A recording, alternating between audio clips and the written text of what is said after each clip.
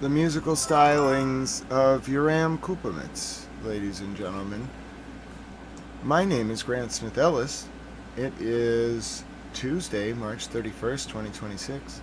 It's about 1:10 Eastern Time here in Boston, Eastern Wartime. It is 7:10 p.m. in Tel Aviv and South Africa, and it is 8:40 p.m. in Tehran, Iran.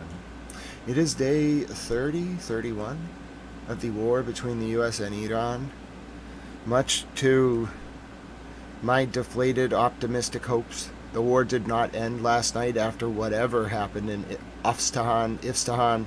There are apparently two phonetic pronunciations. My dear friend Mayun has been helping me with that.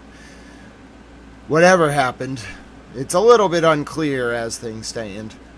But as you arrive for stream today, there is rocket fire across Haifa Bay and the north.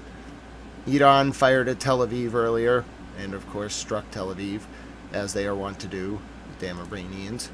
And my name is Grant Smith Ellis. What I'll take you through today is the updates from when we last saw each other, which was 1 a.m., 12 hours ago, on the dot almost. I'll show you what happened in Isfahan. I'll show you what happened in Tel Aviv. Hello, Moonstar and Russell's daughter. More firing in Haifa Bay. Hezbollah is shelling the north of Israel constantly. Just constantly, ladies and gentlemen. You are listening to it in real time.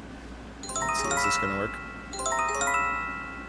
Well, hold on a second. Let me bring this up. I'll get the cams ready for you as well once we need to get that going. But for now, let me give you a catch-up with the full screen. All right? How about that? Yes, my name is Grant Smith Ellis, and you are listening to the sound of perpetual rocket fire by Hezbollah, who has engaged in what can be only called like a war of attrition against the IDF in southern Lebanon. And normally what Hezbollah does is they launch a bunch of attacks at Israel, and then Iran fires right after. Now, we're going to get ourselves caught up because Iran has issued some pretty serious threats today, and we're going to start off with that, okay? So we're going to start off with this warning from the IRCG. Yes, Hezbollah, I know you are firing at North Israel. Thank you, Hezbollah. Thank you for letting us know. Here's the latest from the IRCG. Breaking. IRGC. From now on, every American company will be destroyed for every assassination operation. IRGC warning to the aggressive US ruling regime. You have ignored our repeated warnings regarding the necessity to stop terrorist operations, and today a number of Iranian citizens were martyred in terrorist attacks carried out by you and your Israeli allies. And since the primary element in the design and tracking of assassination targets is American information technology and artificial intelligence companies, in response to these terrorist operations, the main institutions involved in the terrorist operations will be legitimate targets for us. We advise employees of these institutions to immediately stay away from their workplaces to preserve their lives. Residents of the areas surrounding these terrorist companies in all countries of the region must also leave a 1-kilometer radius from their locations and go to a safe place. Companies that actively participate in terrorist designs will be subject to countermeasures for every assassination operation. Announced as follows. 1. Cisco. 2. HP. 3. Intel. 4. Oracle. 5. Microsoft. 6. Apple. 7. Google. 8. Meta. 9. IBM. 10. Dell. 11. Palanta. 12. Nvidia. 13. JP Morgan. 14. Tesla. 15. GE. 16. Kuma Solutions. 17. G42. 18. Boeing. These companies should expect the destruction of their facilities for every assassination operation in Iran starting at 8 p.m. on Wednesday, April 1st, Tehran time. So that's the latest from the IRCG. We had a question about whether I have a fan on. Yes, the towel computer got a little hot yesterday, so I've made some adjustments to the operating environment to keep it a little cooler. Now, hold on, hold it. What about this? What about this? I'm testing the mic. That's probably too much gain. One of the side effects of this is that my microphone may pick up some of the fans that are keeping the computer cool. I'll try to mess with my microphone a little bit, all right? I'll try to keep it like somewhat at a level where you don't hear the fan, but I need the fan to keep the computer cool. It's the only way to do it. I've examined a bunch of different solutions, and the best one is to keep the operating environment of the devices cool. However, I also want to make sure you can hear what I'm saying, so I'm going to do my best to keep the gain on the microphone high while also trying to eliminate the background noise. Now, there was a question from Triple Bob as Hezbollah fires more at the north. There was a question from Triple Bob about what exactly happened last night in Isfahan. States used 2,000 pounds. I'll take you to Trey Yinks for an update.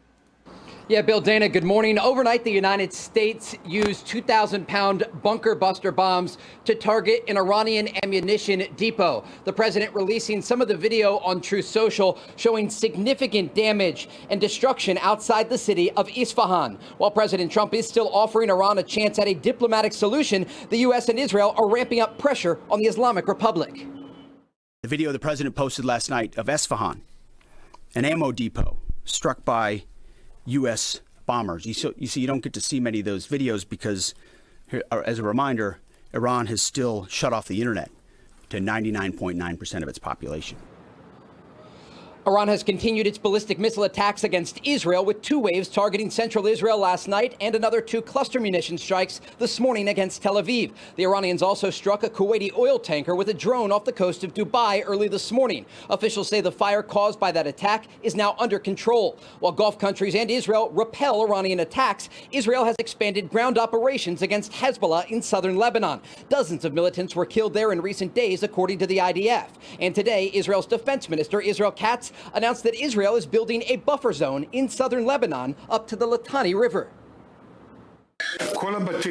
All houses in the border-adjacent villages in Lebanon will be destroyed in accordance with the Rafah and Beit Hanun models in Gaza to remove the border-adjacent threats once and for all from the residents of the north.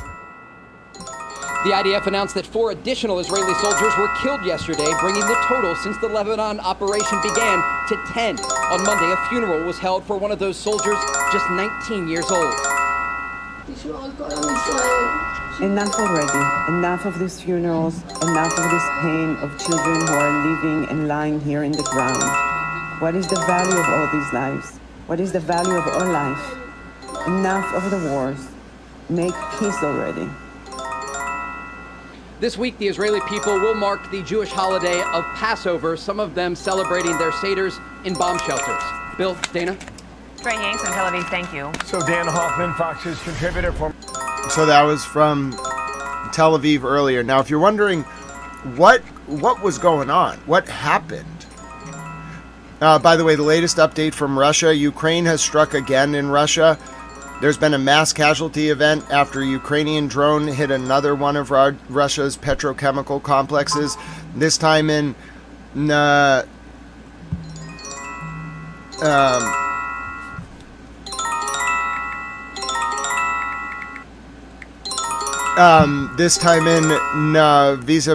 I can't pronounce that. I'm sorry. I did my best. Kastafakim. I'm sorry, I cannot pronounce that. This is the latest from Russia, where Ukraine has struck again. Ukraine, for the 4th day in a row, has scored a major hit on Russian petrochemical production. Hezbollah, for their part, just won't stop firing missiles at the north of Israel. Ukraine is making serious headway. They're striking Russia's gas facilities at will. Hold on one second. Gain. How about that? Okay, we're good. I'm testing the gain on my microphone. So you're looking at the latest scenes from Russia. Hello, George. Good to see you. Hello, Northside. So this was just a few hours ago. For the 5th day in a row, Russia has been targeted by a Ukrainian drone strike on their petrochemical facilities. And as you can see, it has caused extensive damage. I'm going to take you over to the full screen so I can set up the full screen for the day. It takes me like a second to click around to it. I have to change it from our background setup to our regular setup. So give me one second. So that's the latest scenes from Russia, where Ukraine has again conquered I wouldn't say conquered, they don't have control of it, but set on fire, set ablaze a giant Russian petrochemical export producing facility. Hi, Silent Dogs, my dear fun friend. Hello, Robin Hood. Yeah, when Ukraine hits these Russian facilities, they absolutely wreck them for 3 days in a row. They've caused fires at some of those facilities that are burning like 5 days later. Ukraine's really figuring it out. That's why they got all those contracts from Saudi Arabia and the Hashemite Kingdom of Jordan and all these very interesting things. Saudi Arabia is like relying on Ukrainian drone interceptor technology right now. It's very beneficial for Ukraine and drone interceptor technology. Very beneficial for the Ukrainians. Okay, so here's the latest statement from Pakistan and China, which came out earlier today, and then I'll show you the strike on Isfahan last night. All right, here's the latest 5-point initiative of China and Pakistan for restoring peace and stability in the Gulf and Middle East regions. This was issued at Beijing the 31st of March. I think it was also from Islamabad, 2026. Member of the Political Bureau of the CPC Central Committee and the Minister of Foreign Affairs of the People's Republic of China, His Excellency Mr. Wang Yi, and Deputy Prime Minister, Foreign Minister of the Islamic Republic of Pakistan, Senator Mohammad Ishaq Dar, met in Beijing on the 31st of March 2026 to review the situation in the Gulf and Middle East region. The two sides put forward the following. 1. Immediate cessation of hostilities. China and Pakistan call for immediate cessation of hostilities and utmost efforts to prevent the conflict from spreading. Humanitarian assistance must be allowed to all war-affected areas.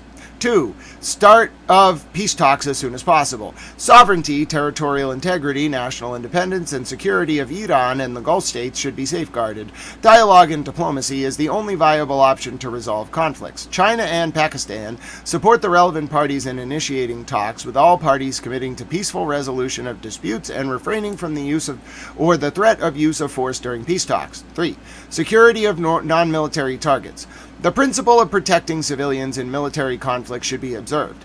China and Pakistan call on parties to the conflict to immediately stop attacks on civilians and non-military targets and fully adhere to international humanitarian law and stop attacking important infrastructure including energy, desalination, and power facilities and peaceful nuclear infrastructure such as nuclear power plants. 4. Security of shipping lanes. The Strait of Hormuz, together with its adjacent waters, is an important global shipping route for goods and energy. China and Pakistan call on the parties to protect the security of ships and crew members stranded in the Strait of Hormuz, allow the early and safe passage of civilian and commercial ships, and restore normal passage through the strait as soon as possible. 5. Primacy of the United Nations Charter.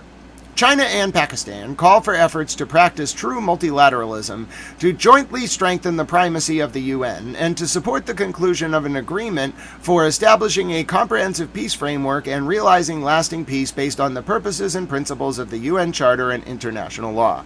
Well, there you go. China and Pakistan, the unlikely voices of reason during this war, putting out a 5-point peace plan. Hello, Elsid. It's good to see you. Hello, Chris. It's good to see you. Hello, Mohammed. Hello, Laura Beers and Shep. Hello, Gavan. It is great to have you. Enjoy your time on the channel. God bless you. So that was the latest from India and Pakistan. Now let me show you what happened overnight. Oh, by the way, the Boston Globe called me a journalist today. That was nice. Let me show you what happened overnight in Isfahan. Apparently it has 2 different names. Well, 2 phonetic pronunciations. Then I'll show you what happened in Tel Aviv today. But we got to go to Isfahan or Ifstahan. I think it's Ifstahan. I'm going to go with my Yoon's pronunciation. I slept on it. I defer to the expert. I'm going to show you what happened because it was just like outrageous. I've never seen such destruction. It was definitely a bunch of like underground bases because I looked at the geolocation tags. People are trying to figure out like what this was that got hit. To the best of my discernment based on the geolocation, it was a giant underground complex. Okay, I'm gonna just show you some of the videos of it from Isfahan. Some of these this is what I was able to geolocate it to. So it's this base in particular in Isfahan. I was able to do a little bit of work. If you want the locations of what was hit in Isfahan, it's Lat 32, 35, 21.4, Lange 51, 36, 34.9. Again, repeating, Lat 32, 35, 21.4, Lange 51, 36, 34.9. Hello, all. Good to see you all. So if you're wondering everyone's wondering what got hit. There's nothing stored here above the earth, okay? Like I'm telling you, they don't store, there's no depots, there's no fuel tanks. There is stuff under the earth here. Those things are not bunkers. They're just low-level protective shelling. The actual base is like, the actual hits are over here, okay? This is like an area near it, and then the base is under these mountains, okay? It's 500 meters below these mountains, all right? They use the mountains as extra insulation. Oh, thank you, Dancer Bell. Yeah, it was really nice to be called a journalist in the Globe. It was actually for some reporting I'd been doing for like 3 years in the adult and medical use sector about this company and whistleblowing that was going on and all this stuff. It's been quite a ride. I'll show you the Globe article in a minute. It's a really good article. It was done by the deputy editor of the Spotlight team. I thought he did a really good job. And he called me a journalist and linked to my work in the paper or record. I felt all proud of myself. But yes, it's not related to the war, so we will get back to that later. But focusing on this, so this is really like the big mystery is like it's not this that got hit. I want to be clear. Like this is not what got hit. It's over here, okay? Like that red dot is what got hit. That specific area. Now, a few other areas in Isfahan got hit as well, but I can tell you like this is what they were aiming at, okay? Like I geolocated it. All right? So you see this? There's no storage depots there. There's no tanks. It's just a mountain. So whatever they blew up was under the mountain. I want us all to be on the same page about that. I've done extensive research into this. There is no oil. There's no base. There's no facilities. Like there's no even terrain to build facilities on. Whatever they blew up was under that mountain. Okay? And I gave you the coordinates in the chat so you can take a look yourself. So I want to show you now what happened at this site. Like I don't even know, like Mr. President Trump posted like some of these videos, but I'll show you like the original hit. This is the original strike. This was Isfahan last night. So I don't know what they caused to explode under the ground. I believe it is rocket fuel, like solid or liquid rocket fuel, but it was not near the surface. We're not really sure, Jonah. We don't really know. We imagine it's rocket fuel because you can see some of the rockets shooting off, but there's no rockets near the surface there. I've looked at the terrain like 6 different times. There's tunnels going into the mountain. It's definitely an underground base, but there are no rockets on the surface. And there's no fuel tanks. There's no like depots. There's no ammunition storage. Whatever blew up underground upwards. Oh yeah, Robin Hood. It was more than just one area, but this was the big one. This is the one I geolocated to that base. It's not really a base. It's actually like the middle of 3 mountains with a base near it. And they hit right, whatever they blew up under that mountain complex was huge. Like they hit like the big one. I don't know what they had down there, what Iran had. I don't think it was the nuclear facility. I really don't. I think it was all right, Hezbollah. I think it was a solid state rocket facility or liquid fueled rocket facility because like it's just so obvious if you look at it. It's very, very obvious like that it's like a secondary. It's a primary under the ground and then a secondary, like massive secondary penetrating through the earth. That's my best conclusion. But I'm also not a munitions expert. I'm really not.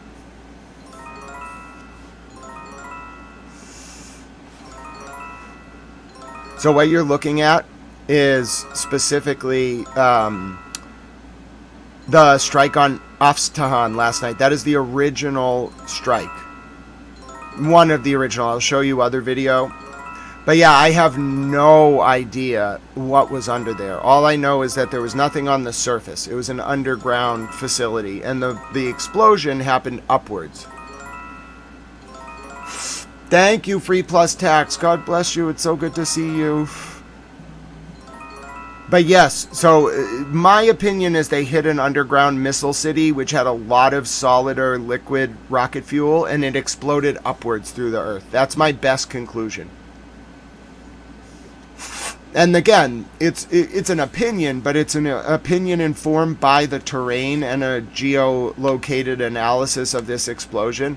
My best opinion, to circle back on Tripoli Bob's question, is that it was an underground missile city that had a substantial amount of solid and liquid rocket fuel that was all blown up at once.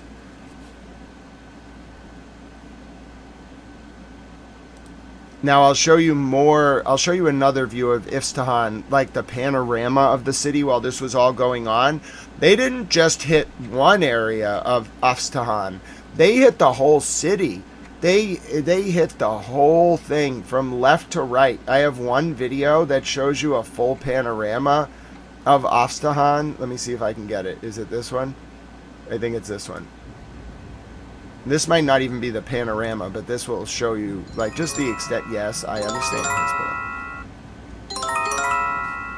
So this is Isfahan, like, after the hit. This is just one of them. He's going to probably pan, or she is going to pan to the left. You're looking at just one. There were multiple hits.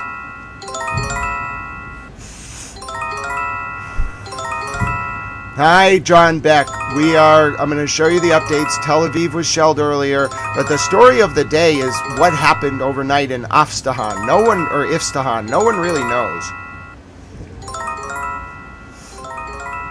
The U.S. is saying they dropped. Coffee time is great, Got Manners. I will join you for some coffee.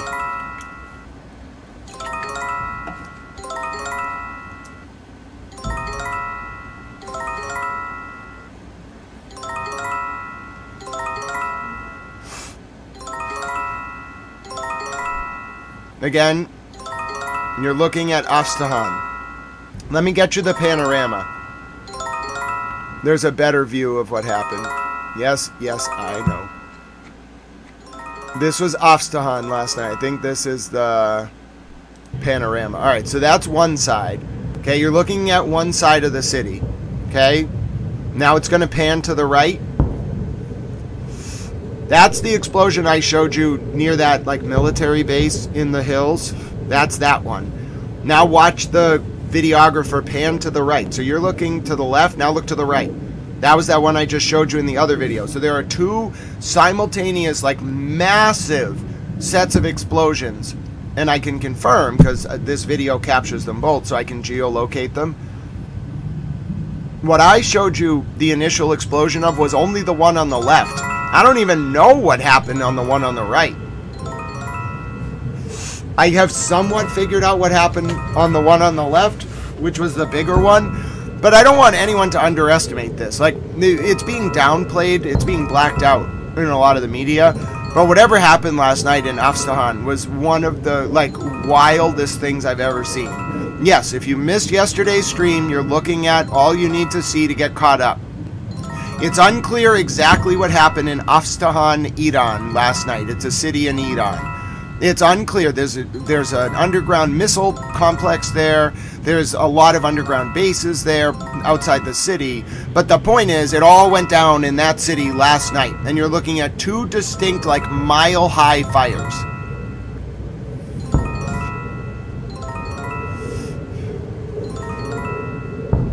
Oh, I agree, Hair Saturn. Michelle Kelly, it's so good to see you. No, listen. I wouldn't necessarily say I'm a fan of imperialism. Oh, I was going to make her a mod. Mary P, I was going to win her over. Let's give her a 10-second timeout. No, let's give her a 1-minute timeout and see if she comes back. We like our Irish friends. Grammy Tawalinda is Irish. I changed her timeout to a minute. We'll give her one more time. Hello, Pete Santos. It's good to see you. Save the goats. Good to see you, Doe. But yes, I do think that this is like an ammunition explosion. I just don't think it was a surface depot. The reason I know this is I've looked at the territory. There are no surface depots. There have never been surface depots. It's underground facilities. I'm hearing that Haifa is getting shelled right now. That's correct, people. We're doing our catch-up. If you have videos, send them my way. All right, so that was Isfahan. I want to show you. This was I don't know even how to explain this. It caused such chaos last night that it actually did make, like, Mr. President Trump posted video of it. All right, this was Isfahan, Iran, last night. It's still unclear exactly what caused the munition explosion. I personally think it's liquid and solid state rocket fuel and rockets, because you can see them shooting up in this footage. It's not the best angle. I have some other angles.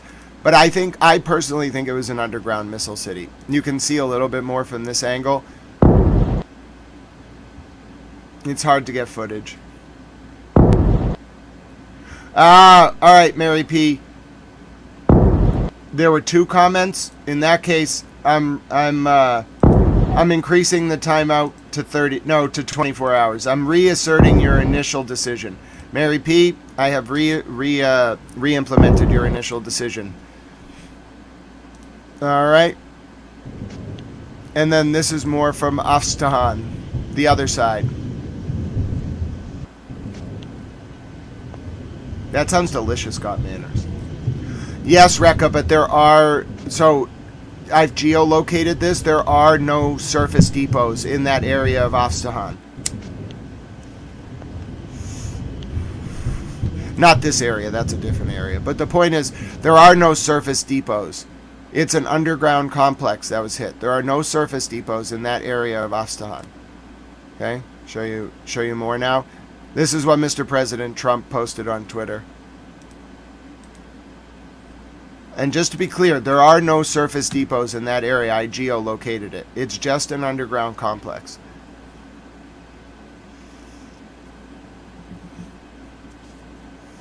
You could see the missiles, basically. I don't know what, maybe they're fragments. I don't know what it is. But yeah, over there is just sort of like open terrain, and then some tunnel entrances to the mountains right outside the city. Yeah, I do agree there's an underground city. I don't know what could possibly have been stored in it. I think only rocket fuel, frankly, from underground could cause fire to burst up through the ground, but I don't know, it's anyone's guess. I'm not an expert in that by any means. But yeah, as far as I could tell from the geolocated analysis, and people who trace mapping coordinates are way better at that than me, there are no surface level facilities over there. There is, and you can see stuff shooting up. There is stuff underground there. I've seen the tunnel entrances right at the mountain ridge there. There's an underground facility. There's no doubt about it. But I can't tell you what's stored there. What they could build cities to do any number of things underground. This was yesterday, Miss Clutch. So we're doing our update from overnight. There's still no answers. The U.S. says they bombed this with 2,000-pound bunker buster bombs. Okay, I believe that. But what did they bomb? Like, what did they get so successfully last night in Isfahan? No one knows. It's being covered on a lot of the channels. No one knows what was hit, though. And there were 2 different hits. You're looking at the one that I think is the more serious. By the way, we have a new Mr. Rockstar emoji. Mr. Rockstar is Rockstar's adorable... Mr. Rockstar is Mrs. Rockstar's kitty, and he has his own emoji now. It's called the Rockstar emoji. The point is, though, this was last night, all right? There's still no clarity. I just want to be clear. You can analyze it. You can look at it. The best like speculation I've seen from like analysts is that this was an underground complex that contained a very explosive material. None of them have really speculated on what the material was. I think it's most likely solid or liquid rocket fuel, but that's what it looks like. Yes, Hair Saturn, a cement factory sounds about right, but I have no idea what this one was. It looks like it's most likely not just ammunition, but actually like solid or liquid fuel propellant, because that's what that would burn. Like if you had a bunch of it, like for producing missiles, or if you had a bunch of missiles with the fuel or a bunch of like fuel cells, that's exactly what it would look like. Hello, Ifti Ahmad. The bot's going to yell at you. The bot yelled at Ifti Ahmad. Nightbot, you be nice to Ifti Ahmad now. But yeah, so again, I don't have an answer. I wish I had an answer for you. I just don't. I have no confirmation of what was under there. The U.S. isn't talking. Iran isn't talking. It was clearly a very serious explosion. More firing in the north right now. It was clearly a very serious explosion. I don't think anyone doubts that for even a second. I think the biggest question is what happened. What exactly was destroyed. I'm going to show you today's updates now. As you see, there's constant shelling from Hezbollah in the north right now. Okay? Constant. The power also went out last night in Tehran during the middle of a broadcast. Take a look at this. يمكن الحديث عن This was he was reporting from Tehran. من هذه الاستهدافات بالذات فهي ليلة نوعا ما أقل ضجة وأقل من حيث الاستهدافات مقارنة بال48 ساعة. The power just cut. That's Al Arabia. Hello, my dear friend Bunny Towel. Hello, Bunny Towel Mom. Hello, 77XD2. Hello, the first 48 Gaming. Hello, Avery. Hello, Hottie. It's good to see so many of you. Hi, Brecca and Diane and her Saturn. And Greg. Oh, goodness. It is good to see you all today. I imagine the day's going to be busy. Haifa has been shelled extensively by Hezbollah in the past, 20 minutes. The northern cities are being shelled, every 2 minutes by Hezbollah. I'm going to take you to this morning, though, okay?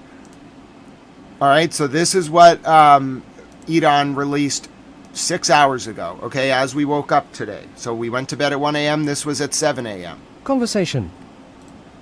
Breaking. Islamic Revolutionary Guard Corps, we have set a long-term horizon to drain the power of the Zionist entity and the U.S. Army in the region. Public Relations Office of the Islamic Revolutionary Guard Corps. The composite and joint operation of the armed forces of the Islamic Republic and the resistance axis against American and Zionist targets. Within the 88th wave of True Promise 4 operations under the banner, O Fatima al-Zahra, peace be upon her, dedicated to the martyrs of Hezbollah resistance in Lebanon, has deepened the depletion of the aggressor power's capabilities and tightened the noose on the aggressors against the Islamic nation. The aerospace forces of the Revolutionary Guard carried out strikes using heavy and advanced missile systems of the Emid, Khorramshahr 4, and Ghada types, operating on solid and liquid fuel, targeting points in the center, south, north, and depths of the occupied territories, including meeting sites of Zionist home front leaders in Bnei Brak, Tel Aviv, Beersheba, the Galilee, the Negev, the Telephone Nov airbase, Arad, and south of the Dead Sea, with precision and effectiveness. The Navy and aerospace forces of the Revolutionary Guard also executed continuous operations targeting U.S. force deployment sites and drone control centers at Al-Dafra, Victoria, and Ali al-Salem bases, using attack drones and precision-guided missiles. Resistance forces, including Hezbollah in Lebanon, the Islamic resistance in Iraq, and Yemen, carried out more than 120 successful and impactful operations in recent hours against the northern and southern regions of the occupied Palestinian territories, and against U.S. leaders' deployment and hideout headquarters in central and northern Iraq, inflicting major depleting losses on the aggressor forces. The shift in Iranian offensive tactics, the use of new missile systems, alongside the deliberate and balanced expansion of combat fronts across resistance arenas, heralds a qualitative and strategic transformation on the battlefield. A long-term horizon has been set to deplete the capabilities of the Zionist entity and the U.S. Army in the region, paving the way for the final battle and advancing the Islamic nation toward occupied Jerusalem. What? So far succeeded. Wait, what? The final battle and advancing the Islamic nation towards Jerusalem? What? There's been talk of Iran taking territory. I'm just repeating what they're saying. Okay, this was their press statement. What are they talking about, paving the way for the final battle and advancing the Islamic nation towards Jerusalem? What are they going to try to conquer Jerusalem? I was thinking the 67 borders. Apparently Iran has very different intentions. Here's the latest from the IRGC. Mind you, this could be loud. Volume warning.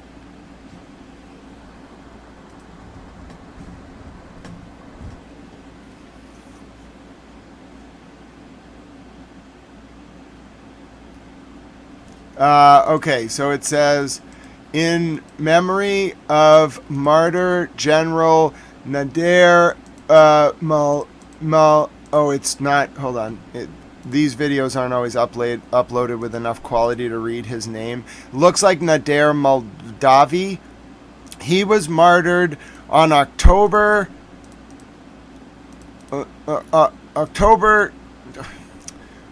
It's very hard to read this. He was martyred on October 1967 during battle with American. I think that's actually. That's very unhelpful. Hold on one second. All right, so he was martyred on October something, 19 something, direct battle with American helicopters and military ships in the first something for Persian land. I was trying to read what the Iranians wrote, but they didn't write it very clearly. It's going to get loud, I imagine.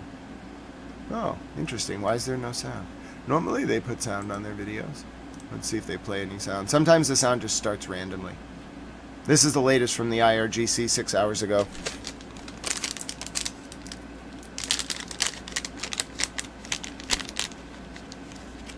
No sound on that one.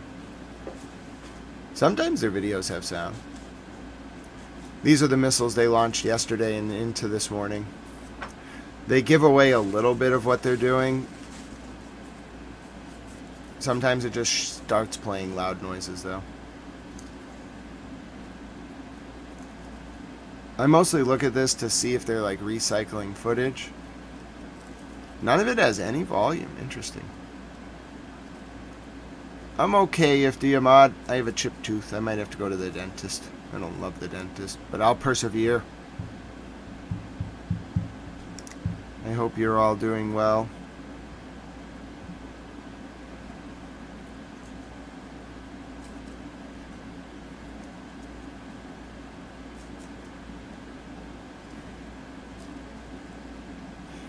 My name is Grant Smith Ellis. You're looking at the latest from the IRGC.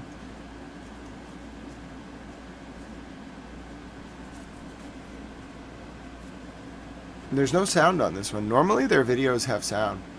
They're just showing off their wide-angle camera lenses here of their launches. This was 6 hours ago. No sound though. It's an interesting perspective. They do some OPSEC on the bottom to protect the launch location. Smart man could figure it out from the clouds, though. Cloud formations are unique.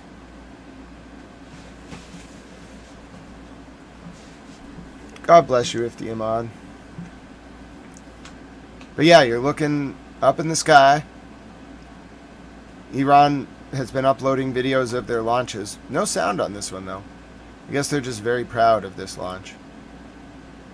They just want to show the missiles going up into the sky.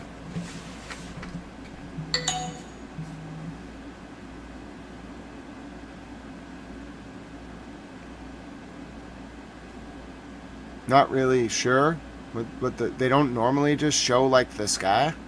It's a little bit of a strange one from Iran this morning. I mean, I get that they're showing the missile went up in the sky, but like we got that point. Are you trying to show it like kept going? I mean, you're not really showing. Here we go. There was some sound.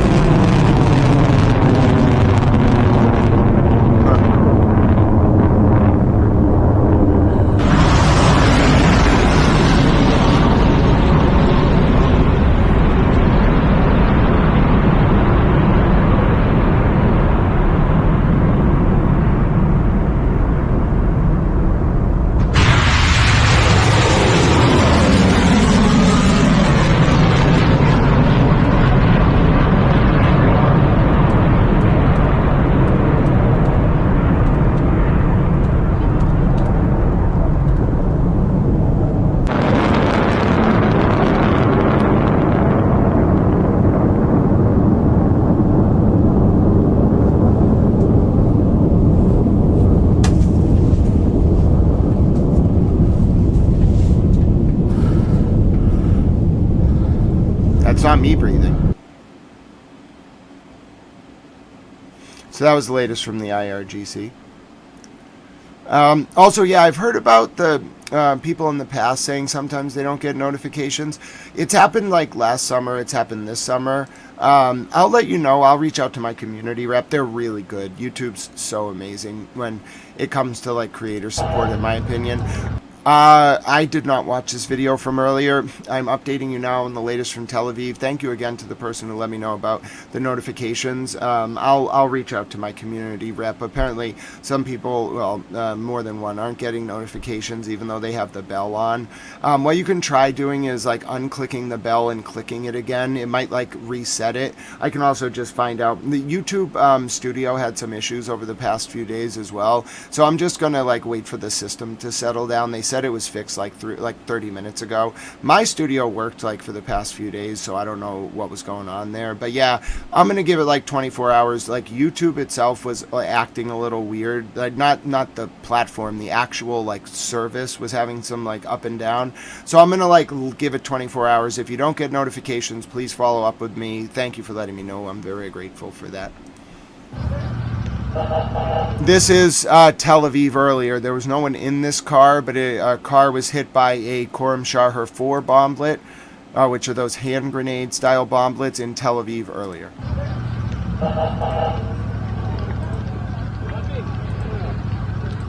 נודר יא טמבלים, תראו מה הולך פה.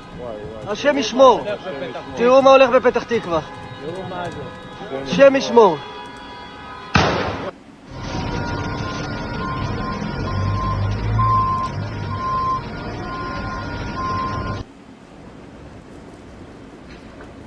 Hi, Paula. במה זה פגע אבל? You're looking at Tel Aviv earlier.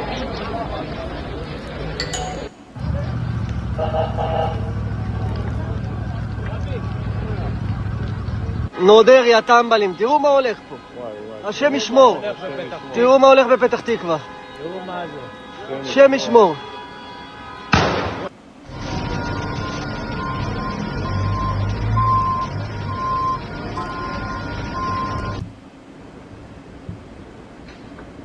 Yep, Khorram Shahar 4 with a cluster.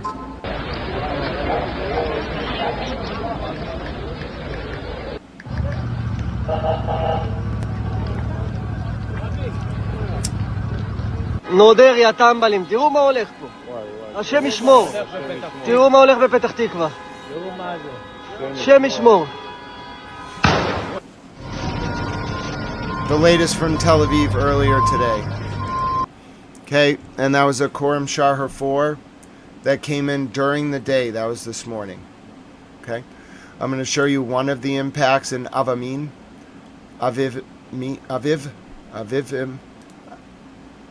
This was Avivim.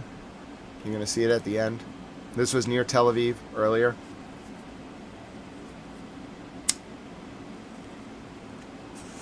God bless you, Mr. Jeffrey. No, I actually get great community support from YouTube. I'm very grateful to them. I think there are like different factions, like unrelated to YouTube, just like factions in the different countries that maybe don't love everything about this coverage, but I'm very impartial and I let everyone have their say it's very compassionate here. So on the whole, I think like I'm pleased. But yes, it's intense that level of compassion is needed, but I think it's an important counterweight to the horrors of war. This was this morning, 11:45 a.m. local time in Tel Aviv. This was a bomblet impact. We've talked a lot about these Khorram Shahar bomblets, but you're actually Khorram Shahar bomblets. You're looking at one now, though, hitting the ground. As I've said, when it hits cement, that is actually the best case scenario. It doesn't function well on cement. The best area for these to land are between cars and houses on roads. The road can be fixed in like an hour, maybe 6 hours, and it causes no damage. The cement acts as a natural insulation from the bomb. It only works when it hits like metal, aluminum, or structure like wood. It's completely inefficient when it hits, not completely. If you were near it, you would get hurt, but it's inefficient when it hits concrete. That's its biggest weakness. Like Khorram Shahars would be useless. For those of you who were wondering about the hit earlier in Russia, I have that geolocated for you. Lat is 55.617644. Longe 51.902814 looking southeast. Okay? So the hit in Russia, in Tarastan, at the refinery earlier that I mentioned, I went and put the geolocation for you if you want to confirm this. Good, I'm going to follow her if I'm not already. Good journalists always geolocate. I can't always geolocate because I process primary source footage. But if I can geolocate on the fly, or someone's geolocating the footage I'm looking at while I'm looking at it, I try to always geolocate. It's a very important function. But yes, Russia has been hit for the third time in 5 days. Their oil distribution ports are taking a beating from the Ukrainians. The Ukrainians have just been able to kind of like infiltrate the Russian petrochemical industry and destroy it.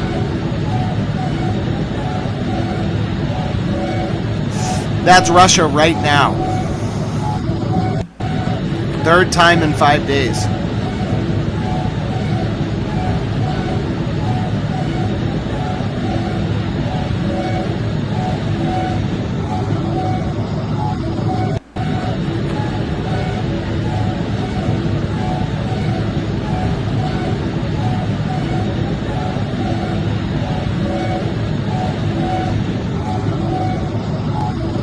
Breaking. American journalist Shelley Kittleson was kidnapped today in Baghdad. Breaking. American journalist Shelley Kittleson was kidnapped today in Baghdad, Iraq. American journalist Shelley Kittleson has been kidnapped, per Trey Yingst at Fox News, within the last 50 minutes. The Iraqi Ministry of Interior has announced that American journalist Shelley Kittleson has been kidnapped. I repeat, American journalist Shelley Kittleson has been kidnapped in Iraq.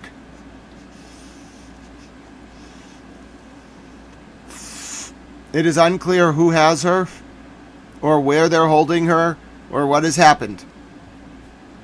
I have footage of the rocket barrages towards Haifa as well, and a summary of the interviews with the Iranian foreign minister that just happened.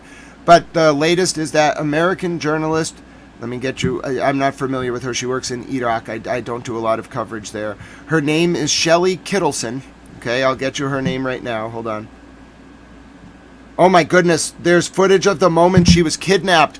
Oh my goodness. Folks, American journalist Shelley Kittleson has been kidnapped. Hello, Microdots. God bless you. Thank you for your support of the channel. You are wonderful. You are wonderful. God bless you. I'm sorry if I forgot to respond. I didn't even look at my Twitter messages. God bless you. Drop Microdots. I'm sorry. I am sorry. I am so busy. You are a super tat. Microdots is a super tat.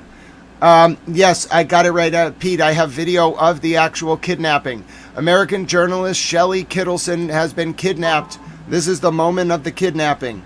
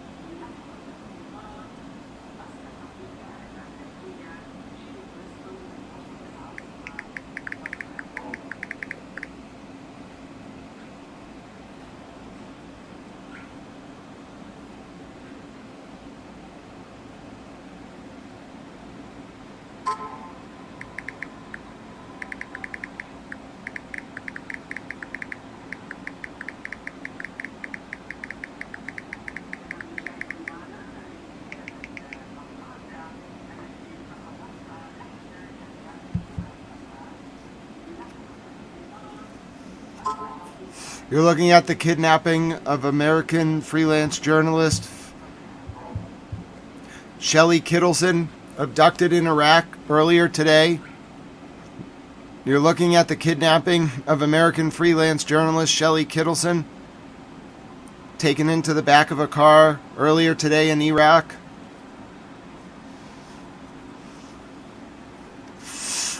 The Iraqi Security Ministry is aware as is the American Embassy, according to Al Monitor.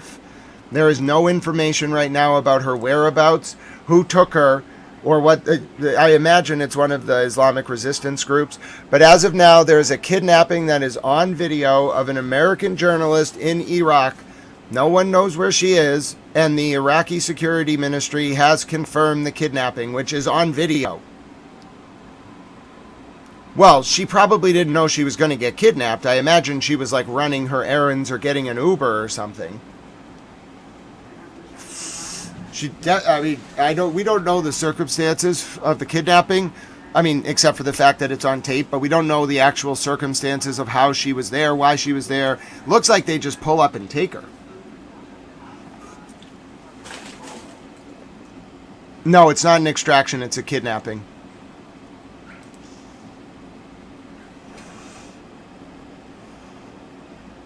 Very serious situation. The embassy has to get on this immediately. They'll torture her.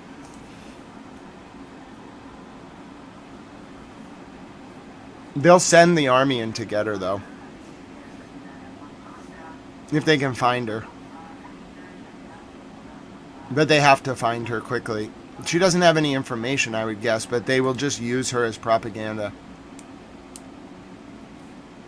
She's a freelance journalist who works in Iraq. And she wears the hijab. She's like, I would guess she's like known for, she works as like a reporter sympathetic to the local population. She's not like an American journalist who parachutes in. She like has lived there for years. I'll show you a picture of her. She wears the hijab. She reports for local Arabic outlets. I think they just picked an easy American target without realizing that she was like sympathetic to the Iraqi people. It would be like kidnapping like a pro-Palestinian journalist trying to hold the Israelis accountable in the West Bank. Hamas wouldn't even do that. Because it's like Hamas needs those journalists to tell their side of the story. I posted the link in chat. I'll bring it up right now for you. So this is her. She's not like a CNN journalist. She's like a local journalist who has worked in Iraq for Arabic publications and English-speaking publications for years as a freelancer. She doesn't really like, I would say she probably has the opposite of a pro-American agenda.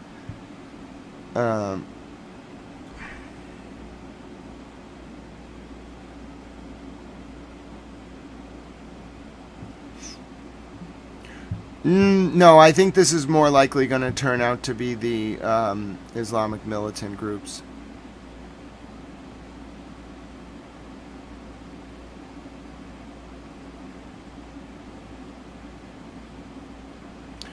Oh, hello. I am absolutely thrilled to know my Grant Smith Ellis at Gmail. Yes. So if your name is Mr. Rao, God bless you and all of your students. I got your email. Hello to the country of Fiji. I am inspired by your commitment to democracy and your passion for erudition and staying informed with current events. It would be my honor to speak with you further. I will send you an email if you're listening. Wonderful people of Fiji. I take great honor in knowing that you find this information helpful. If you'd ever like me to speak to the class, I could do a Zoom. It would truly be my honor. I had no idea so many people find this educational resource helpful. God bless you, Mr. Rao, Honorable Mr. Rao, and please feel free to reach out. Oh, goodness. Rado Rao, please do follow up. I'll send you an email right now, well, later today. I'm so inspired by that. Oh, even among this sadness, I got a very touching email from a wonderful group of students and a teacher in Fiji, and it is such an honor to know that this channel is an important educational resource.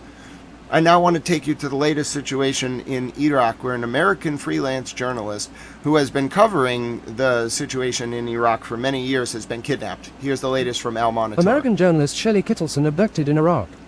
Local authorities are searching for Shelley Kittleson, who was abducted in Baghdad. An undated image of Shelley Kittleson. Shelley Kittleson, ex. American freelance journalist Shelley Kittleson was abducted by unidentified individuals in Baghdad on Tuesday, Iraq's Interior Ministry said, as security forces worked to track down the perpetrators. The ministry said the operation was launched immediately based on what it called precise intelligence. It added that authorities had intercepted a vehicle believed to belong to the abductors that flipped over as they tried to flee. However, Kittleson was not in the vehicle. Local news reports indicated she was taken near the Baghdad Hotel on Sardin Street. Kittleson's kidnapping recalls that of Russian-Israeli researcher Elizabeth Surkov at a Baghdad cafe in March 2023. She was held hostage by the pro-Iranian militia, Kataib Hezbollah, for 903 days before she was freed under a deal that was brokered by the United States. Kittleson, an American citizen who has spent years in Italy and is currently based in Rome, is known for her courageous reporting from war zones in Afghanistan, Iraq and Syria. Kittleson has no known agenda and has contributed to numerous publications, including Al Monitor. Trump administration sources confirmed to Al Monitor that they were aware of the threat against her and had advised against travel to Iraq. Speaking on condition of anonymity, a U.S. official said the State Department is aware of Kittleson's kidnapping and working with the Iraqi government to secure her release. You can read Al Monitor's statement on the kidnapping here. This developing story has been updated. Oh, thank you so much, Mary Al Monitor P. calls for release of contributor Shelley Kittleson. We're going to listen to Al Monitor's statement now. Al Monitor calls for release of contributor Shelley Kittleson. March 31, 2026. An undated image of Shelley Kittleson. Shelley Kittleson, ex. We are deeply alarmed by the kidnapping of Al Monitor contributor Shelley Kittleson in Iraq on Tuesday. We call for her safe and immediate release. We stand by her vital reporting from the region and call for her swift return to continue her important work. This doesn't seem like the kind of thing that, like, Hezbollah would do in Iraq. They really wouldn't. They don't do that to journalists who are sympathetic to the populations that are being attacked by what they view as Western imperialist powers. Seriously, they don't. Someone is saying that she was rescued. I'll go to Al Monitor right now. I'm seeing reports she might have been... If they got her that quickly, that's actually impressive. It means that whoever did that, whoever kidnapped her, probably did it without permission from the big bosses. You can't just be kidnapping journalists who are sympathetic to the local people. I'm hearing reports she might have been rescued, but I have no update. Nope, I don't have any update. But if you have an update on,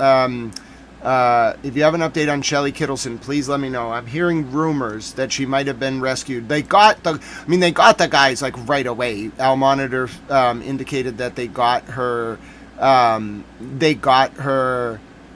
What is it called? They got the car that kidnapped her. If you're wondering what's going on, like an hour ago, maybe an hour and a half ago, in the middle of Baghdad, an American reporter was kidnapped. You're looking at the footage of her being kidnapped.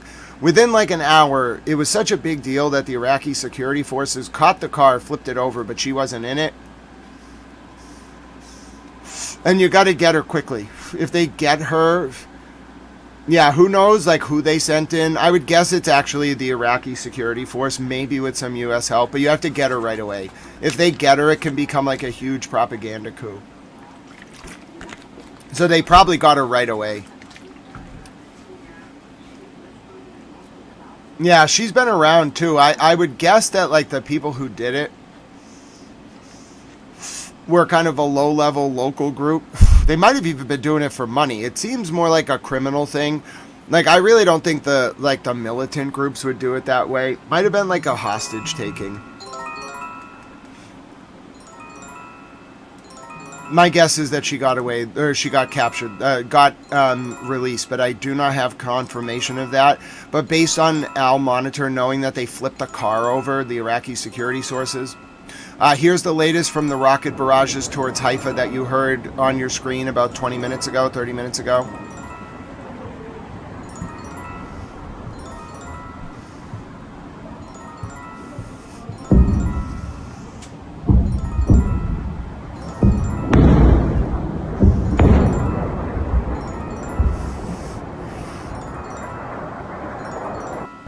She has been rescued. She has been hospitalized. I'm hearing reports she has been rescued. But she's hurt.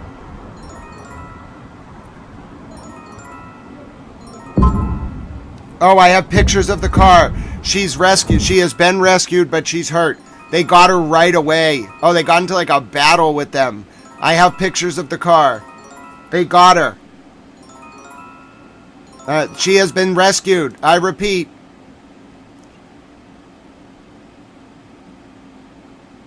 They apparently found her injured. She is in the hospital. That was the car they stopped. I told you they were not going to let those guys get away. They destroyed the car. She was not in it. So that is the car the kidnappers, that was the car you saw on the footage, that silver car. Like, look what they did to it. It looks like they, like, pulverized it. I don't even know what you...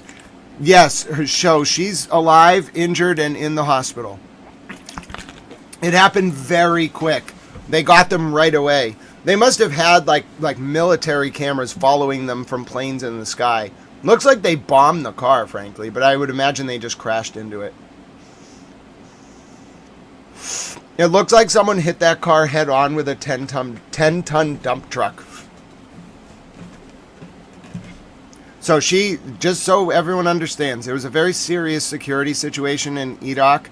An American journalist an hour and a half ago named Shelley Kittleson was kidnapped. Within like an hour, 30 minutes to an hour, the Iraqi security forces, to their credit, decimated the kidnapper's car. She was not in the car. She was in another car. They took the kidnappers into custody, and they found her. They got her, took her to the hospital. She's seriously injured but alive. They got her in like an hour. That's how quick you have to rescue a hostage. You can't let it become a hostage situation. Look how much force they used to save her. They would have I bet they used guns too. They easily would have taken those guys out. Now it would have been a little different if it were a militant kidnapping, but my guess is this would have become a diplomatic issue. So Iraq and the militants all were like, yeah, stop this from happening, and that's the result. Yeah, it did not flip. It might have flipped after it got hit, but what they actually did was I would guess they drove in a 10-ton army vehicle directly head on into it. Yeah, either she had a tracker on her, or she had her phone, or they had trackers on her, or she was they had a plane in the sky, whatever it was. They knew where she was. I've never seen something so bang bang. Before she was kidnapped, there was footage of it. That's the car that was used. It did not flip over. They destroyed that car. Looks like they fired a missile at it, frankly, but I don't think it's a missile. It looks like they just hit it head on with a military truck, a very heavy military truck, and just crushed it and disabled it. So, yeah, they got her. She's alive. She's in the hospital. There was a serious kidnapping. It unfolded bang bang. Kidnapped, the kidnappers apprehended, and then the American journalist was rescued, injured, brought to the hospital, and is alive. That is the reports. I have no confirm. This is the journalist.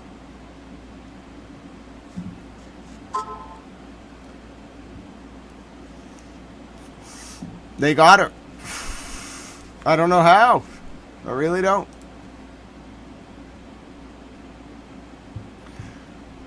Oh, people have been asking how to contribute to the channel. I'm thinking about setting up more of a news network. I'll send some emails about that. A great way to get involved is to join the Discord. I'll post a link in the chat. I'll send that around on email too if you need it. But that's a good way to kind of find me in the morning when I have more headspace. And that's the best way to do that. So here's the latest from on the ground. The intel sources are saying that it was Kataib Hezbollah. It was Kataib Hezbollah. You as well, Marjorie. So here's what the sources on the ground are reporting. We stand by her vital No, this one. Conversation. Confirmed. Al Monitor journalist has been rescued by Iraqi security forces in a pursuit with Kataib Hezbollah kidnappers on their way to Jerf al-Saka. The car has been overturned with exchange of fire. Shelley got wounded and now she's hospitalized. They Post saved your her. reply. And it was Kataib Hezbollah. They saved her, but it was Kataib Hezbollah. That's a big escalation. They tried to kidnap an American journalist. And Iraq basically went to war. Here's newly released footage from Iran. I'm going to show you it in 2 parts. British reporter Tal, if you'd be so kind. Conversation. Newly released footage shows the IRGC missile commander inspecting an underground missile site during the war.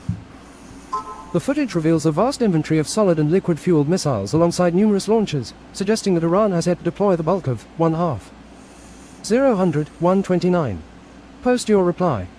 Its strategic arsenal against Israeli and US targets. These images indicate a planned escalation in offensive operations and effectively counter claims regarding the destruction of Iran's missile capabilities. Okay. Let's take a look.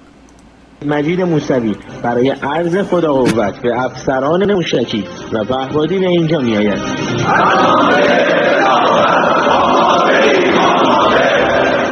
یکی از پایگاه‌های موشکی. از ابتدای جنگ تا کنون سردار موسوی به تعدادی از پایگاه‌ها سرکشی کرده و از نزدیک در جریان عملیات آنها بوده است.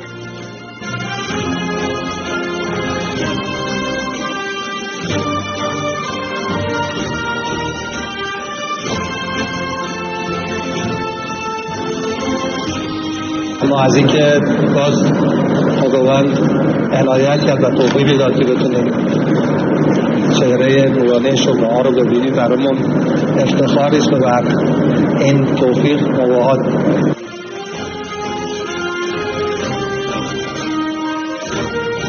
بر اساس این تصاویر که در اختیار خبرگزاری صدا و سیما قرار گرفته می شود تعداد بسیار زیادی از پرتابگرهای موشک‌های بالستیک سوخت مایع و جامد را دید. در کنار هزاران فروند پهپاد آماده شلیک تا موج 88 عملیات وعده صادق 4 هر روز شلیک موشک‌ها و پهپادهای نیروی هوافضای سپاه بیشتر شده است.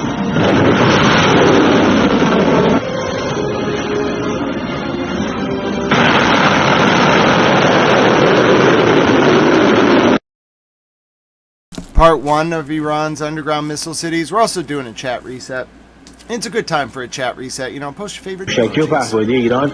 اما تصاویر بازدید فرمانده نیروی هوافضای سپاه از پایگاه‌های زیرزمینی این نیرو در خلال جنگ چیز دیگری را نشان می‌دهد.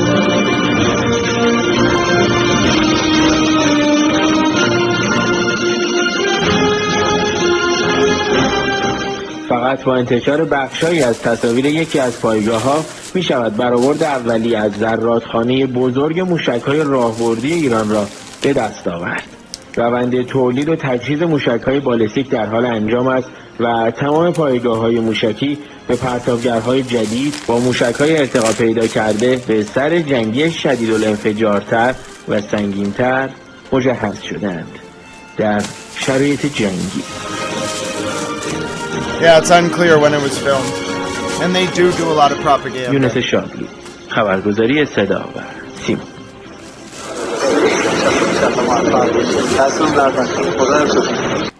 You know what, Sarah? We'll yell right back at Nightbot. Anytime it yells at you, you just tell it bad Nightbot, and we'll override it, TA Sarah. You understand? You don't let it bully you around. Nightbot, you be nice to TA Sarah. I wonder if it thinks that sheep is an... Oh, TA Sarah, you know what it is? It's probably because sheep is written in all caps. Oh. Hold on, I can fix this. Hold on, watch this. I know this is a one-man operation, so I do everything. I deal with the commands for the bot. I do all that. All right, so hold on, TA Sarah, I got this plan. You ready for this plan? All right. Oh, this is going to require even more work, but I'm doing this. I don't want TA Sarah getting yelled at. You know what I'm saying? We're not having TA Sarah getting yelled at by the bot. All right. So what I'm going to do is I'm going to go over to the channel here. All right. I have to go into the channel. I have to change the emoji's name. I'm going to teach you how to do this. I'm not going to show you. I'm just going to tell you. So I go into my settings. Okay. Now I go over to the part of the channel where the emoji names are set up. And I promise you, I inadvertently spelled sheep with all caps because not inadvertently. I just was so excited about having a sheep emoji. So what you got to do in a situation like that is you got to go over to memberships, okay? Then you got to click on badges and emojis, okay? then you got to go into the emoji section and you got to make sure none of the names like sheep or anything are in all caps. So let's change that. Okay. Now, yep, guess what, TA Sarah? Sheep was spelled in all caps. That's exactly why it yelled at you. Okay, ready now, TA Sarah? You can use, I fixed it. You can use the sheep emoji to your heart's content, all right?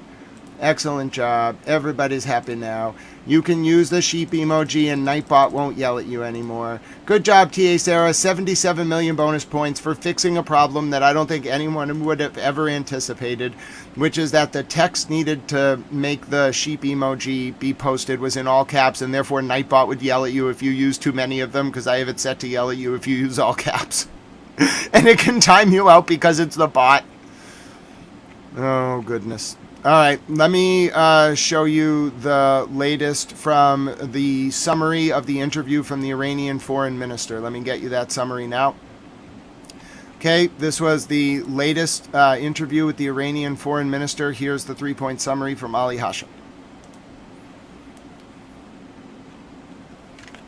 Conversation. Here are the takeaways. 1. No negotiations, only messages. Arachi says what is happening now is not negotiations, but an exchange of messages, sometimes directly with Steve Witkoff and sometimes through regional intermediaries.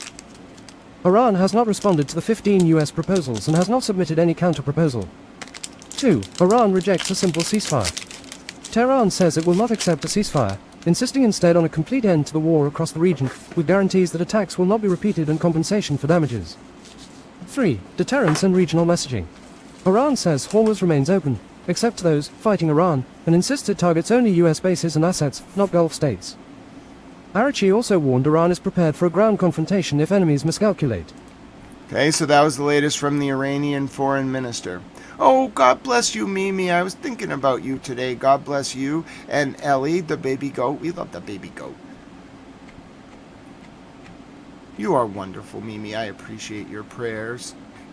Here was the impact. I believe this was in Lebanon earlier today. Israel hit like the middle of an empty hill for some reason. I don't really know why.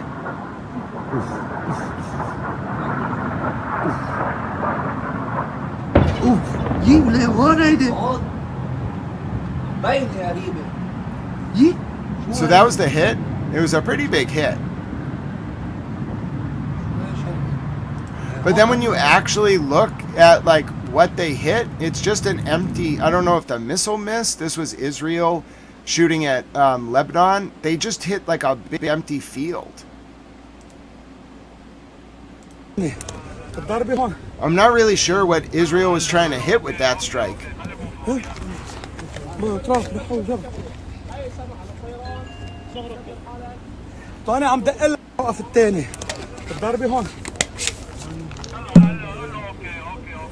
So this is what Israel shelled in Lebanon earlier. I think they were trying to hit another target. They ended up just shelling a hillside. It's unclear what they were trying to hit here. I mean, you're looking at what they hit. The map alerts are... It might be frozen. I'll check right now. I might have to refresh the map alerts. Yeah, they're clear. They might have been frozen. Map alerts are cleared. I'll show... You saw the latest rocket barrages towards Haifa. I showed you that footage. And now I'll give you a little bit more recap before we go even more live for the day, because there's been shelling in the north. Okay. I'll show you protests from outside the Israeli Knesset, where Israelis are protesting against the war and being sprayed with skunk spray. This was earlier.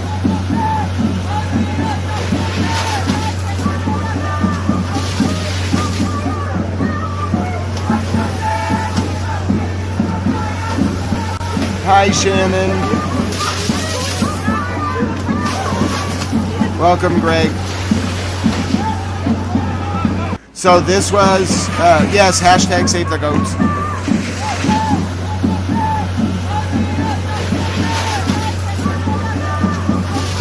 So this was outside the Knesset.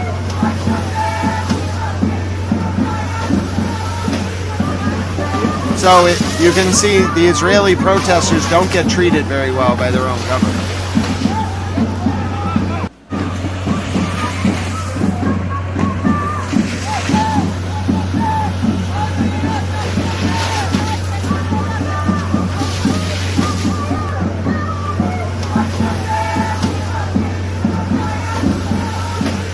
Next time you say that all Jewish people in Israel or all Israelis support this, just remember, look at that man did you see what happened to that man?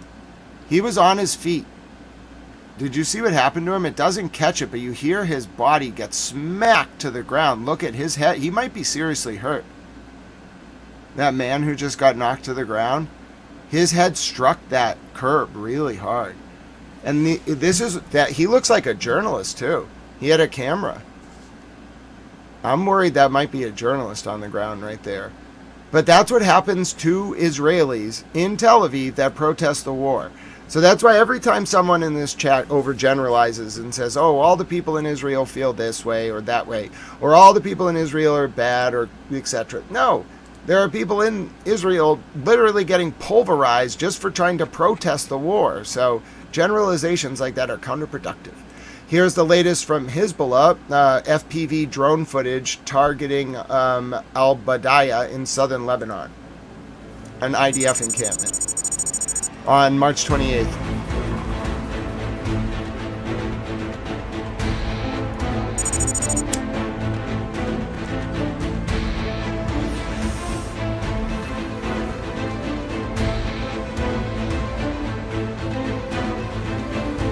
They don't really shoot the protesters, they shoot them with like skunk spray.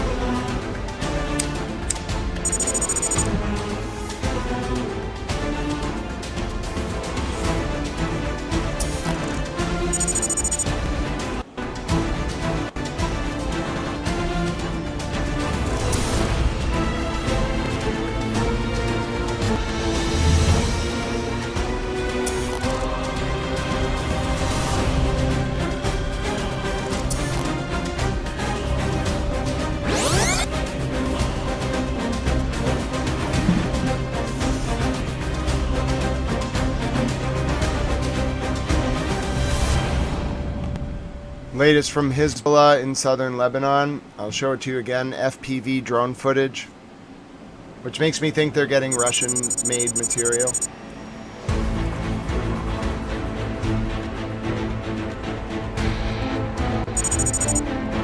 Latest from the IRGC coming up now.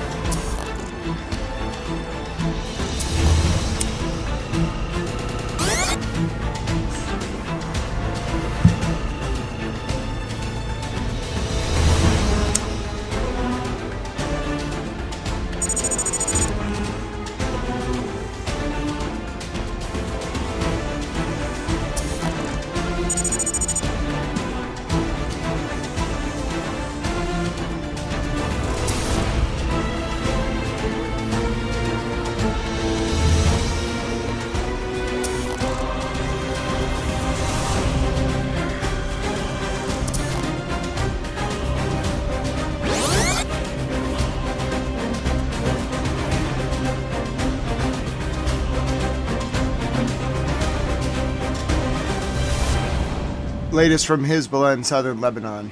I'm getting you the latest from the IRGC in English. I need to upload it and get you the captions. It will just take me 2 seconds. I have the latest statement from the IRGC incoming in the next, I'd say, probably about 2 minutes or so. All right. Latest from the IRGC incoming in about 2 minutes. For now, here's footage from the IDF from earlier showing targeting of sites in Iran. I'll have this read out to you. It's a quick video, but I'll have it read out to you while I'm preparing the newest from the IRGC, just 3 minutes old, but I have to get the English captions for you from Farsi. Conversation. Watch. This is how the Israeli Air Force strikes Iran's terrorist regime's air defense systems in the heart of Tehran. The Israel Defense Forces completed more than 230 strikes against the terrorist regime of Iran's infrastructure over the past day and night. In exclusive footage released now, precise strikes carried out against air defense systems across Tehran are revealed. Alongside strikes on defensive systems, the Air Force, guided by military intelligence, successfully executed more than 230 attacks against regime targets over the past day and night, including ballistic missile launches ready to fire and weapons production sites. Okay, I'll show you that now. Latest from the IDF.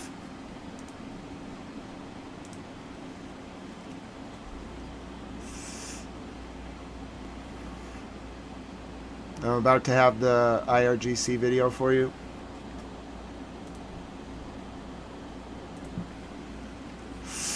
I'm getting the IRGC video for you now. I just have to upload it and add the captions.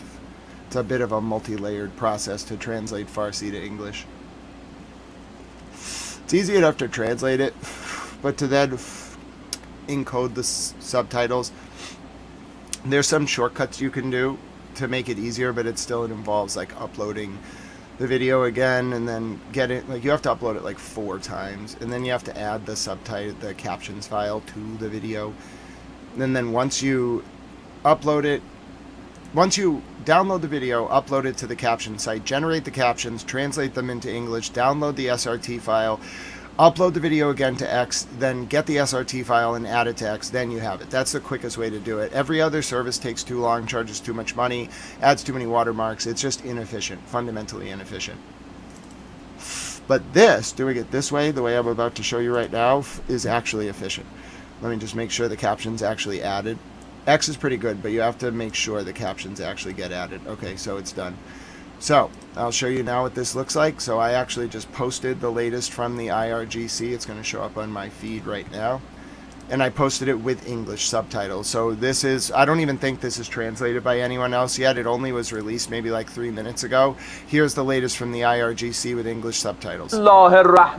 Did you know this man has a PhD in Western philosophy? I bet him and I could talk about Kant. I think this is an AI rendering of him. He actually might be a real person. His hair's got a gray line in it now. Anyway, I want to talk to him. Well, maybe once the war is over. He's got a PhD in Western philosophy. I bet he's very smart. Here's the latest from the IRGC with English captions. بسم الله الرحمن الرحیم. سحرگاه امروز رزمندگان غیور نیروی دریایی سپاه پاسداران انقلاب اسلامی در موج 88م عملیات وعده صادق 4 با رمز مبارک یا فاطمه الزهرا سلام الله علیها طی یک تهاجم سنگین علیه اهداف تروریست‌های آمریکایی صهیونی ضربات مهلکی را بر آنها وارد نمودند. در این هجوم کوبنده یک کشتی کانتینربر دیگر متعلق به رژیم صهیونیستی در آبهای میانی خلیج فارس مورد اصابت موشک‌های بالستیک نیروی دریایی سپاه قرار گرفت. در ادامه عملیات محل تجمع تفنگداران آمریکایی در سواحل کشور امارات که در یک مکان پوششی و خارج از پایگاه نظامی مخفی شده بودند مورد اصابت دقیق پهپادهای انهدامی قرار گرفت. در تداوم مرحله دوم موج 88م وعده صادق 4 با استفاده از موشک‌های سنگین عماد، قدر و خرمشهر نقاط حساسی در جنوب، مرکز و شمال سرزمین‌های اشغالی در بنی براک، تل‌آویو، بئرالصبر، الجلیل، نقب، پایگاه هوایی تلنوف، آراد جنوب بحرالمیت، جلسه فرماندهان جبهه داخلی صهیونیست‌ها و همچنین محل اختفای نیروهای آمریکایی و مراکز کنترل پهپادی آنها در پایگاه‌های الزفره، ویکتوریا، علی السالم در منطقه هدف موشک‌های نقطه‌زن و پهپادهای تهاجمی نیروهای هوافضا و دریایی سپاه پاسداران انقلاب اسلامی قرار گرفت و علاوه بر خسارات قابل توجه مادی، تلفات سنگینی را بر آنها وارد نمود. در بخش دیگری از این عملیات، سامانه ضد پهپادی هاوک متعلق به ناوگان پنجم تروریست‌های آمریکایی که خارج از پایگاه و در اطراف فرودگاه منامه بحرین مستقر شده بود، با پهپادهای انهدامی نقطه‌زن سپاه متلاشی گردید. همچنین دو رادار پیشرفته هشدار زودهنگام هوایی مستقر در پایگاه احمد الجابر تروریست‌های آمریکایی مورد اصابت پهپادهای انهدامی غیورمردان سپاه قرار گرفت. دلاورمردان نیروی پدافند هوایی ارتش جمهوری اسلامی ایران یک فروند پهپاد MQ-9 آمریکایی را در منطقه عمومی اصفهان و یک فروند پهپاد لوکاس دشمنان متجاوز را در منطقه قشم رهگیری و منهدم نمودند.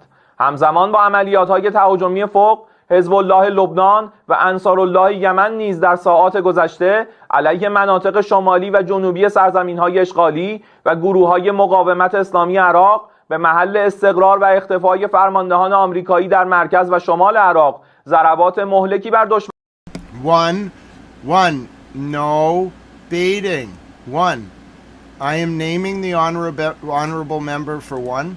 They have been removed from the sitting of the day's house, the sitting of the House for 10 minutes.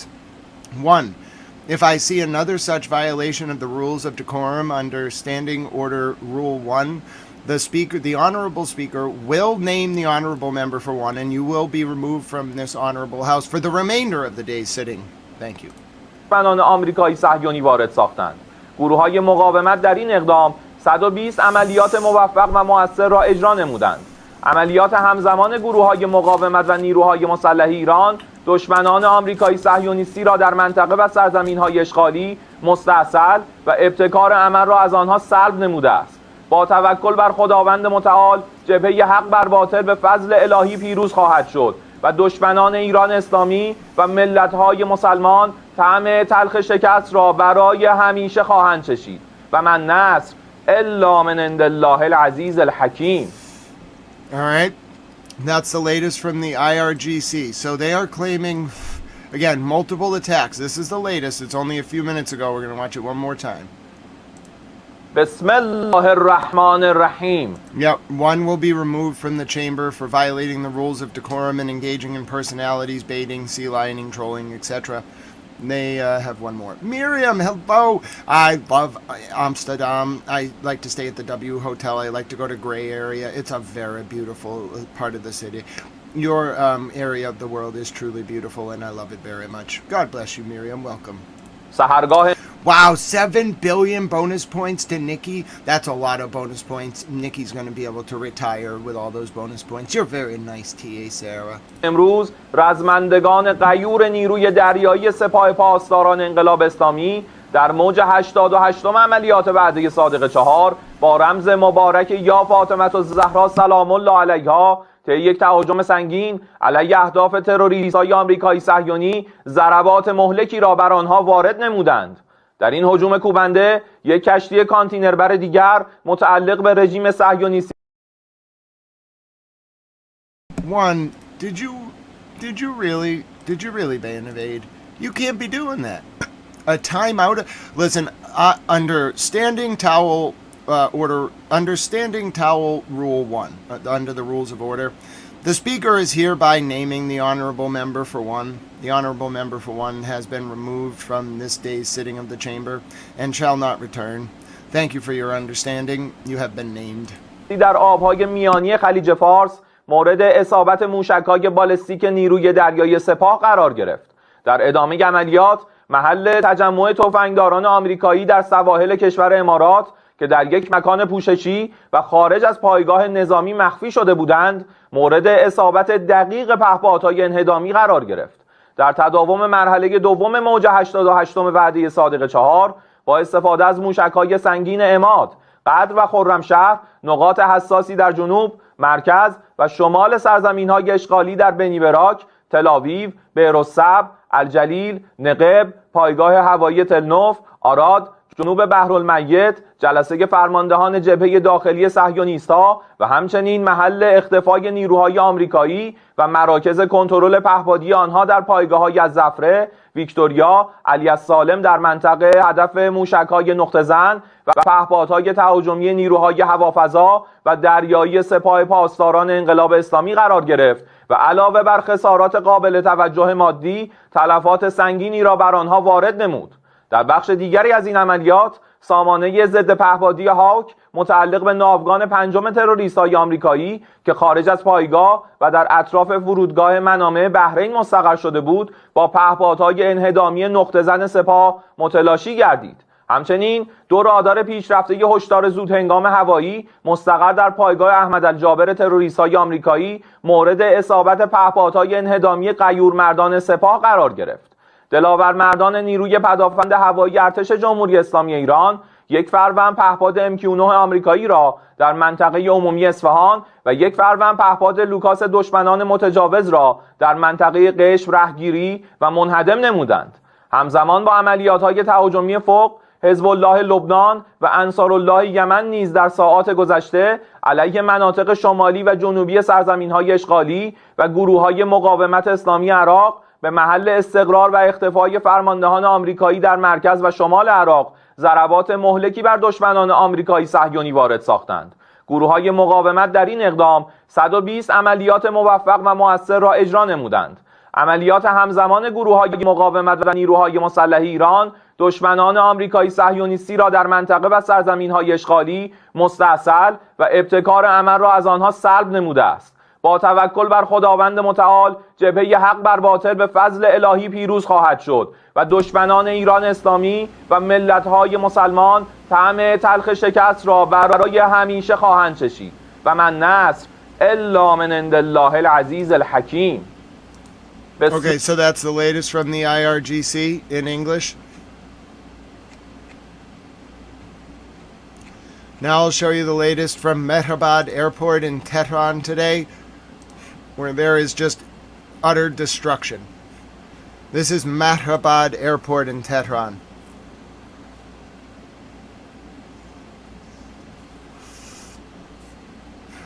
Alright, Mehrabad Airport in Tehran. Just exceptional reported destruction.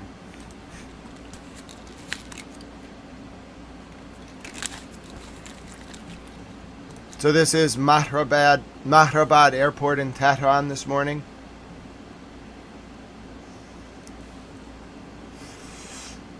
That's wonderful, Dog Pound. I bet it was a really nice morning out on the water.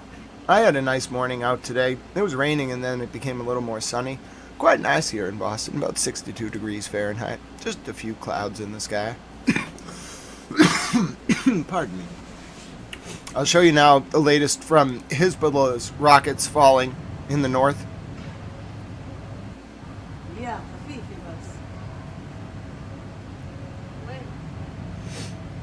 Hi, Primo. And then here's the latest from the hit in Hanita, near Shlomi.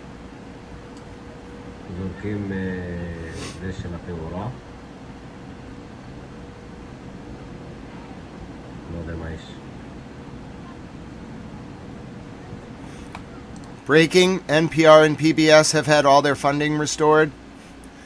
Yes, VK, it looks like Mehrabad's airport was hit, just like Ben Gurion, and multiple civilian airliners were hit. Also, just now, President Trump's order defunding NPR and PBS has been invalidated. NPR and PBS will return to full funding.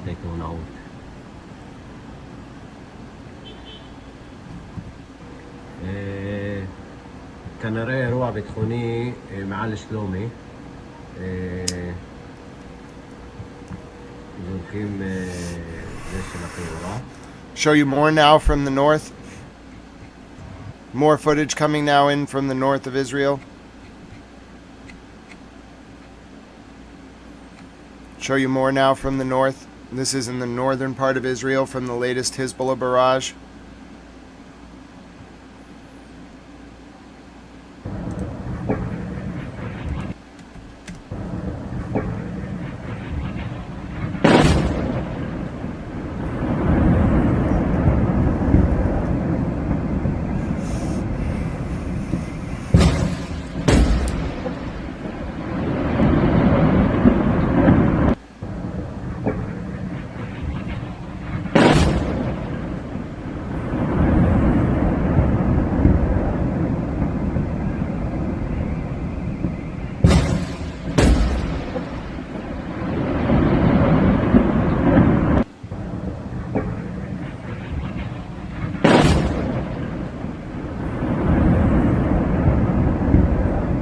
Multiple strikes in Haifa in the last wave by Hezbollah. Multiple strikes in Haifa. This is Haifa during the last wave by Hezbollah.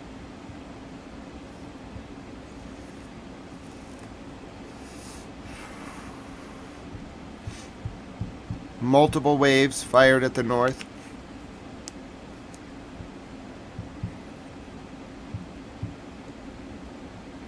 You're looking at another fall.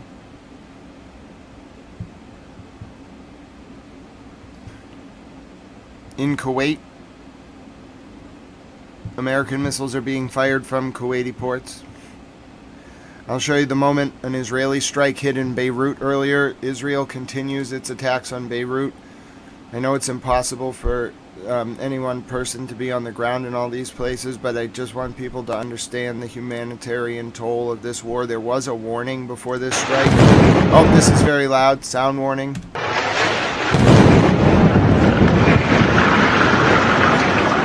And this is Israel striking Beirut earlier. Again.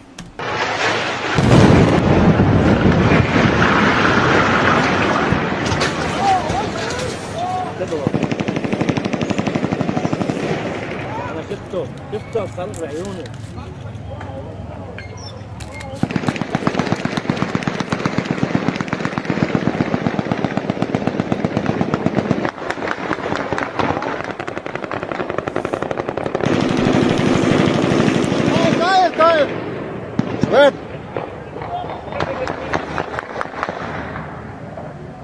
Okay. I don't know why there was that much like small arms fire. None of it was shown on the screen, but you could hear it in the background. I'm going to show you this hit now at 0.25 speed.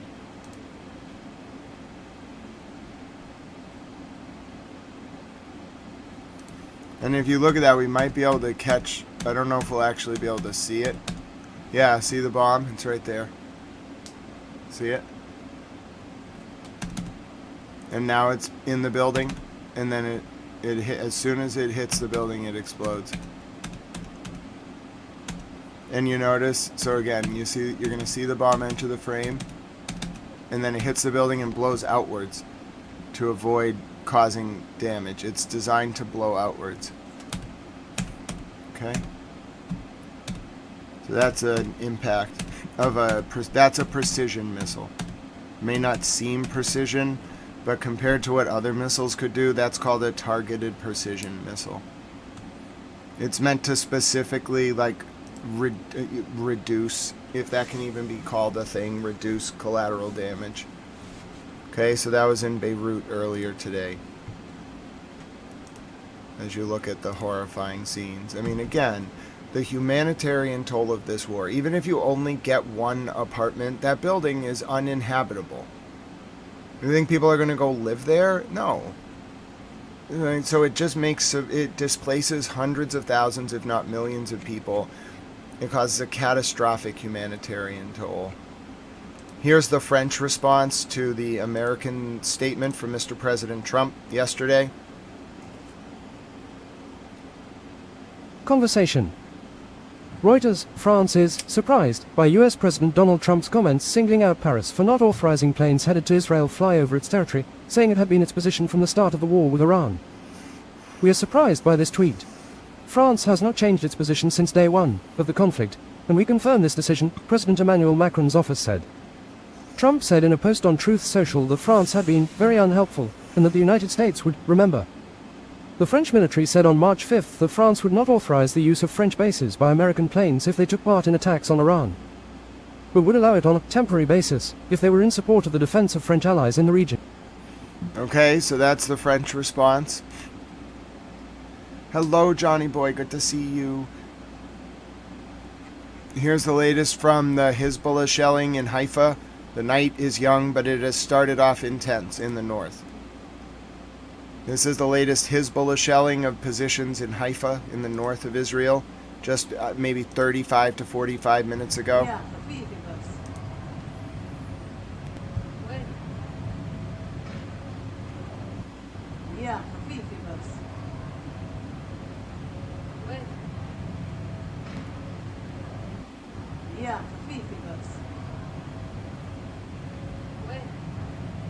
U.S. Embassy in Saudi Arabia tells all residents to shelter in place.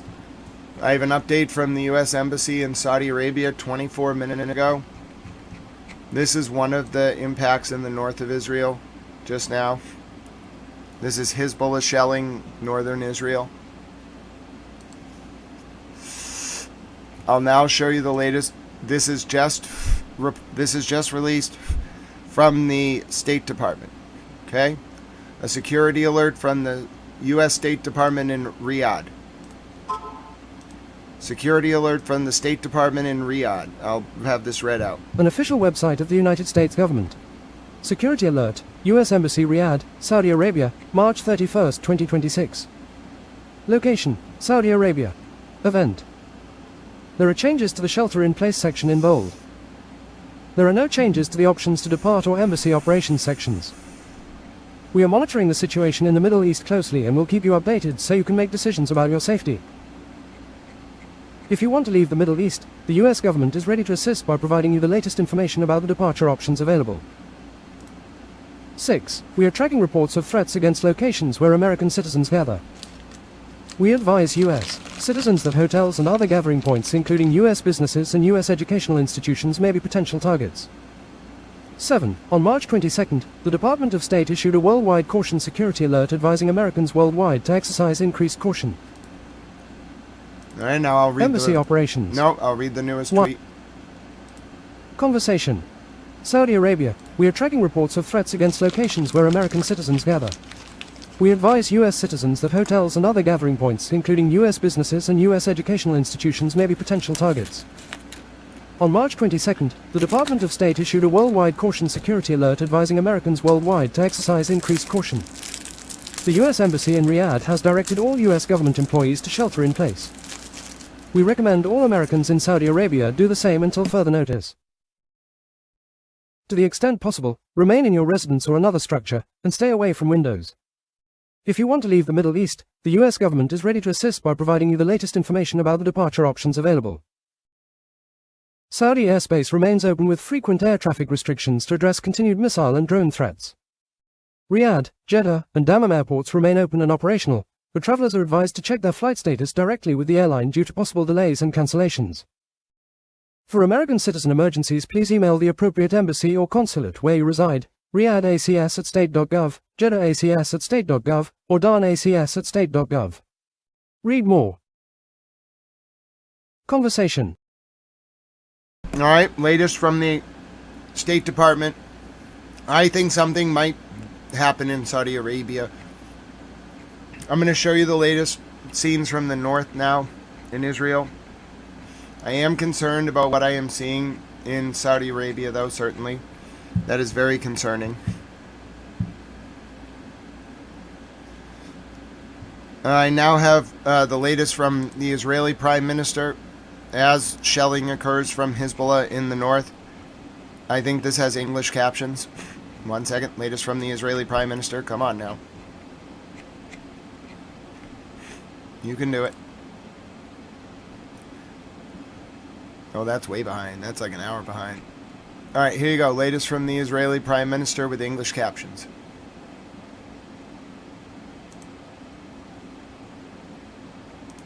לא רק שחיזקנו את הברית עם ארצות הברית, אנחנו גם יוצרים בריתות חדשות עם מדינות חשובות באזור נגד האיום האיראני המשותף, ואני מקווה שבקרוב, אזרחי ישראל, אני אוכל לספר לכם יותר על הבריתות החשובות האלה. לא רק שחיזקנו את הברית עם ארצות הברית, אנחנו גם יוצרים בריתות חדשות עם מדינות חשובות באזור נגד האיום האיראני המשותף, ואני מקווה שבקרוב, אזרחי ישראל, אני אוכל לספר לכם יותר על הבריתות החשובות האלה. So that was the latest from the Israeli Prime Minister. Let's take a look at Al Jazeera for their top of the hour update, as there is an Tel Aviv was shelled earlier. Iran was shelled heavily overnight, and now it is about to reach evening time in the Middle East. It is 2:54 p.m. Eastern U.S. Wartime, Tuesday, March 31st, 2026. My name is Grant Smith Ellis, reporting to you from Boston. It is 8:54 p.m. in Tel Aviv in South Africa, and it is 10:24 p.m. in Tehran, Iran. I'm going to take you now to Al Jazeera English, where I would like to get the top of the hour update and check in to make sure my friend Ali Hashem is okay.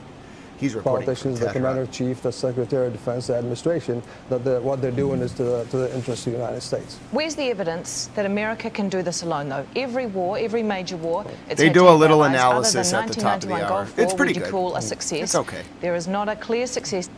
They always There do is like not a clear little success analysis in any other before case the top since of the hour. 1945. I agree with you. I think the strategic loss for this engagement is not having a coalition. It's very difficult these days to fight without a coalition. You might win that war Oh no, militarily Jonah. on your own. I but you're pray gonna for lose it, them. politically. The strategic, Obviously, they should strategic follow loss all if you don't local have, allies, especially advice. Western allies with you. Kenneth, President Eisenhower warned in the 1960s of a disastrous rise of the military-industrial complex. Has the U.S. failed to heed that warning? Well, no. I mean, you know, the problem is, no. I mean, if you look at the 1991 war, which we discussed, that was extremely successful. Remember, before that war, there was all this criticism that the defense contractors were corrupt and, you know, they were made all these claims about precision-guided munitions that weren't true. Then we had that war. They were accurate. It was true. They developed what they said they needed to. I think a lot of this is overrated. I mean, I think, again, we went into this very suddenly without a lot of planning. The administration has even admitted there was not after the war planning, right? No ground campaign, no ground battle strategy developed. There was a belief that killing Khamenei, the supreme leader, was going to cause the regime to collapse. So we went into it with a lot of assumptions that didn't pan out. I don't think we can necessarily attribute the problems or difficulties to U.S. technology or the military-industrial complex failing or these type of things. Kenneth, thank you very much for coming in. Abbas, thank you for sharing your thoughts with us as well. Right. Iran's relentless drone attacks across the Gulf have become a test case for the future of the war, and social media has become the platform where that case is being debated and where the damage is being counted. Alex Baird's been following the conversation online. Well, for more than 5 weeks, this sound and that sight have become the new normal across the Gulf. Iranian media celebrating the golden child of its military, the Shahid drone, claiming to be producing 400 every 24 hours and warning neighboring countries that what they've been hit with so I think that was just an analyst, T.A. Sarah, providing some opinion at the top of the hour on Al Jazeera. far is just an appetizer.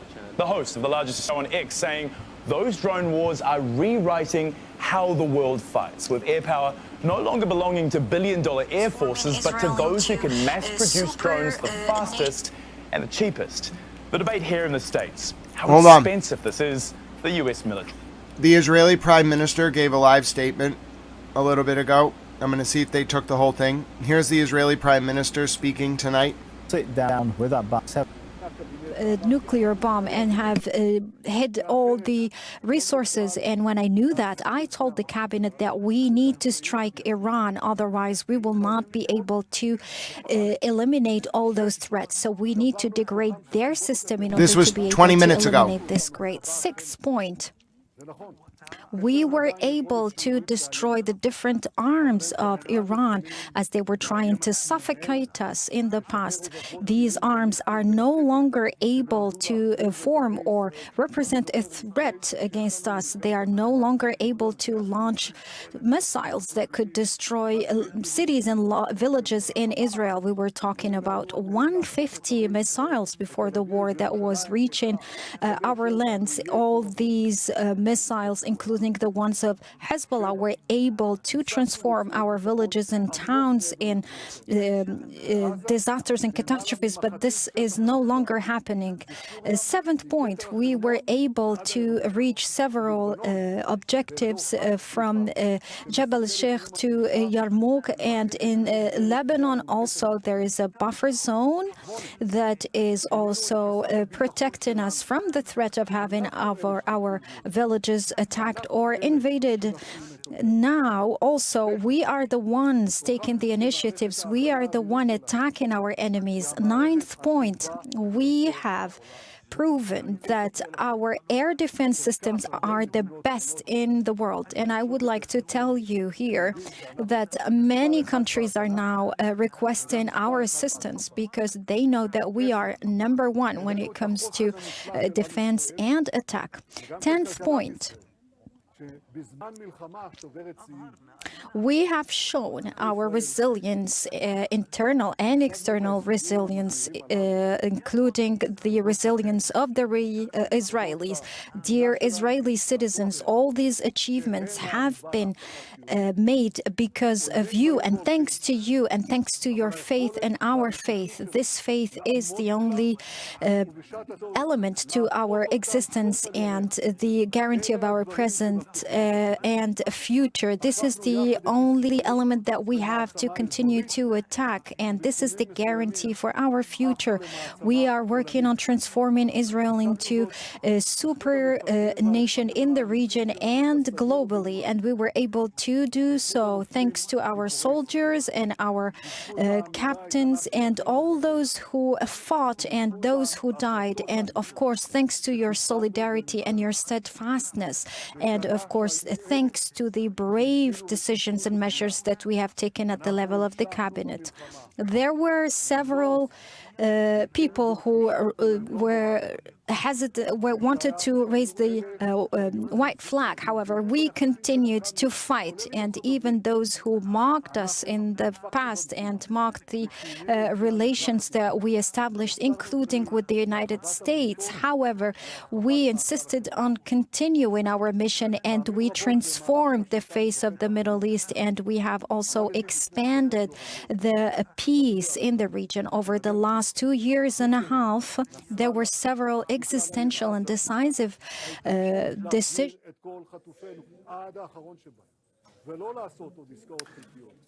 So we're listening there to the Israeli Prime Minister Benjamin Netanyahu. They lost the translator? Laying out, as he sees it, the achievements of Israel in this conflict with Iran, saying they can no longer launch missiles to destroy cities in Israel, talking about the creation of a buffer zone. They lost the translator. And the superiority of Israeli air defense systems. Ending with a statement of how he's transforming Israel into a super nation in the region and the world. Let's go to Noor Arda. She's following developments in Israel from near Ramallah in the occupied West Bank. Let's go to the top of the hour. They just gave up on the speech. Has been speaking exclusively Oh yeah, with Al Jazeera. So Iran's foreign minister spoke to Al Jazeera today. I want to hear what he had to say. I've been tracing a little bit of it. It just happened in the last few minutes. About negotiations that U.S. President Donald Trump insists are going extremely well. Abbas Araghchi has confirmed that he has received direct messages from Trump's special envoy Steve Witkoff, but he also says that does not constitute actual negotiation. Araghchi added that there is zero trust for there to even be talks.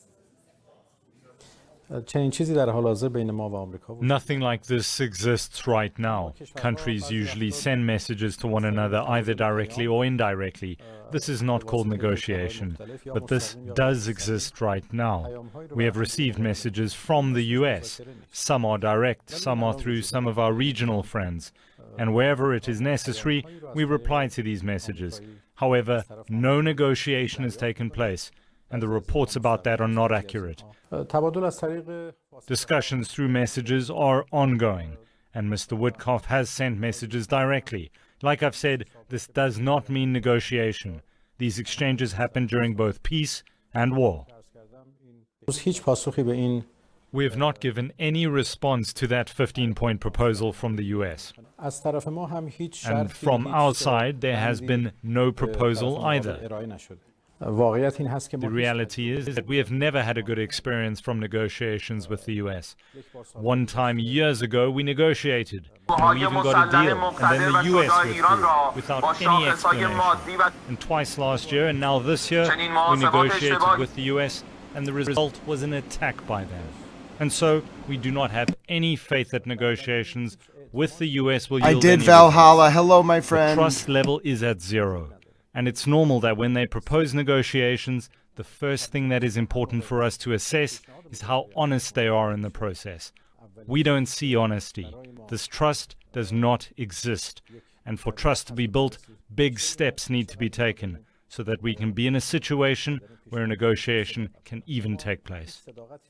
Iran's foreign minister also told Al Jazeera the Strait of Hormuz remains open to those countries who are not at war with Tehran. You see, with the Strait of Hormuz, the reality is that it's in Iran's and Oman's territorial waters. It's not in international waters. It's in our territorial waters and Oman's. So it's ordinary. Territorial waters are 10 nautical miles off your coast. So that he's saying this strait over here, the Strait of Hormuz, the whole thing is within the territorial waters of Oman and technically UAE and Iran. Okay? Because it's no more than 10 nautical miles from anyone's border. Maritime navigation rights are incredibly complicated, though. They're very hard to understand. It goes back to like before countries. For Iran and Oman to use these waterways strategically. As of now, we believe the strait to be open. Only for the ships of those who are at war with us, this strait is closed. That is normal during war. We cannot let our enemies use our territorial waters for commerce. Ships linked to other countries because of security concerns, because of high insurance prices, or whatever other reason, they have decided not to use the strait. Some of them have come to negotiate with us, and we, for many of them, especially those who are our friends, have ensured they will have safe passage. And you will have seen the news coverage of countries that have spoken to us and have been able to guarantee themselves safe passage. Now, what will happen after the war? That's something that will be for Iran and Oman to decide. And we will take into consideration our friends in the region and beyond the region. In our opinion, the Strait of Hormuz can be a peaceful waterway for peaceful use by vessels from countries around the world. But Abbas Araghchi told us the Iranian armed forces do not fear the prospect of a U.S. ground invasion. I've answered this before, and I said, we are waiting for them. I don't think they dare to do such a thing. There will be a lot of strength waiting for them. But we are not the ones who started this war. We defended ourselves, and we did so with strength. The casualties they've faced in their assets, to their personnel, to their radars in the region, to their aircraft. You saw what happened to their AWACS aircraft, or to their refueling tankers. We know very well how to defend ourselves. In a ground war, we can do it even better. We are completely ready to confront any sort of ground attack. We hope they do not make such a mistake. Let's go live now to Ali Hashim, who is standing by in it's Tehran my friend for us. Ali. Ali, there's a lot in this interview, but I want to start with how significant is this exchange of messages between Araghchi and Steve Witkoff? Well, for significant, it's significant. For diplomacy, not yet diplomacy, since he's saying there's no negotiations. It's a channel, it's a communication channel that's meant on probably managing the escalation, managing the confrontation and the conflict, not to take or not to go towards unnecessary ceilings. Also, it gives an indication there is no yet political grounds for talks, for negotiations. However, they are exchanging ideas.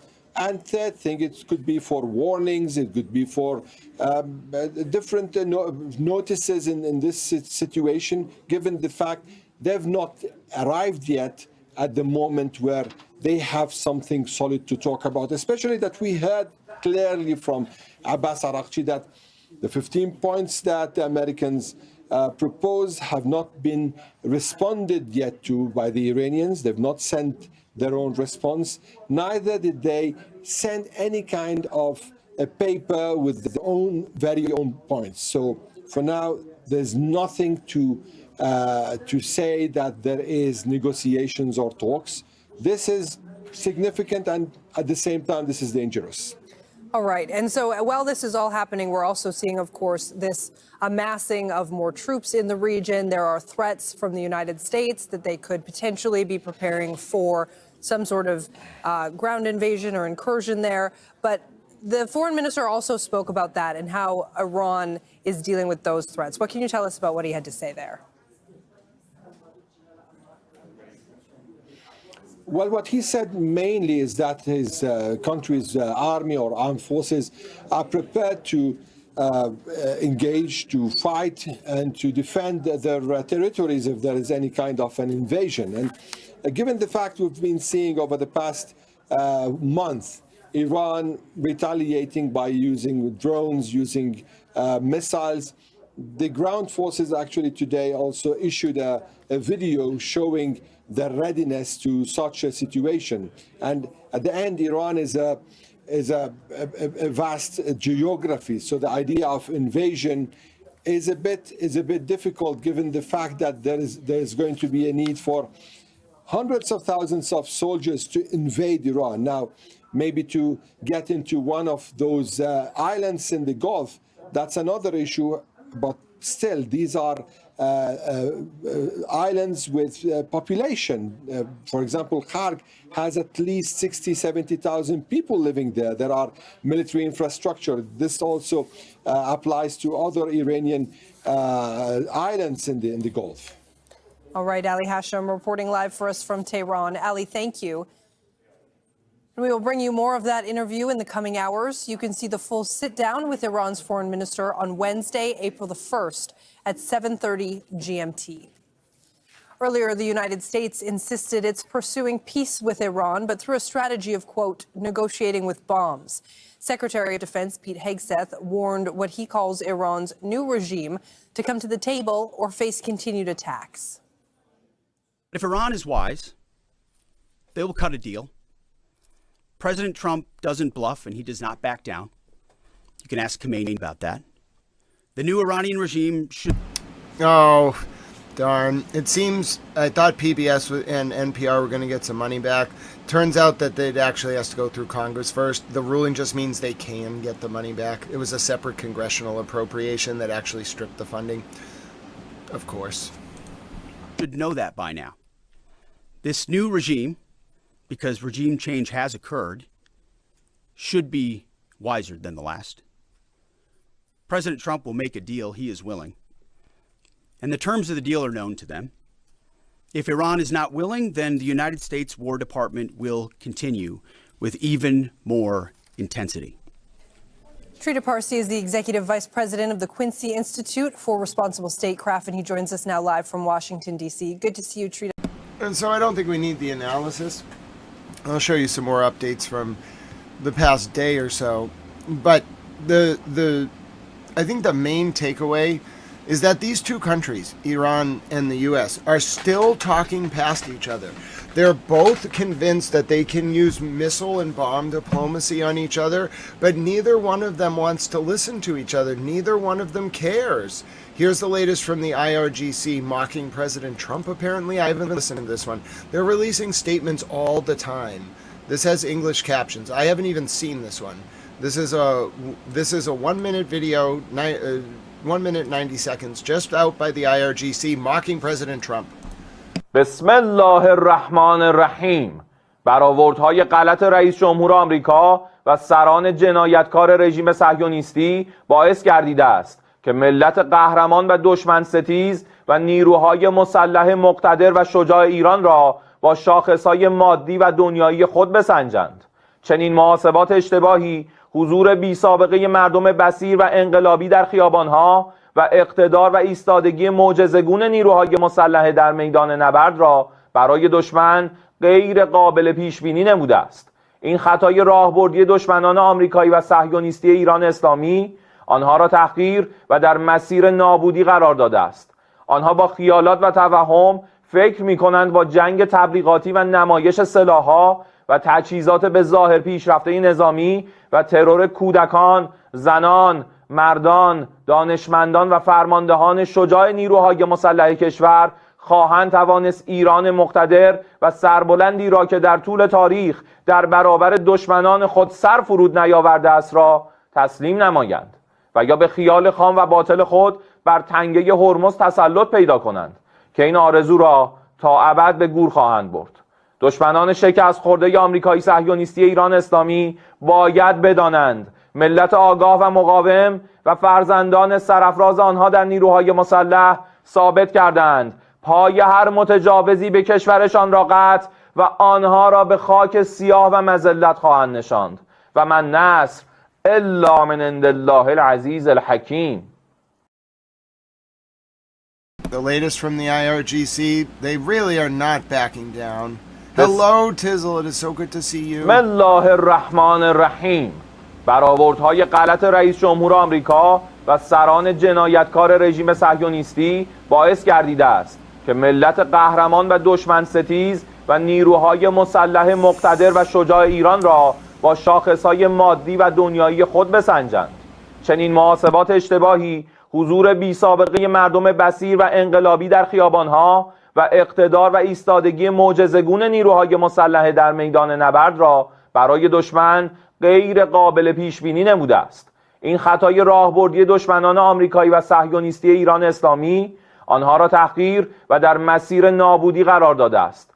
آنها با خیالات و توهم فکر می‌کنند با جنگ تبلیغاتی و نمایش سلاح‌ها و تجهیزات به ظاهر پیشرفته نظامی و ترور کودکان، زنان، مردان، دانشمندان و فرماندهان شجاع نیروهای مسلح کشور خواهند توانست ایران مقتدر و سربلندی را که در طول تاریخ در برابر دشمنان خود سر فرود نیاورده است را تسلیم نمایند و یا به خیال خام و باطل خود بر تنگه هرمز تسلط پیدا کنند که این آرزو را تا ابد به گور خواهند برد. دشمنان شکست خورده آمریکایی صهیونیستی ایران اسلامی باید بدانند ملت آگاه و مقاوم و فرزندان سرافراز آنها در نیروهای مسلح ثابت کردند پای هر متجاوزی به کشورشان را قطع و آنها را به خاک سیاه و مذلت خواهند نشاند و من نصر الا من عند الله العزیز الحکیم. All right, so I think it's pretty clear that the rhetoric of both sides, okay, is not, at least the Iranians tend to have rhetoric that's aligned with the battlefield reality, but there's a lot of proclamations, okay, and then the battlefield reality is that neither side is going to give up, okay, and the Iranians really don't even feel like they're being talked to. I don't understand where all this talk comes of, sort of trying to impose terms on the Iranians. That's just not going to happen. They're trying to impose terms on the West. Here's the latest from the West Bank, where youths are clashing with Israeli forces at checkpoints where there has been a flare-up of violence over the past few weeks by settlers, Israeli settlers, towards Palestinian youth.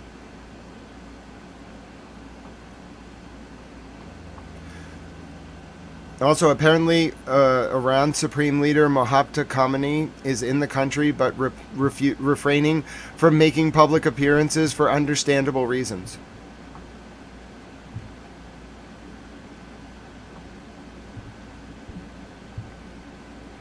Okay, reports tonight of massive explosions in Tehran. Again, I have the latest from starting.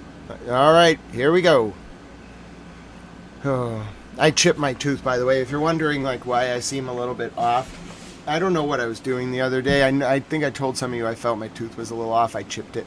I have to go to the dentist now this week. And I think I'm just nervous. Like, nothing is wrong. I wasn't, like, even in a lot of pain yesterday. But, like, as you all know, I'm, like, autistic and on the spectrum. So I, like, get nervous about weird things. And the dentist is one of those things. So anyway, for those of you who heard the other day me saying I thought something was wrong with my tooth, I don't know what I was doing, what I was eating. Maybe it was, like popcorn or something, but I chipped my tooth and now I have to go to the dentist. This is the latest from Tehran, just within the last hour. یکی دیگه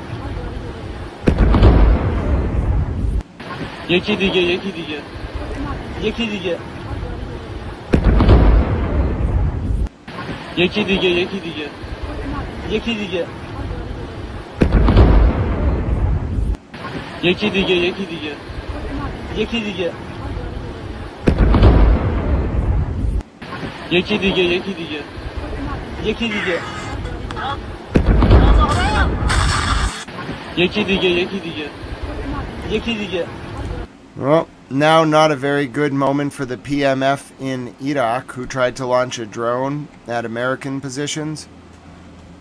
But unfortunately, the drone did not make it very far and impacted their position. So this is the PMF trying to launch a drone. They're an Iranian-backed group in Iraq.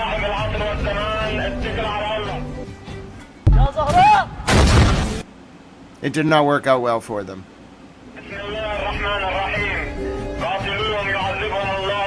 I don't know why they would release this. It doesn't make them look very good, but it got out.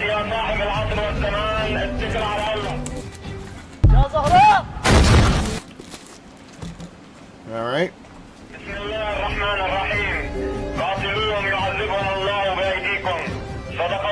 I don't know how it happened. It must have just not gone on the right path. Misfire.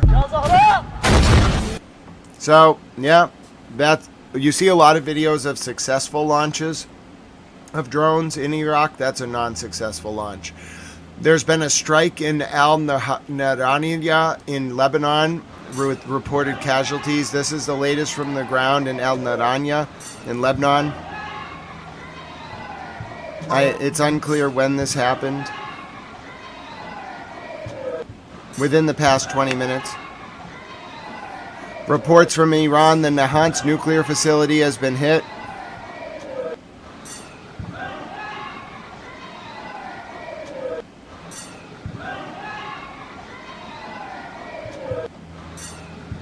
This is the latest from Lebanon.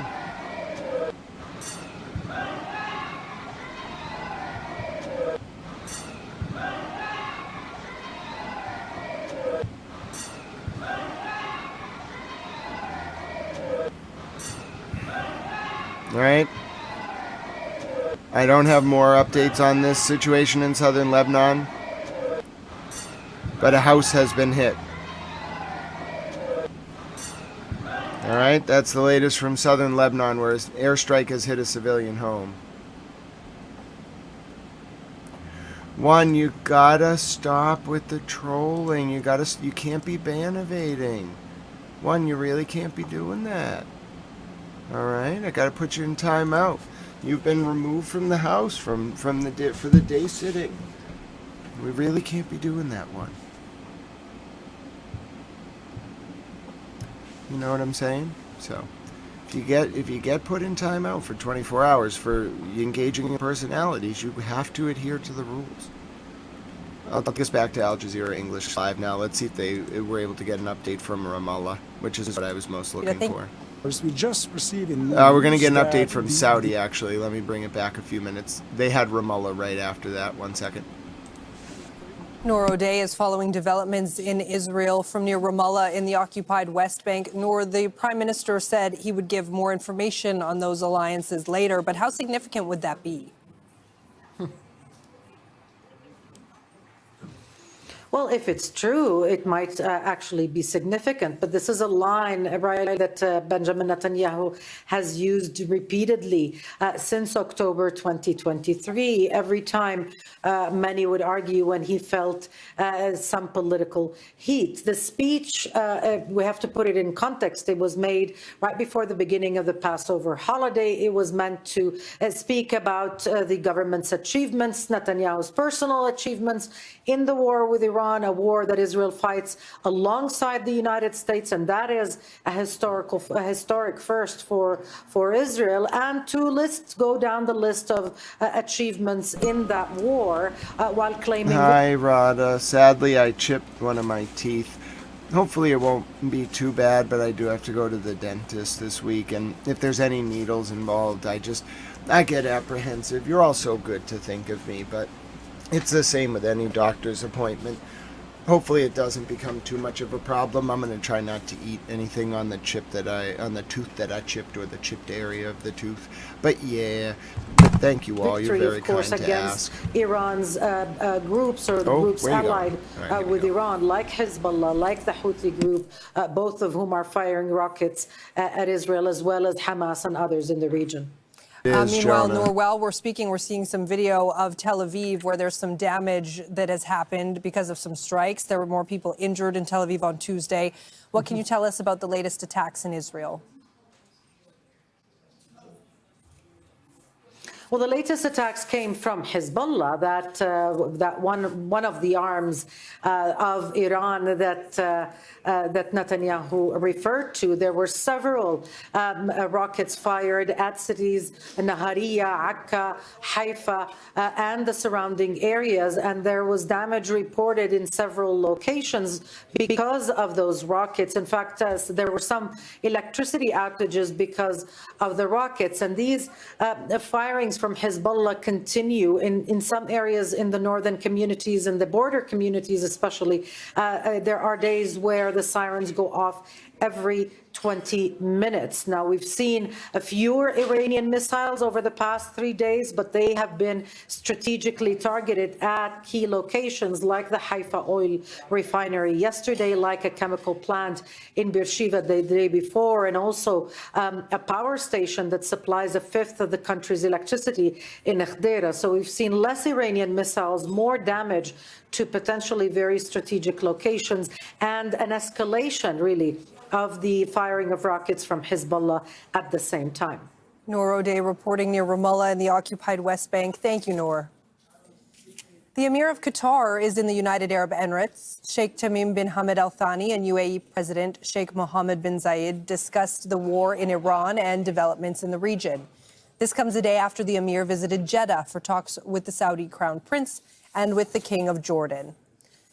Qatar's foreign ministry says it's ready to help with any future negotiations to end the war. Qatar is not involved in these talks. Our views about any talks, if they exist, are consistent with our very principled position that all conflicts will end on the negotiation table, and we support all of these efforts. I'm not privy to the details of the current negotiations, but we stand ready to help, of course. Rasul Sardar joins us now from the Saudi capital, Riyadh. Rasul, more meetings and talks between leaders in the GCC today. What are the goals here? So the main goal is to create a unified position among the GCC countries, because now this bloc is under a huge pressure regionally and internationally. Its security is being shaken by the projectiles that are fired from Iran. So far, nearly 6,000 of them have been fired toward the GCC. And it's not only a security crisis, but also the economic stability of the GCC is now being tested, is being challenged. And so that's why here the unity of the bloc is now at stake. So, and it's also a test about the bloc as a solid, as a solid united front. So to achieve that goal, we are seeing that the Qatari Emir is on a mission and going through the capitals, meeting the leaders of the GCC, trying to create that unified position to integrate the security policies, to secure the flow of the energy, and also to make sure that the GCC countries are not responding this crisis individually but collectively. But more importantly, now as there are the diplomatic talks going on, still not negotiations, but at least the diplomatic efforts are on the way, so the GCC countries are quite concerned that they will not be present at the negotiating table. So one of the motives of this visit is to bridge the gaps between the GCC countries, but also to make sure that the GCC will be properly represented at the negotiating table to guarantee the interest of the GCC here to be properly communicated, and also make sure that they will be an essential part of any potential peace settlement. Because, of course, Rasool, as we've been talking about throughout this past month, the GCC has borne a lot of the brunt of the retaliatory strikes from Iran. What can you tell us about what kind of attacks have been coming around the region today? Well, the epicenter of the Iranian attacks today was the United Arab Emirates. So the Ministry of Defense of the country saying that over the past 24 hours, 8 ballistic missiles, 4 cruise missiles, and more than 40 drones were fired over the Emirates. And also they are confirming that the debris falling from the interception have injured 6 Asian nationals.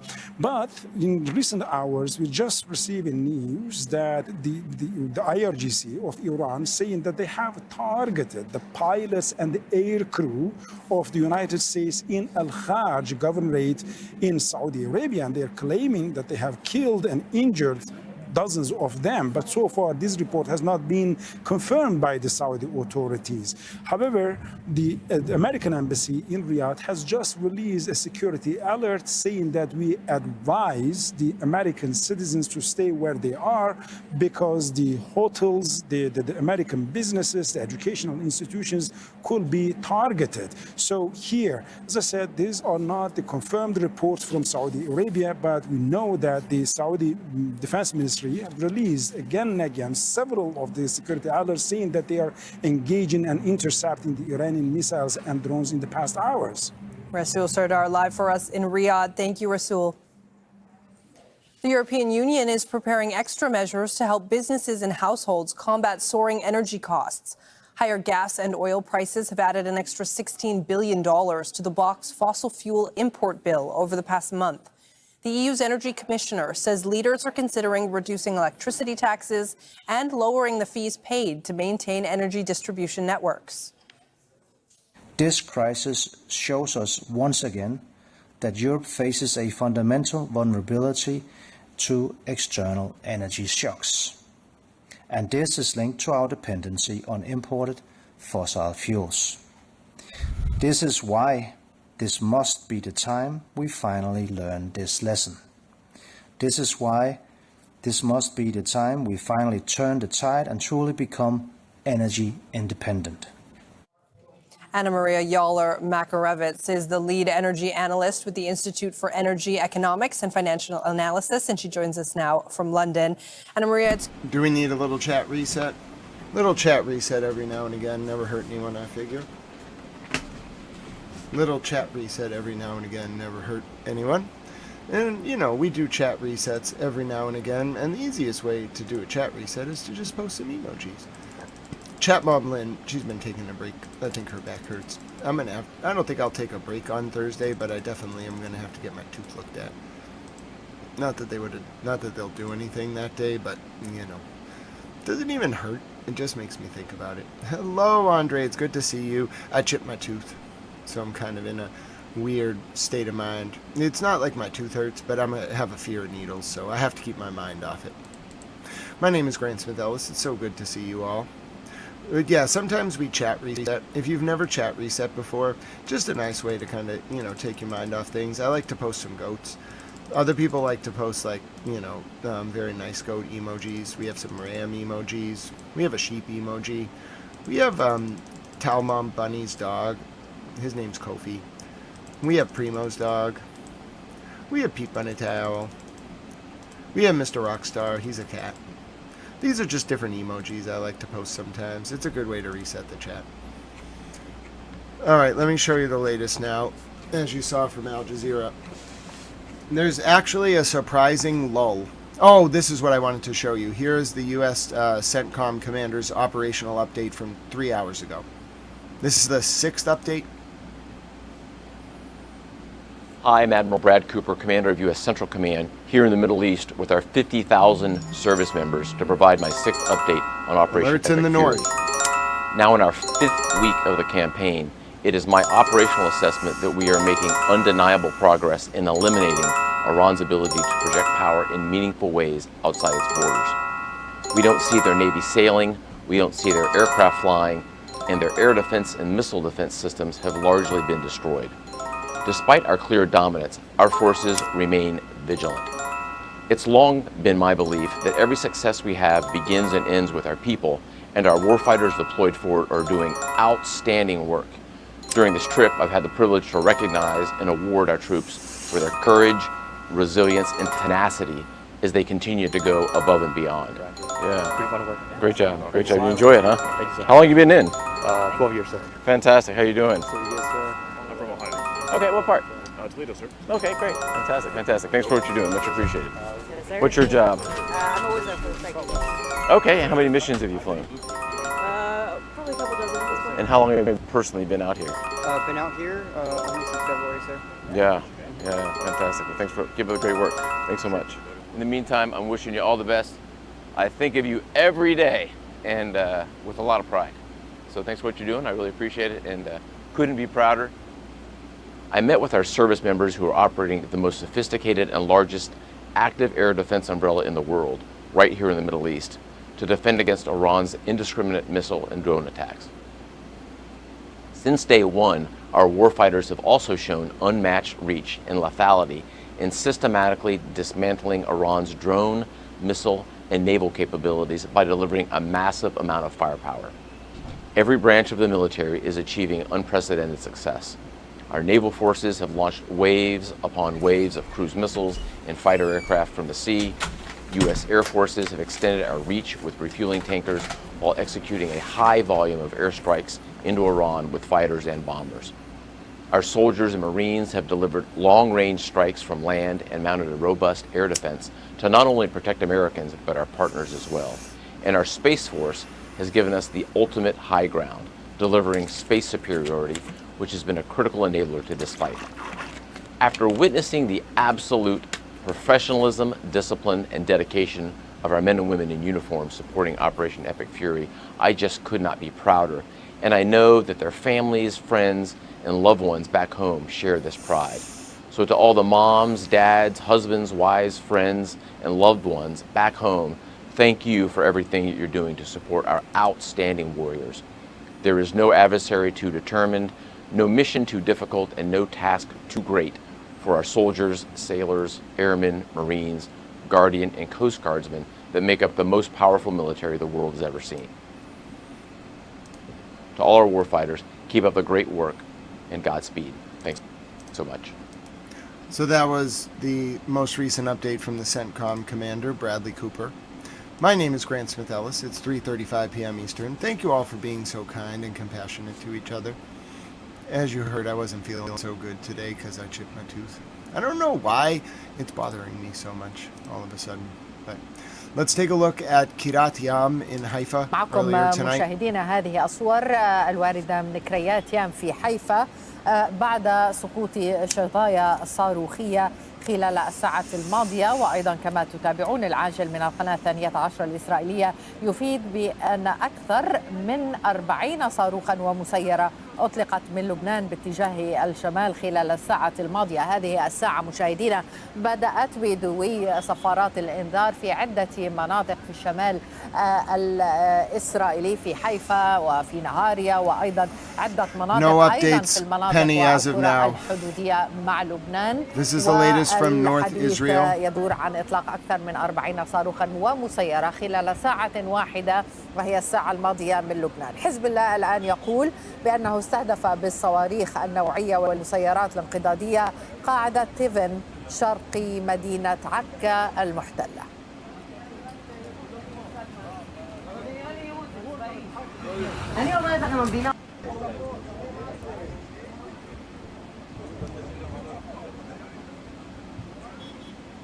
Again, scenes from on the ground in Haifa. Now we're going to show you the U.S. Victoria base in Baghdad.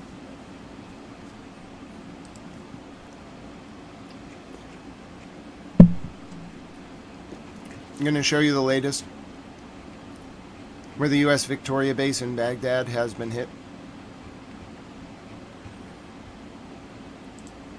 You can tell I'm struggling with my tooth. It hurts. All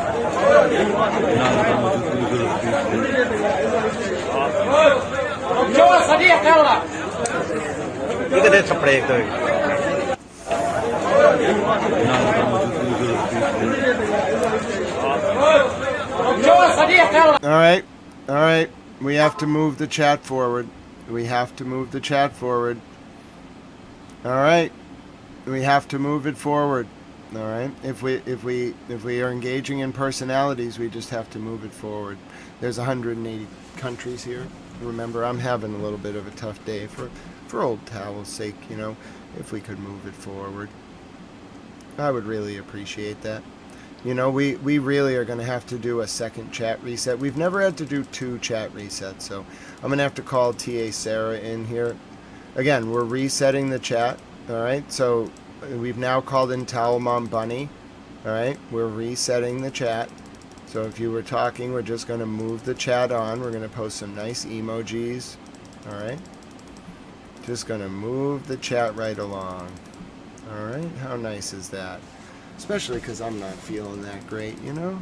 And we all don't. We want Towel to feel good, right? We want his tooth to feel better. We don't want him to be nervous about having to go to the dentist. And you know what will make me feel better? Lots of emojis. All right, so we're just going to move that chat right along. I don't want to have to time anyone out. Thank you so much for your understanding. Raymond, we don't engage in personalities here. You got to treat the space like the House of Commons. So sometimes we just move the discussion along. Sometimes people, you know, that they don't want to discuss on a level that others do, so we just move it along. Might be a good time for a nice reset, actually. Let's listen to The Old New by Yoram Kupomets. It's 3:40 p.m. here in Boston. A tired Grant Smith Ellis reporting to you on Tuesday, March 31st, 2026. We'll take a listen to a song by Yoram Kupomets to kind of relax here and calm down. This is a great song by Yoram Kupomets, who's a member of our chat. God bless Yoram. This is called The Old New. We'll give a 3-minute or so reset. All right, we'll take a listen to this from Yoram Kupomets, The Old New. About 4-minute reset. It's 9:40 p.m. It's 9:40 p.m. in Tel Aviv and South Africa, and it's 11:20 p.m. in Tehran.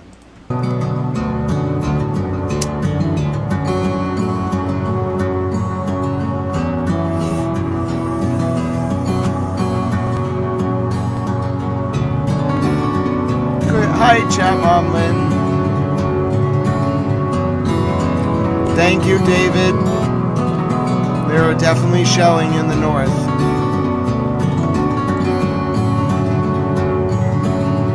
Thank you, Austin.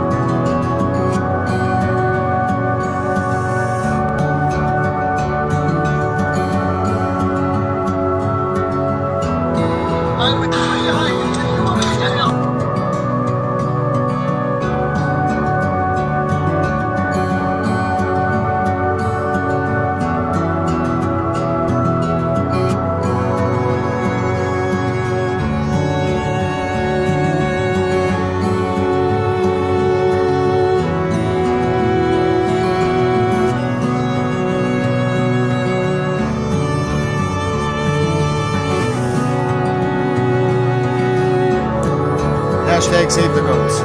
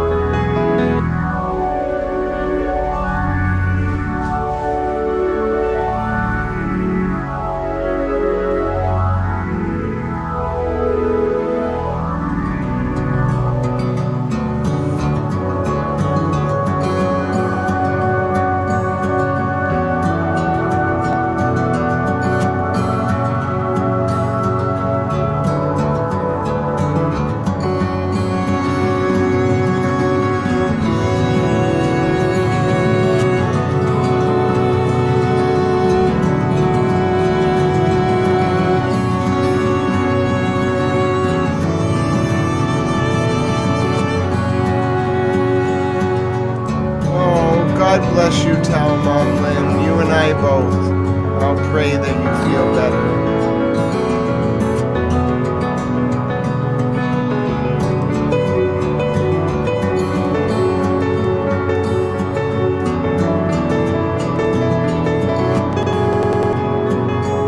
Very nice relaxation break here.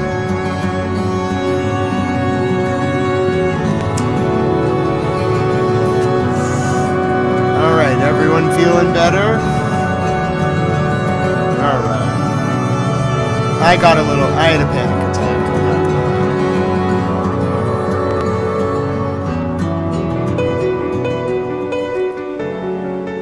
Yoram's music always makes me feel so much better.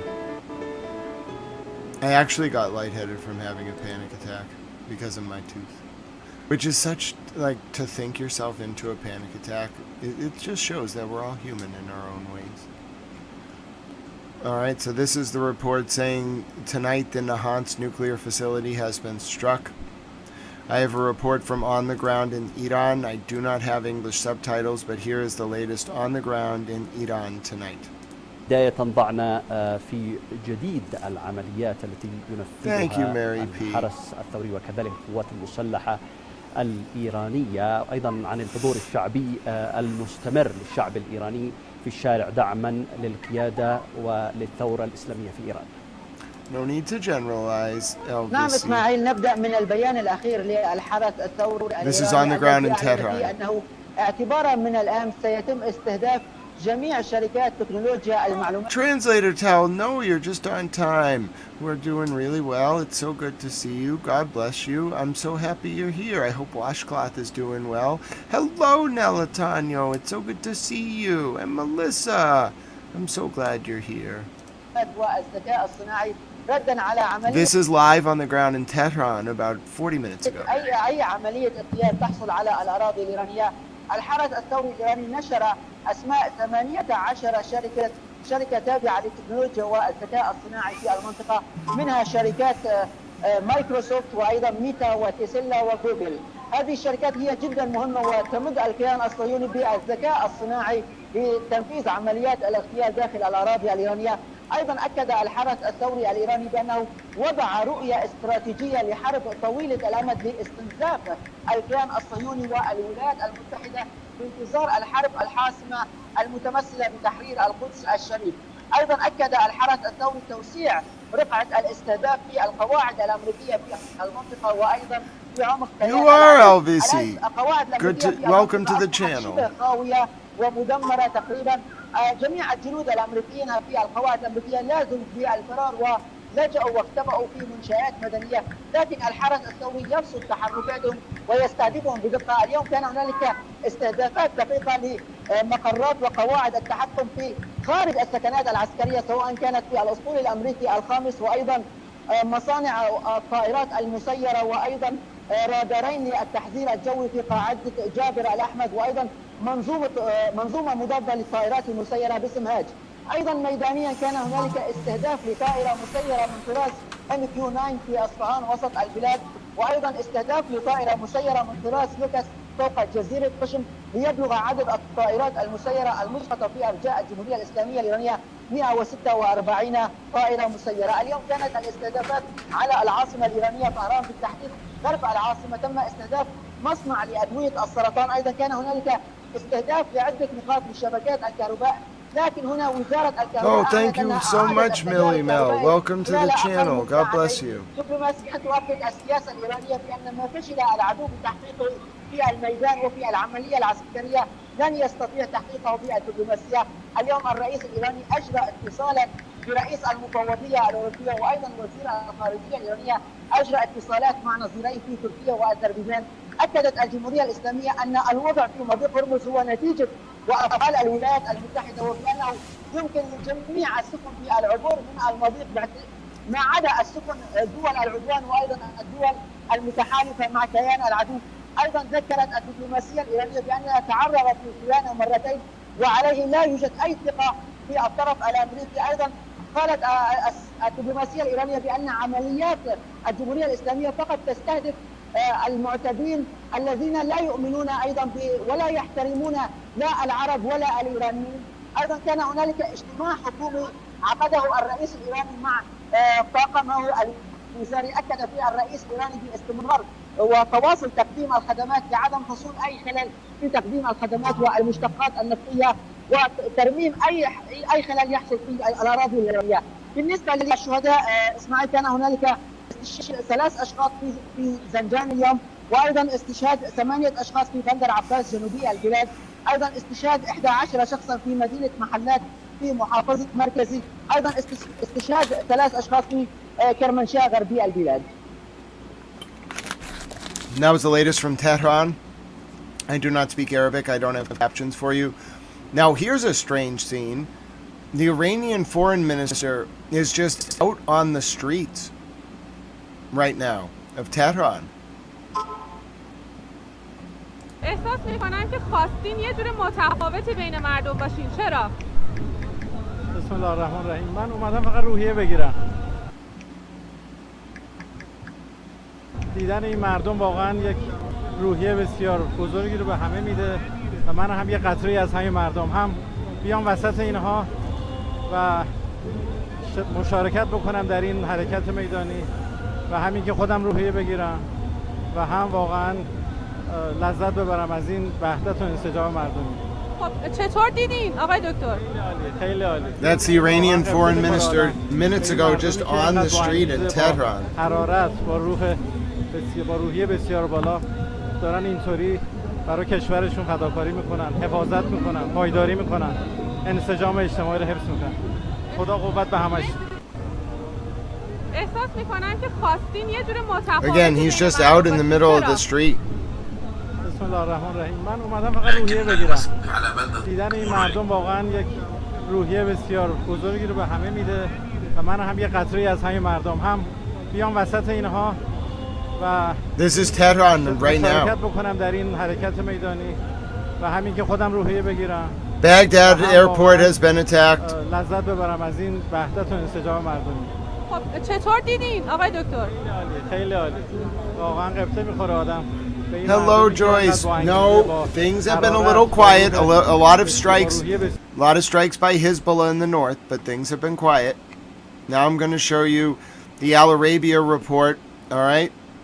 on a strike. I have two Al Arabia reports. Here's the latest on a strike in Rafah City in the southern Gaza Strip that killed one and injured 8. في قطاع غزة أفاد مراسل تلفزيون العربي باستشهاد فلسطيني وإصابة 8 آخرين إثر غارة شنتها قوات الاحتلال الإسرائيلي بطائرة مسيرة على منطقة مواصي مدينة رفح في جنوبي القطاع. لقد أظهرت مشاهد وصول عدد الإصابات إلى مستشفى ناصر الطبي في مدينة خان يونس.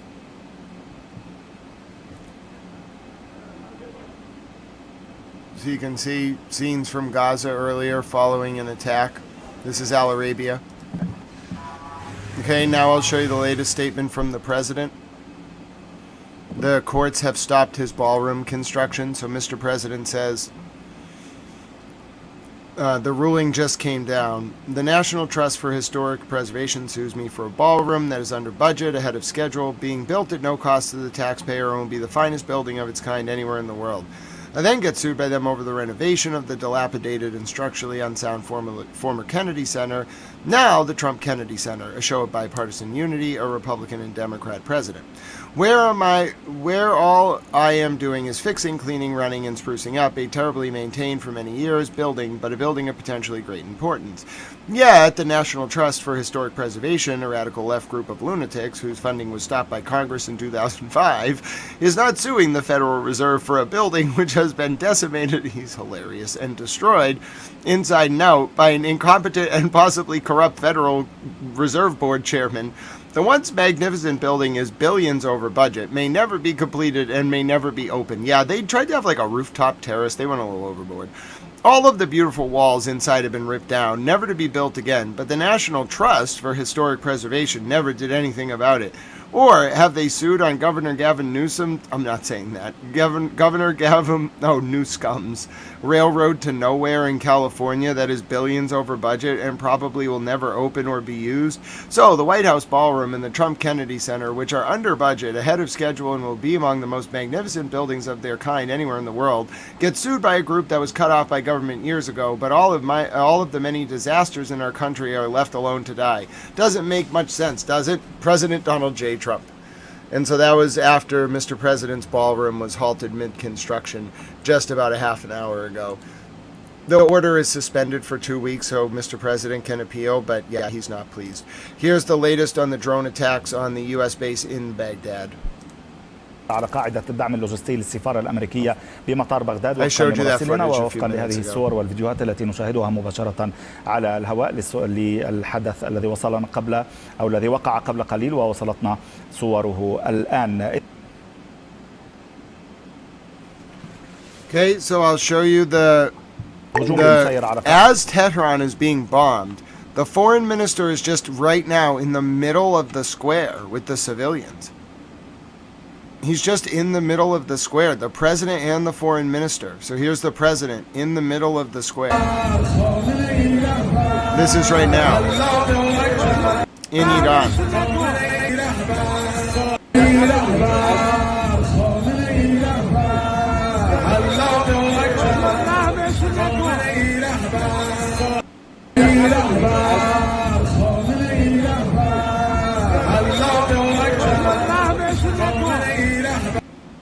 All right, and then here's the scenes from Idlib Square.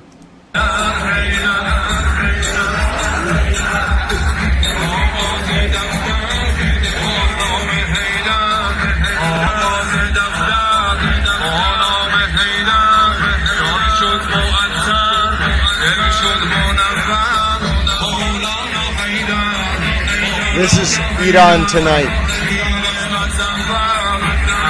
They're raising troops to fight the Americans.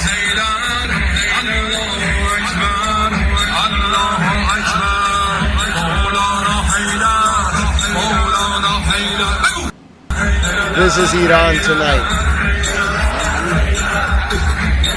Oh, it definitely is.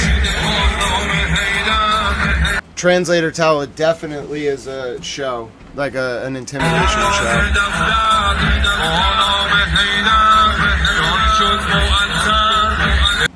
I'm going to turn us to Al Jazeera for the top of the hour. I need to stretch my legs a little bit. I'll bring my phone with me so I can keep an eye on the chat. I'm glad you're all being so compassionate. I'm feeling better now. I was getting a little sad earlier. I was feeling nervous about my tooth. I had a panic attack because I was worried about the needles. You don't understand. Maybe you do. God bless all of you for being so kind to each other, though. Let's take a listen to Al Jazeera for the top of the hour. They're going to end this in about 30 seconds. Oh, I'm glad they're covering Gaza. Good. They're one of the only networks that does. Atomic bombs, the tonnage of it, for example, that were dropped in Hiroshima and Nagasaki, the types of gases that this is releasing into our environment is having real impacts on climate change. Taken, as you said, all of these wars together, from Gaza to Ukraine to now Iran, Lebanon, what we are, we were worried about the question of climate change a few years ago as being something that we had to really deal with within the next decade or so. Now, with all of these really heavy wars that are happening, that timeline only gets sped up. And it is something that we need to take extremely seriously. I mean, and part of what's difficult here is we're worried about the impact of, on a day-to-day basis, of what these bombs are doing to civilian populations on the ground. We're worried about the toxic offloads of these on those civilian populations. But then, as all of these wars are showing us, nothing in warfare stays within the boundaries of a nation state. These things always travel, and we all breathe that air in. We are all living under the consequences of what these toxins are releasing and the impact on the carbon footprint around the world. Well, Professor Narges Pajogli, thank you very much for sharing such crucial information with us here on Upfront. Thank you. Thank you. That's our show. Upfront, we'll be back next week. Good analysis. I'm stretching. It's good to stretch, by the way. We only get a few hours where there's nothing going on, which does kind of speak to the degradation in the Iranian missile launch capabilities. Police say that they will be highly Have you all noticed in that? This area in the coming weeks, increasing their patrols and working with faith leaders. Iran's struggling. Coverage. This is the second time in less than a week that the power has gone out all over the country. From around the world. The cost of jet fuel is surging. It has doubled in Europe and up Isn't that strange? 80% in Asia. It will be the customers who bear the brunt I of was this. stretching. Don't forget to stretch.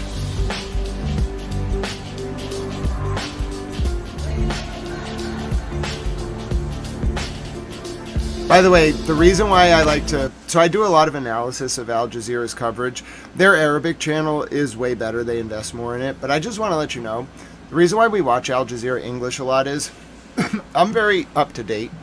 They are the... Oh, rocket fire in the north. Rocket fire in the north.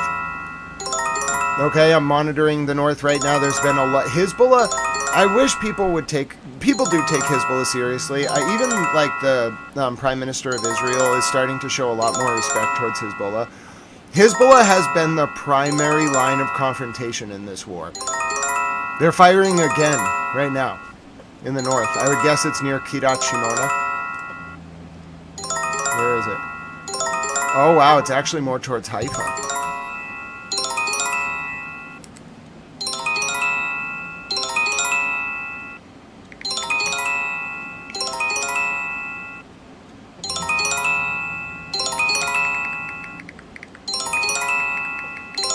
One second, please.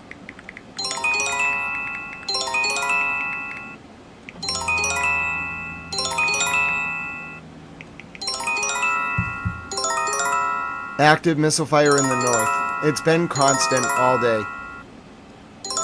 Hezbollah is probably the most active line of confrontation. And they've been actually hitting with their rockets. So we will inevitably get more imagery now, but Israel, if you're not following what's going on in South Lebanon, Israel is threatening to demolish every home, like in this part of Israel, of South Lebanon, okay? Not this part of Israel, this part of South Lebanon, from Sur, kind of over, maybe even a little bit north of Taiba, and then all the way down to this line. Israel is calling it a buffer zone, but what I think Israel wants to do is take this territory from Lebanon. They're saying they want to take this territory to prevent Hezbollah from being able to fire at Israel, but I don't think that's what's actually going on. I think what's actually going on is that Israel is attempting to take this territory, and Hezbollah is fighting kind of like ghosts. Hezbollah doesn't need buildings in Naqoura, in Qaim. It's actually called El Qaim over here. They don't need buildings in these areas. What Israel's doing is like the best way to explain it is Israel is taking like this city. They're trying to take Taiba. They're trying to take Qaim. Okay, they're doing like a city by city kind of like advance into North Lebanon, into South Lebanon. They also advanced into Naqoura, and they're heading up towards Sur.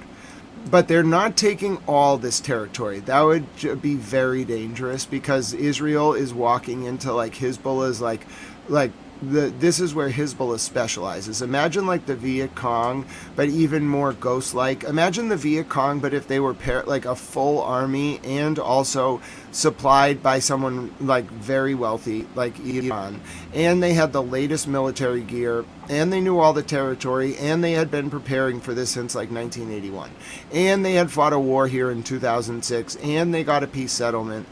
And they have like a lot of connections to the land and the people and the territory, okay? And they kind of know what's going on over here on the Syrian border. All right, so you got like this very intense situation where Israel, which has like, there's disputed territory in the Golan here, okay? So there's like a front along the Syrian border where Israel is staging troops to go into East Lebanon over here, all right? But the hottest line, where Hezbollah is fighting the hardest, is down here. And Hezbollah is like a full army.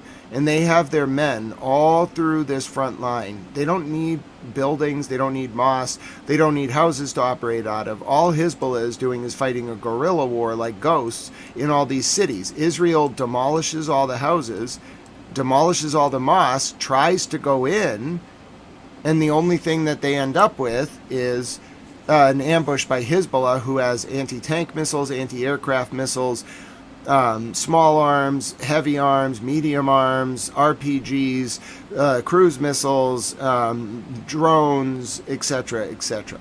It's basically the Iranian IRGC's Quds Force in Lebanon commanding Hezbollah. They're the command and control of Hezbollah, basically. It's a decentralized command and control structure for Hezbollah. That's why they're able to be so efficient.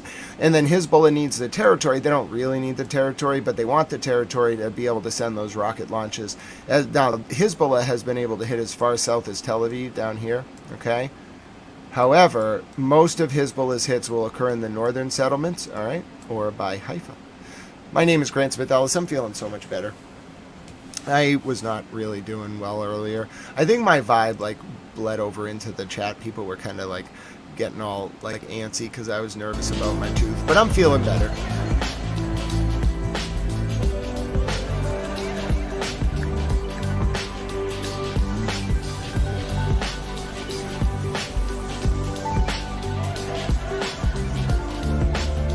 We're going to do the top of the hour update on Al Jazeera. I like to lag it a few minutes because I like to do analysis on what they say.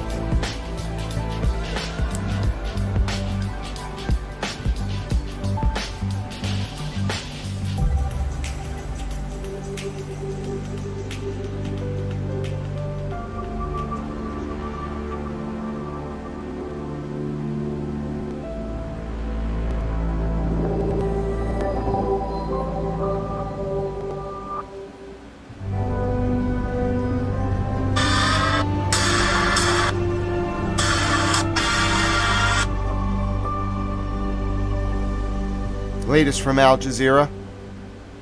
Checking in on my friend Ali Hashim.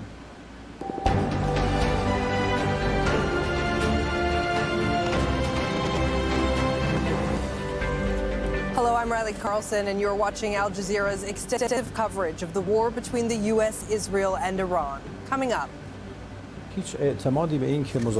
We do not have any faith that negotiations with the U.S. will yield any results. The trust level is at zero.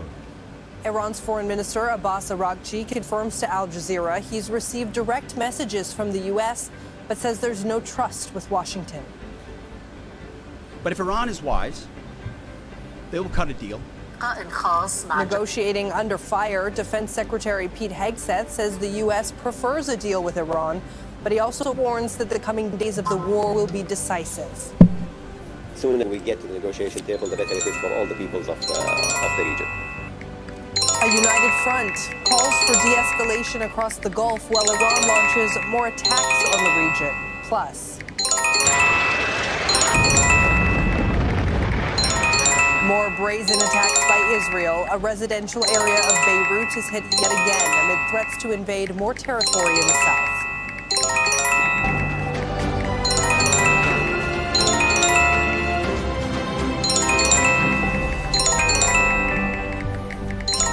Joining us, Iran's foreign minister has been speaking exclusively with Al Jazeera about negotiations that U.S. President Donald Trump insists are going extremely well. Abbas Araghchi has confirmed that he has received direct messages from Trump's special envoy Steve Witkoff. It says that does not mean that Iran is in negotiations with the U.S. Nothing like this exists right now. Countries usually send messages to one another either directly or indirectly. This is not called negotiation, but this does exist right now. We have received messages from the US. Some are direct, some are through some of our regional friends. And wherever it is necessary, we reply to these messages. However, no negotiation has taken place, and the reports about that are not accurate. Discussions through messages are ongoing, and Mr. Witkoff has sent messages directly. Like I said, this does not mean negotiation. These exchanges happen during both peace and war. Let's go live to Ali Hashim, who is joining us now from Tehran. Ali, so there's an exchange of messages, but it's not a negotiation. Help us understand what's happening here between these two parties. Well, that's significant, but that's not diplomacy, because what we are witnessing is a communication channel. This communication channel might be meant mainly to exchange warnings or ideas to try also to manage the conflict rather than the conflict getting out of control completely. The fact that this is a communication channel and it didn't really evolve into negotiations yet, as Araghchi was saying, also gives a lot of alerts in the north. There's no political common ground that could help the negotiations to kick off. Especially he said that the 15 points the Americans offered did not receive any Iranian response. Neither did the Islamic Republic send its own very ideas. Now, the whole framework put us in a situation where this is an Iranian narrative that is opposite completely to the narrative that's being produced, or let me say, presented by the American President Donald Trump, or today by his war minister. All right, Ali, stand by with us while we take a look at what else Araghchi told us. He said there was no trust with Washington because Iran was attacked the two last times it entered into negotiations with Washington. Take a listen. We have not given any response to that 15-point proposal from the US. And from our side, there has been no proposal either. The reality is that we have never had a good experience from negotiations with the US. One time years ago we negotiated and we even got a deal, and then the US withdrew without any explanation. And twice last year and now this year we negotiated with the US and the result was an attack by them. And so we do not have any faith that negotiations with the US will yield any results. The trust level is at zero. And it's normal that when they propose negotiations, the first thing that is important for us to assess is how honest they are in the process. We don't see honesty. This trust does not exist. And for trust to be built, big steps need to be taken so that we can be in a situation where a negotiation can even take place. Okay, back to Ali Hashim in Tehran now. Ali, the trust level is at zero, were the foreign minister's words. What will the U.S. actually need to do to build up that trust if they plan on getting Iran back to the negotiating table? Well, right in the middle of a war, I mean, it's really positive if the trust is on zero, given the fact that They've gone through the first negotiations in 2025 that was succeeded with a war by Israel, and then the United States joined, and now also another negotiations with another war, and a longer war, much destructive war, and a war that was meant to collapse the whole system.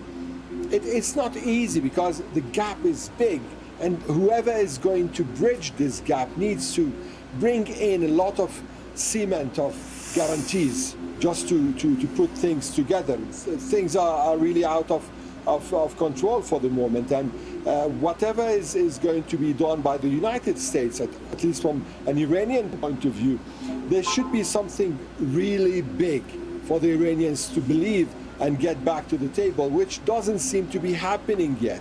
And that's why the Iranians are just dealing in a different way, that they are continuing this war. And it's clear actually from what Araghchi told our colleague, they are preparing for a longer war, and they're not ready to stop this war in a situation of a ceasefire. Rather, they want a deal, a comprehensive agreement, a kind of creating a situation where this war would be a war that will end all future wars. Ali Hashem reporting live for us in Tehran. Ali, thank you. Also in that exclusive interview with Al Jazeera, Iran's foreign minister Abbas Araghchi spoke about the Strait of Hormuz, insisting it's up to Iran to decide who can transit that vital waterway. You see with the Strait of Hormuz, the reality is that it's in Iran's and Oman's territorial waters. It's not in international waters. It's in our territorial waters and Oman's. So it's ordinary for Iran and Oman to use these waterways strategically. As of now, we believe the strait to be open. Only for the ships of those who are at war with us, this strait is closed. That is normal during war. We cannot let our enemies use our territorial waters for commerce. Ships linked to other countries because of security concerns, because of high insurance prices, or whatever other reason, they've decided not to use the strait. Some of them have come to negotiate with us, and we, for many of them, especially those who are our friends, have ensured they will have safe passage. And you will have seen the news coverage of countries that have spoken to us and have been able to guarantee themselves safe passage. Now, what will happen after the war? That's something that will be for Iran and Oman to decide. And we will take into consideration our friends in the region and beyond the region. In our opinion, the Strait of Hormuz can be a peaceful waterway for peaceful use by vessels from countries around the world. And Abbas Araghchi told us the Iranian armed forces do not fear the prospect of a U.S. ground operation and that they're ready to confront it. I've answered this before, and I said, we are waiting for them. I don't think they dare to do such a thing. There will be a lot of strength waiting for them. But we are not the ones who started this war. We defended ourselves, and we did so with strength. The casualties they've faced in their assets, to their personnel, to their radars in the region, to their aircraft. You saw what happened to their AWACS aircraft, or to their refueling tankers. We know very well how to defend ourselves. In a ground war, we can do it even better. We are completely ready to confront any sort of ground attack. We hope they do not make such a mistake. Trita Parsi is the Executive Vice President of the Quincy Institute for Responsible Statecraft, and he joins us once again from Washington, D.C. Thank you, Trita. Steve Witkoff said earlier that the president was... I'm going to skip through this because I want to go to the Ramallah update because I don't know what happened in northern Israel, and they always go to Ramallah right after him. Sorry for jumping through him, but he's an analyst, and I'm looking for an update on the north of Israel. And although Al Jazeera doesn't have a reporter in so how different are the northern Israel, they do have someone in Ramallah. If it were to take place, bombs. Secretary of Defense Pete Hegseth warned what he calls Iran's new regime to come to the table or face continued attacks. If Iran is wise, it will cut a deal. President Trump doesn't bluff, and he does not back down. You can ask Khamenei about that. The new Iranian... Hold on. I have another update for you from Israeli Channel 13. Going to take you over to this update now. All right. This is apparently about a major rift in Tehran. All right, it's with English subtitles from Israeli channel 14. Sorry, not 13. מעבר לעימותים שחשפנו כאן בין כוחות המשטרה Oh, למשמרות hello, Billy Mel. המהפכה, Enjoy your emojis. You're so kind. למשמרות המהפכה, We have awesome ובין emojis גליבאף on this יושב ראש channel, הפרלמנט including a למשמרות penguin. המהפכה. הערב אנחנו מפרסמים שבימים האחרונים מתפתח קרע נוסף, הפעם בין אנשי הדת הבכירים לבין משמרות המהפכה. לפי מקורותינו, אנשי דת בכירים אומרים בשיחות סגורות, זו כבר אינה הרפובליקה האסלאמית שהם מכירים. לדבריהם, במבנה המקורי שאמורים להוביל, אך בפועל הם נדחקו הצידה. מי שמנהלים כיום את המדינה הם משמרות המהפכה. הם שולטים במוקדי הכוח, מקבלים את ההחלטות, מעלים את הקשר עם מוצ'טבה חמינאי, וגם שולטים על הברז הכלכלי. אותם מקורות מדגישים, לא רק שפזשקיאן מודר, גם אנשי דת בכירים אינם שותפים לקבלת ההחלטות. עד כדי כך שבקרב חלק מהם מעלים השערות חריגות ושואלים, האם מוצ'טבה בכלל בחיים ומה באמת מצבו? ובשורה התחתונה, מה שעולה מהדברים האלה, שאין עוד רפובליקה אסלאמית, יש רפובליקה של משמרות המהפכה. That was the latest from Israeli channel 14. We also apparently have images from the Islamic resistance. Thank you, Valhalla. We always enjoy the different music. Here's the latest from Israeli channel 13, through Al Arabia. The U.S. there's a green light for attacking Iranian oil facilities if negotiations collapse. وفي إسرائيل نقلت القناة 13 الإسرائيلية عن مسؤول أن المحادثات الخاصة بالتهدئة بين واشنطن وطهران تقترب من حافة الانهيار. وقال المسؤول أن التقديرات الإسرائيلية تشير إلى أن الرد الإيراني المرتقب على الشروط الأمريكية قد يؤدي إلى انهيار المحادثات. وأضاف أن انهيار المفاوضات قد يعقبه ضوء أخضر أمريكي لمهاجمة منشآت نفطية حيوية داخل إيران. Okay, that was the latest on the contingencies. This is actually not the Islamic resistance in Iraq. This is Hezbollah. I have the full footage that Hezbollah just released through their war media office. Thank you for that, Valhalla. I got confused. I thought Baghdad for a second. This is the Islamic resistance. This is Hezbollah targeting the Lehman base, just released, but the footage is from March 26th.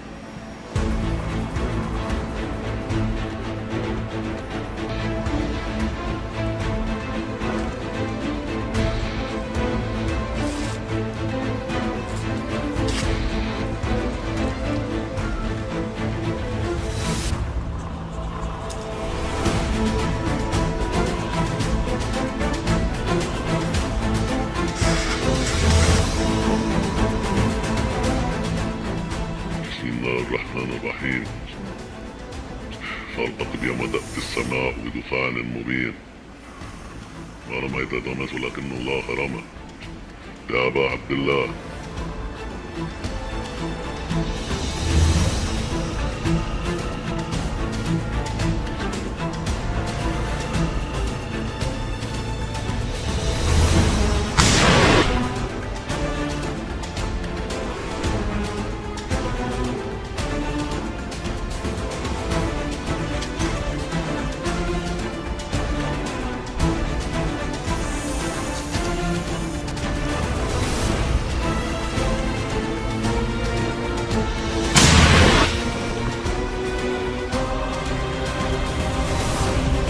Hemlock.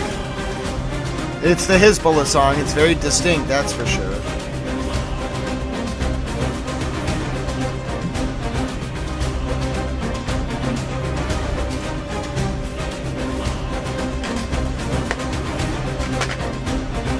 Latest from Hezbollah. Now, I'll show you the latest from Ukraine, where counter-armored assault troops targeted 2 to 3 M113 troop carriers, 1 M1A Abrams tank, 1 M11C vehicle, and 1 MD2 carrier, in addition to 50 soldiers. Trying to find out, I believe this is from the Ukrainians.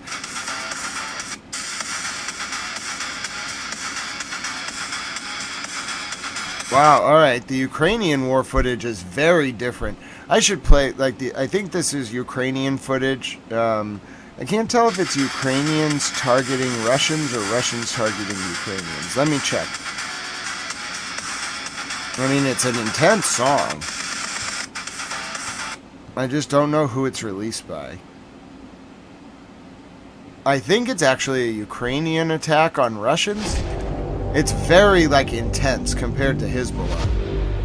This is the Ukrainian footage, I'm pretty sure. I don't speak Ukrainian, though. I mean, they don't mess around.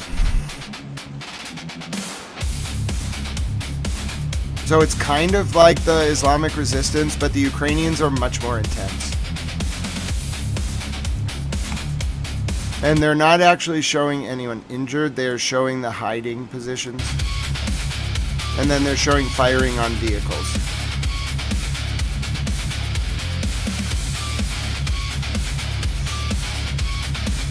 Wow. The Ukrainians are very different than the Islamic resistance. Very, very different. Wow. Yeah, they don't mess around at all. Yeah, I would not mess with the Ukrainians. I just want to put that on the record. You really don't want to mess with the Ukrainians. They will light you up and they will not apologize. Speaking of lighting people up without apologizing, here's the latest from the IDF in southern Lebanon. Go ahead, British reporter Towell.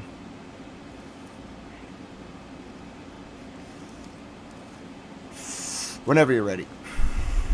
Conversation. The IDF says it struck several rocket launches in southern Lebanon used by Hezbollah in its rocket barrage on northern Israel this evening. In all, some 45 rockets were fired by Hezbollah at the north, triggering sirens in Haifa and across the Galilee. The military says most of the rockets were intercepted by air defenses, others hit open areas, and one projectile struck a town in the western Galilee. Correct. Medics treated 3 people who were lightly injured by the rocket strike. The Israeli Air Force is working to locate and strike additional launches, the military adds. So here's footage of Israel.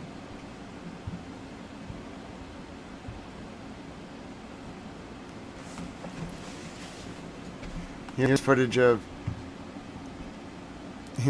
from Israel. Okay.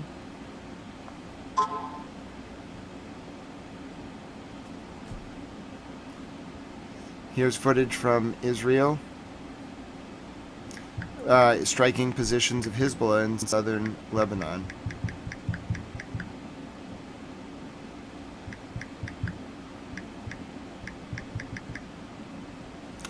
Hezbollah positions in southern Lebanon.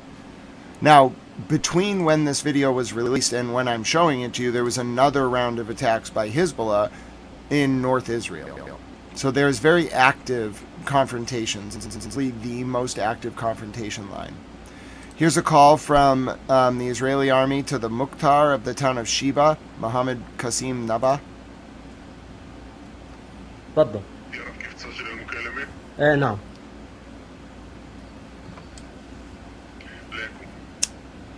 احنا بنعرف الشهود اللي انتم بتعملوا كمان تحفظوا الداعم. نعم. انه ما يفوتوا حزب الله ولا سرايا المقاومه ولا الحشد الشعبي. نعم.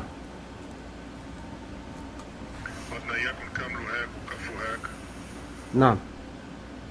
ما تخلوا اي حدا يفوت الداع. نعم. واي حدا يعمل شيء غلط من عندكم. نعم. اذا ما تعملوها. نعم. I don't speak Arabic, sorry. I'm trying to translate it. It's not working. واحنا رح نضرب. نعم. The translation's kind of funny. طيب. مفهوم. ما في أي مشكلة. I don't know what they're saying. ما بنخلي حدا لا يعمل شيء. إن شاء الله.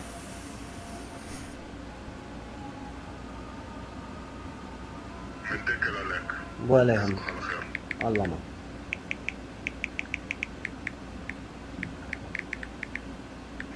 Again, the latest from the IDF calling the sheikh of a town in southern Lebanon. Very rare footage. ايه نعم.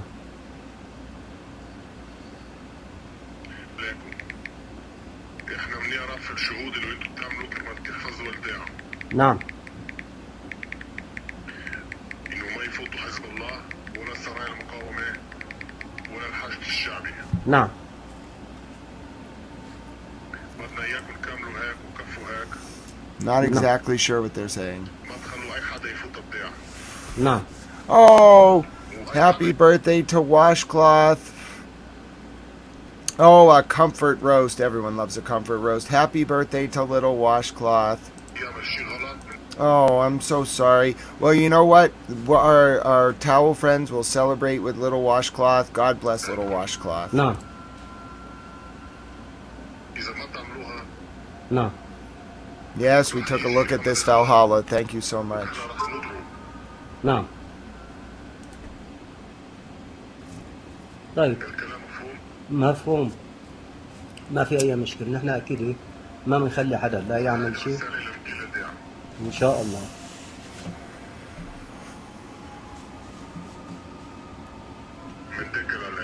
ولا يهمك. الله ما. Okay, latest from the IDF calling the Sheikh in Lebanon, in the town of Sheba. Very rare footage. We'll go back to Al Jazeera now. I'm trying to get the update. I don't think I actually heard the Ramallah update, so allow me to check it. They'll go to Ramallah right before Riyadh, so give me 1 second. Takes a little bit of time when it refreshes the chat.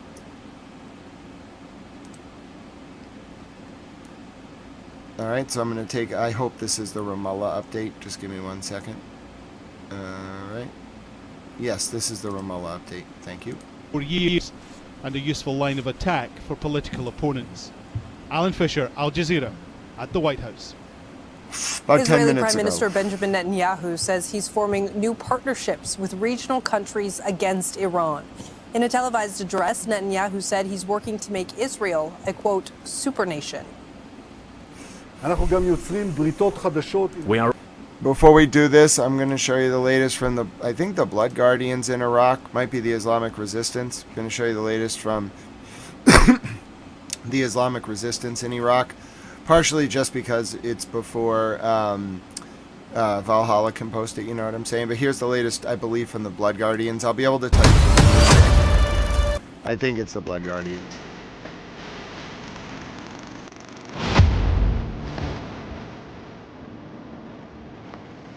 Oh, no music, huh?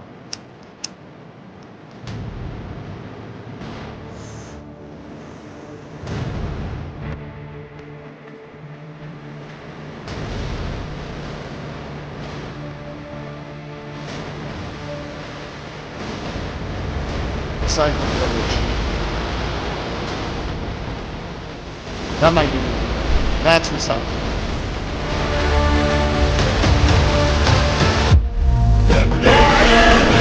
Blood Guardians.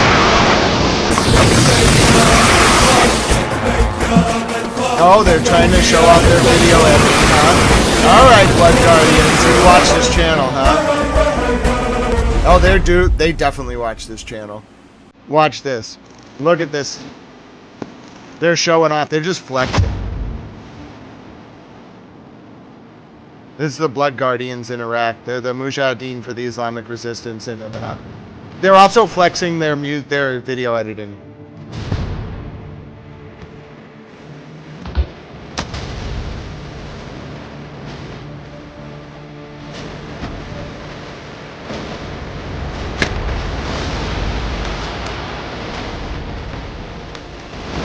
This is a new level of video editing. This split screen thing, it's all there is. It's really good.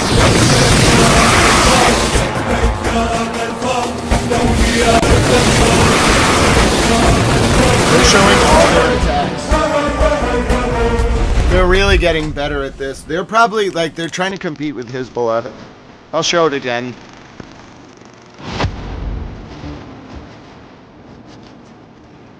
See you soon. Thank you, Bunny Towel Mom.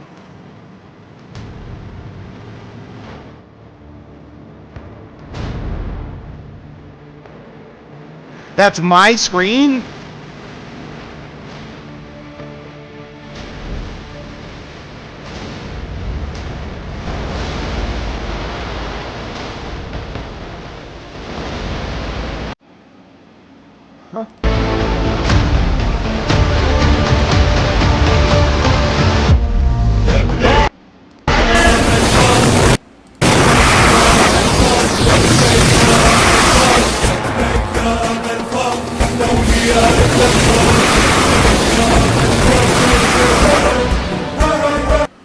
don't think my stream was on there, but that was a hell of a video compilation. Hi, Standing Stones. Good to see you. What do you mean that's my screen? Ms. Mizzy, we invented the music war video. Bad decision. Silent Dogs, I don't know. I don't even want to think about like the extent of underground network. Some of it's public information because they have to fund it, but on the whole, most of it's confidential. I would guess in the arena of, I don't know, 1,000. Probably way more than that. And none of it's probably public information. That was quite a video by the Blood Guardians, I will say. Their video editing is really, it's jumping up in quality by leaps and bounds today. Don't worry, Miss Missy. I was like, wait a minute. I hope they're not screen recording me. I wouldn't be surprised if they're listening to this, seriously, because they, like, sometimes I'll comment, like, first of all, we all like the music, okay? Like, they probably have the best music. I think the Blood Guardians know they have the best music because they just flex it constantly, and they have different songs, too. And by the way, I'm not analyzing this gleefully. I track patterns, okay? So, like, when I tell you, like, I kind of look at their video production each day because I'm just kind of tracking, like, which groups are claiming which attacks, what are they saying they're doing the attacks with, where are they launching from, how are they doing their OPSEC. It's all, like, for analytical purposes. The reason why I'm kind of, like, smirking a little bit right now is that the Blood Guardians, like, just yesterday, Richie was in here, Microdots, and I was talking to Richie, and I was like, Richie, you know, you got to look at these Blood Guardian videos. Like, some of these guys have, like, very good video production, like, and editing skills, and they, like, time their music with the downbeats. It's all just very good. And then today, just like 6 minutes ago, it's the Iranian axis in Iraq. They actually have 2 axes in Iraq. The Blood Guardians are like an umbrella group for a bunch of smaller resistance groups. They just call themselves the Blood Guardians, so none of the individual groups will get targeted for striking the Americans. Then there's also the PMF, the Popular Mobilization Front. They're also Iranian proxies in the region, in Iraq. But the point is, the Blood Guardians have like a very specific production style. And I was kind of commenting on it in recent days and saying, like, you know, the Blood Guardians, like, they have really good video production, and all of a sudden today they put out this thing that's like even better. And I'm one of the only outlets that analyzes what they put out or gives kind of what they're saying on platform. And I'm not doing it because I endorse it. I'm doing it because I think each participant in the conflict should have their views heard so that they feel like they have a role in the deliberative process. Like, I might not agree. I obviously don't agree with anything they're doing. They're targeting American soldiers. But I think they have a right. I think the path to peace comes from mutual understanding. So I want them to feel like they're heard. And like other channels, even like Al Jazeera, doesn't really give them a lot of play. But I'm willing to play their perspective, or at least like what they're putting together, because I think them feeling heard opens the door to cross-cultural dialogue and peace. That's my opinion. And also the Pope said, hello, Jack Juke, welcome to the channel. Also the Pope Leo, who's the head of my church, Pope Leo said that I have to show the reality of war. All journalists, actually. He said we have to show the reality of war in this briefing. And so I think that the best way to do it is to show the different perspectives of the different people in the war. So that's just why I know a lot about the Blood Guardians and their style of presentation. Allow me to catch you up from Ramallah. I'm sorry for interrupting this update. I need to find out what's going on in the north of Israel, and the closest journalist on the ground is in Ramallah.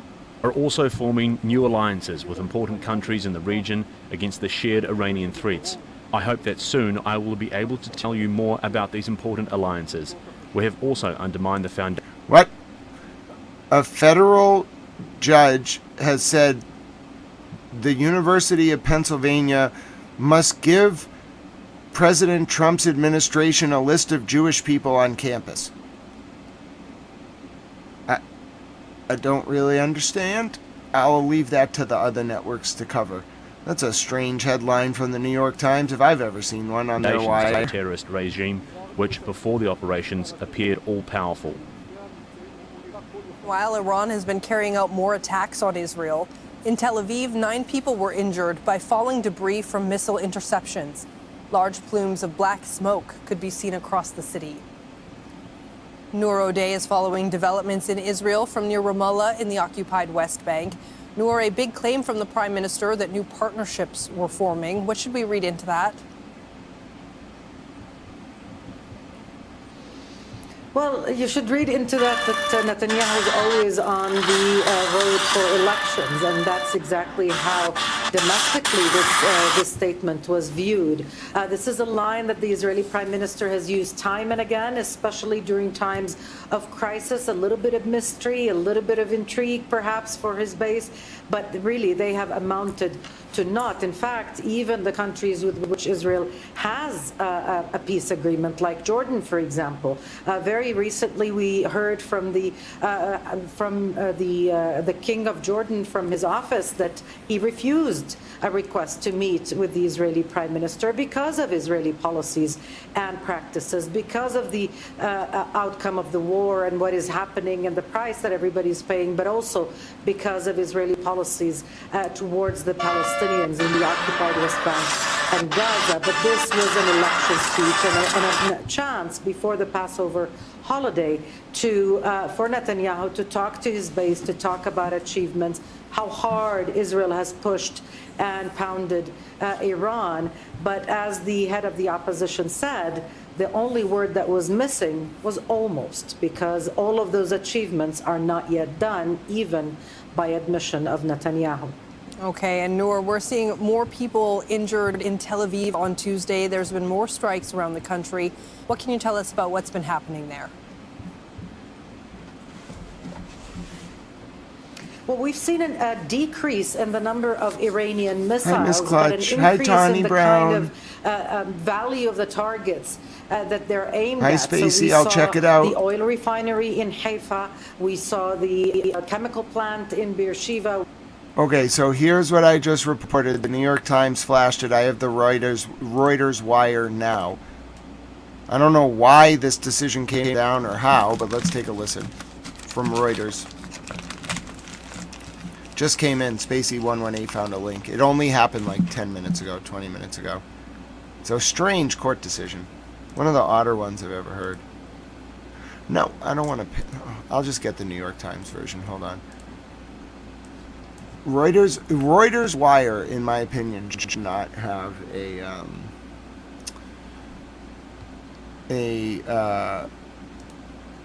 Reuters wire should not have a paywall. Like, people depend on that. Journalists in Lebanon and other countries who are working for very little money should not be required to pay for the wire payroll. All right? I can just gift it, which they allow. Here's the New York Times report on the ruling that just came down. I'm very perplexed by this. Go ahead, British reporter Tal. Go ahead. You can do this. I have faith in you. I know it's a lot. Let's see. What if I make it easier on you? All right? I'll free up some resources. You can do this. Come on now. I don't want to read the whole thing. Oh, we can listen to it. The New York Times has a great Federal feature. judge approves Trump effort to obtain No. from Penn. All right, hold on. The government's effort to collect the names and phone numbers of Jewish people on campus as it investigates anti-Semitism has upset some people who worry about how the information will be used. Listen 504 minimum. Some Jewish students and faculty at the University of Pennsylvania have expressed concern about the Trump administration's tactics. Credit: Rachel Wisniewski for the New York Times.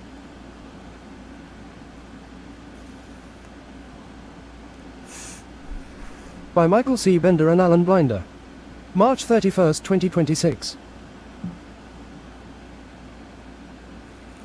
Updated 4:20 p.m. Eastern Time. The Trump administration was within its rights to demand that the University of Pennsylvania turn over information about Jews on campus as part of a federal investigation into discrimination at the school, a federal judge decided Tuesday. The government's investigation had unified Penn leaders with Jewish students and faculty members in opposition to the Equal Employment Opportunity Commission's subpoena. Many on campus drew parallels between the government's approach and methods deployed in Nazi Germany. Why would they say that? But the Trump administration has said that its request was typical for discrimination investigations to seek potential victims and witnesses, and Judge Gerald J. Papert of Philadelphia's Federal District Court agreed on Tuesday. He gave Penn until May 1st to comply with the administration's subpoena, though the ruling appeared unlikely to quell the debates around how the administration has pressured top American universities. In a 32-page ruling, Judge Papert, an Obama appointee, appeared to hint at the discomfort that the government's subpoena had prompted and at the accusations that the EEOC had gone much too far with its tactics. He wrote, though, that Penn's constitutional claims were easily dispensed with, and that the government's subpoena was valid. Though ineptly worded, the request had an understandable purpose, to obtain in a narrowly tailored way, as opposed to seeking information on all university employees. Information on individuals in Penn's Jewish community who could have experienced or witnessed anti-Semitism in the workplace, Judge Papert wrote in his opinion, issued 3 weeks after he heard all arguments. A spokesman for the EEOC declined to comment. Penn did not immediately comment on the decision. The EEOC has been pursuing an inquiry into potential workplace discrimination against Jewish faculty and staff at Penn, an Ivy League school in Philadelphia, since 2023. While university officials said they welcomed the investigation, they balked last year after the government issued a subpoena seeking names and phone numbers of members of Jewish groups on campus. The university and Jewish groups on campus have said that sharing the information could discourage membership in clubs if it causes fears about how it might be used. Penn also said that it did not have possession, custody, or control of membership lists of Jewish groups on campus. In his ruling on Tuesday, Judge Papert said the university would have to share the information it had, but that Penn would not have to reveal any employee's connection to a specific Jewish-related organization. Judge Papert was also particularly skeptical of the claim that the subpoena would endanger people, writing that there was no evidence that was the case. Comparing the EEOC's investigation into anti-Semitism at Penn with Nazi Germany is counterproductive, he wrote. The case has represented a test of how far the government can go to investigate its suspicions of anti-Semitism in higher education, and Judge Papert's decision could shape how aggressively the Trump administration pursues inquiries on other campuses. The investigation began at the request of Andrea Lucas, a Republican commissioner on the EEOC, who is now its chairwoman. She said the concerns were based on news articles, public statements from university leaders and congressional testimony showing a pattern of anti-Semitism at the school. Ms. Lucas filed her complaint in 2023, but the investigation did not ramp up until last year as the Trump administration began a far-reaching pressure campaign to force its policy agenda on the nation's top colleges.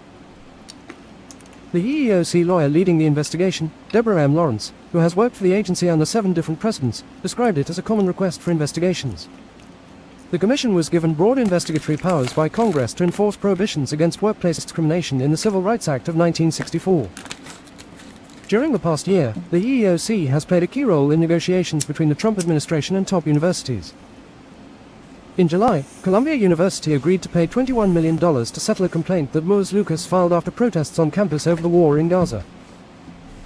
The commission has described the settlement as its largest for an anti-Semitism allegation. The Trump administration has repeatedly adopted a hard line toward elite universities, regarding them as hostile to conservative ideology and as hotspots of discrimination. Last year, the government paused $175 million in federal funding to Penn amid a dispute about a transgender swimmer before the sides reached a settlement. Michael C. Bender is a Times correspondent in Washington. That was a really good article. I'm very glad I got to read that. So, I understand a little bit more now what's going on, but I can see why it raises some concerns in person to analyze. Bender, a national correspondent Yes, for the Times, I know. covering education. We don't need to keep reading. We're good. That was a great job, British Reporter Towel. I'm very proud of you. Grant Smith Ellis. No. Yes, British Reporter Towel. We don't need to read anymore. You did a really good job. I'm very proud Grant of you, Smith Ellis. Okay, British Reporter Towel. I'm glad you want to compliment me or say my name, Drivers, but that's okay. The cost of charging a vehicle can just add to all of those expenses. Now, while electricity... I interrupted our Ramallah update, so if you wouldn't mind, I'm going to take us back just a few minutes to the update from Ramallah that I interrupted so rudely. Sorry about that. Following developments in Israel from near Ramallah in the occupied West Bank, Noor, a big claim from the Prime Minister that new partnerships were forming. What should we read into that? Well, you should read into that Netanyahu is always on the road for elections, and that's exactly how domestically this statement was viewed. This is a line that the Israeli Prime Minister has used time and again, especially during times of crisis. A little bit of mystery, a little bit of intrigue, perhaps, for his base, but really they have amounted to naught. In fact, even the countries with which Israel has a peace agreement, like Jordan, for example, very recently we heard from the king of Jordan from his office that he refused a request to meet with the Israeli prime minister because of Israeli policies and practices, because of the outcome of the war and what is happening and the price that everybody is paying, but also because of Israeli policies towards the Palestinians in the occupied West Bank and Gaza. But this was an election speech and a chance before the Passover holiday for Netanyahu to talk to his base, to talk about achievements, how hard Israel has pushed and pounded Iran. But as the head of the opposition said, the only word that was missing was almost, because all of those achievements are not yet done, even by admission of Netanyahu. Okay, and Noor, we're seeing more people injured in Tel Aviv on Tuesday. There's been more strikes around the country. What can you tell us about what's been happening there? Well, we've seen a decrease in the number of Iranian missiles, but an increase in the kind of value of the targets that they're aimed at. So we saw the oil refinery in Haifa, we saw the chemical plant in Beersheba, we saw a power station, one of the most important ones in Israel, in Khdera earlier. And at the same time that we've seen that decrease in the number of Iranian missiles and an increase in potency, we've also seen an increase in the attacks from Hezbollah. Tonight, we saw a large barrage of rockets from Hezbollah targeting Nahariya, Akka, and Haifa, as well as Safad. And we have seen reports of several sites of impact, and some areas even affected to the point of losing electricity, at least for a short while, because of those rockets. So all of that happening at the same time, while the situation for ordinary Israelis continues. The state of emergency will not be lifted, even now when Israelis are going into Passover holiday. Noor O'Day reporting live for us near Ramallah in the occupied West Bank. Thank you, Noor. The Emir of Qatar is in the United Arab Emirates. Sheikh Tamim bin Hamad Al Thani and UAE President Sheikh Mohammed bin Zayed discussed the war in Iran and developments in the region. This comes a day after the Emir visited Jeddah for talks with the Saudi Crown Prince and the King of Jordan. Qatar's foreign ministry says it's ready to help with any future negotiations to end the war. Qatar is not involved in these talks. Our views about any talks, if they exist, are consistent with our very principled position that all conflicts will end on the negotiation table, and we support all of these efforts. I'm not privy to the details of the current negotiations, but we stand ready to help, of course. The Qatari position is quite relevant. Capital, Riyadh, now for does us. Riyadh. More meetings and talks between leaders of the GCC today. What are they trying to accomplish? Very quiet. Well, indeed, this is the biggest challenge, security challenge that the GCC has faced since its foundation in 1981. And because since the beginning of this war, nearly 6,000 projectiles were fired from Iran toward the GCC countries here. And it's not only a security crisis, but its economic stability also is facing an existential threat. And many believe that this war is now becoming a litmus test for this cooperation bloc and its unity, because... Well, I was wrong. The attacks aren't happening in Israel. They're happening in Erbil in Iraq. I have the latest for you now. I also flushed the chat cache. It makes it go a little faster. I have the latest for you from the U.S. base in Erbil, Iraq, which has come under attack tonight.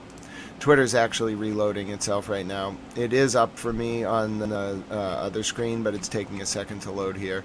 I have the latest footage for you from Erbil when Twitter feels like cooperating. Come on, you can do this, Twitter. I have faith in you. I have faith in you. Desktop Twitter always comes back a little bit after main Twitter comes back. Come on, Twitter. Come on now. I have the latest for you, and it's going to be what you all want to see, which is the CRAM. It was a successful intercept. Yes, X is down right now. It is coming back online. X did go down, but it's coming back online. It should only be down for you for like a minute at most, okay? It is down, but it's coming back online, all right? So anyone who's struggling with X, be aware it is down, but it is coming back online. All right? It's not back online on desktop yet, but it is back online on mobile, which means it will be back online on desktop in like 2 seconds. But it is not back online on desktop yet. How do I know that? Because when the second that it goes on,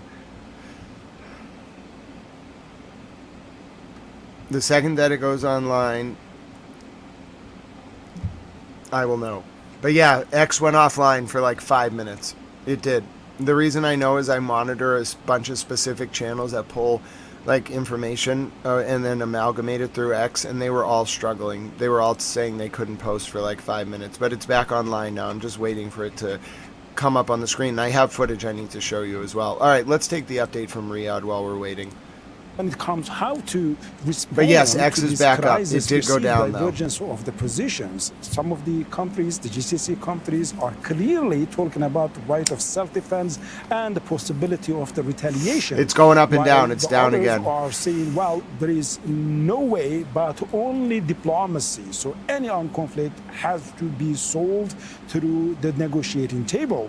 And there are some others also. Yeah, saying, X is well, struggling. We need to X took adopt a hit. more hawkish position, calling on Arabs to adopt a harsher stance, and even openly and publicly saying that it's going up Iran's and down. nuclear program and the missile program and its armed forces need to be significantly degraded. Wow, President Donald Trump tells NBC News U.S. military action against Iran is coming to an end.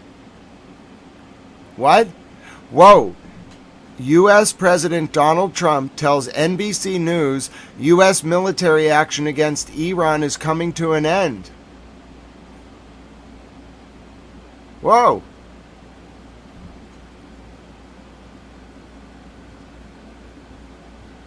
Wow.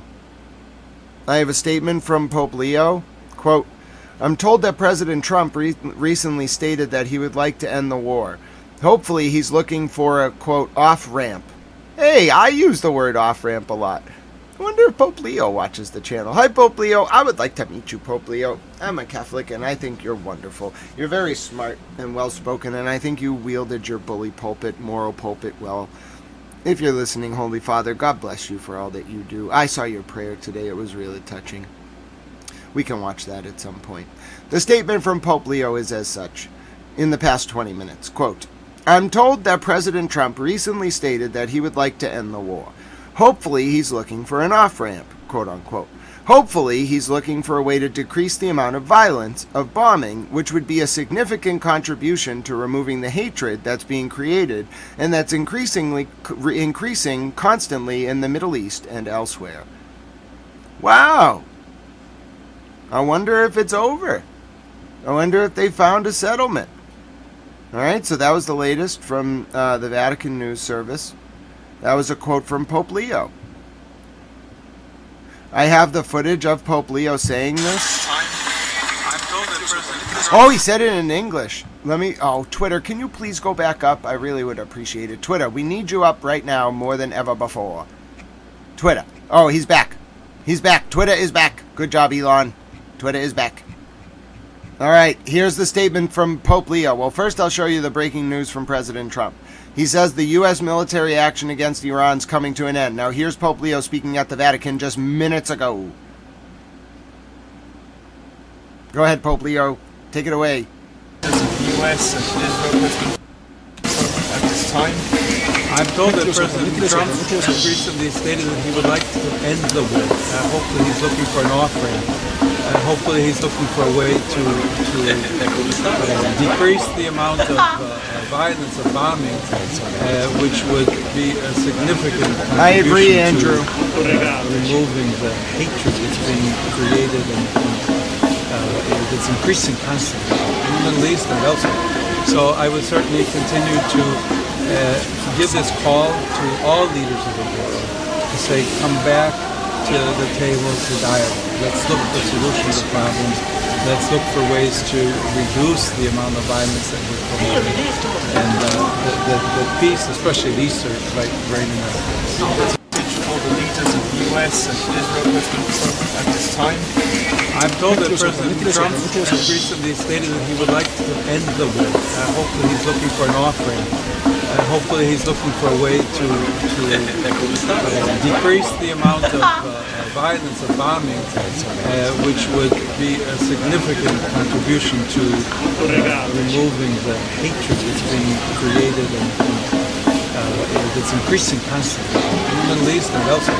So I would certainly continue to give this call to all leaders of the world to say, come back to the table to dialogue. Let's look for solutions to problems.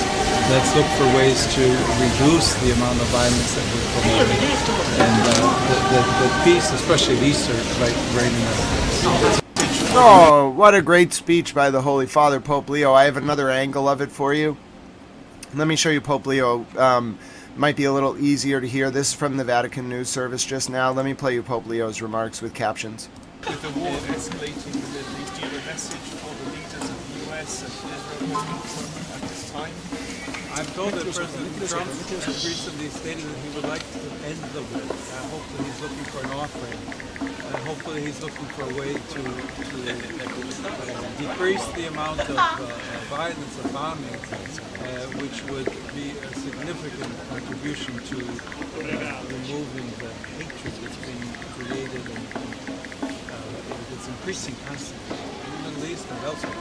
So I would certainly continue to give this call to all leaders of the world to say, come back to the table to dialogue. Let's look for solutions to problems. Let's look for ways to reduce the amount of violence that we're promoting. And the peace, especially at Easter, like reigning out. Okay, that was the latest from Pope Francis. Now I will show you probably what you don't want to see in light of the Pope's remarks. According to Iranian media, there was an American-Israeli airstrike on Mohabad Steel in Isfahan. The U.S. and Israeli airstrikes on Kuzahan Steel and Mohabad Steel in Isfahan. A few minutes ago, the American-Israeli enemy targeted that steel plant in Isfahan. That is Iranian media. Okay.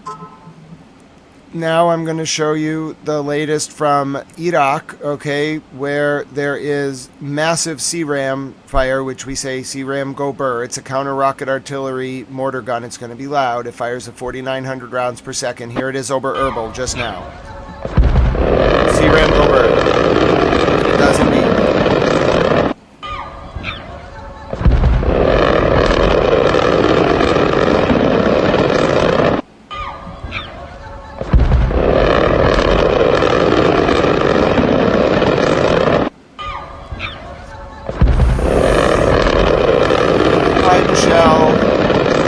I'm doing well. It's good to see you. Yes, there is the CRAM. CRAM Gobur. Yes, it does. Alright. Now, although that was the CRAM footage intercepting a drone, apparently there was a hit in Erbil as well. And remember, the reason that Iran is hitting Erbil is because it's the path that their missiles take to go through Lebanon to hit Tel Aviv. There has been a hit in Erbil. I repeat, there has been a hit in Erbil. More Hezbollah fire in the north. More Hezbollah fire in the north. There's been a hit in Erbil. Oh goodness, massive Hezbollah fire in the north. Hezbollah launched like 40 rockets right now. Oh goodness, there's been a massive Hezbollah assault on the north of Israel. It is all around Kiryat Shimona, heading towards Beit Wan. This was a hit on Erbil just now.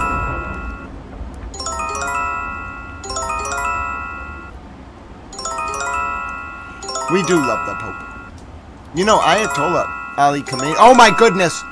Hezbollah has fired as far south as as Murshid and Kafar Manda.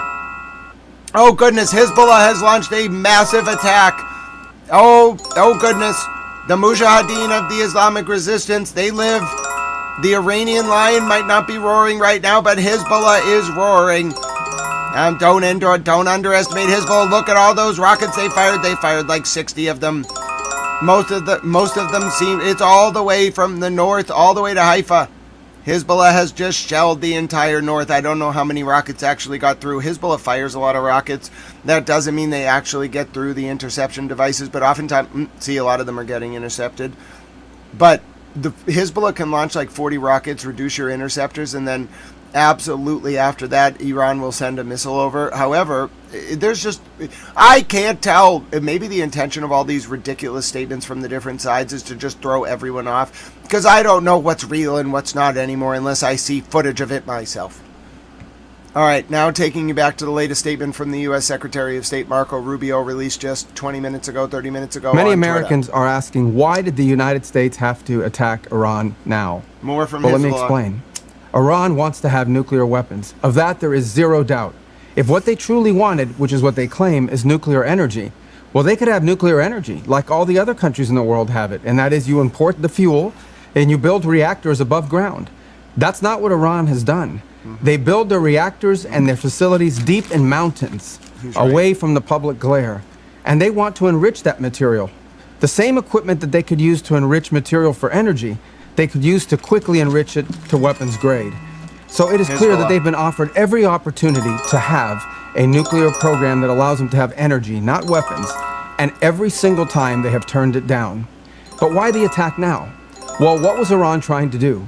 Iran was trying to build a conventional shield, in essence, have so many missiles, have so many drones that no one could attack them, and they were well on their way.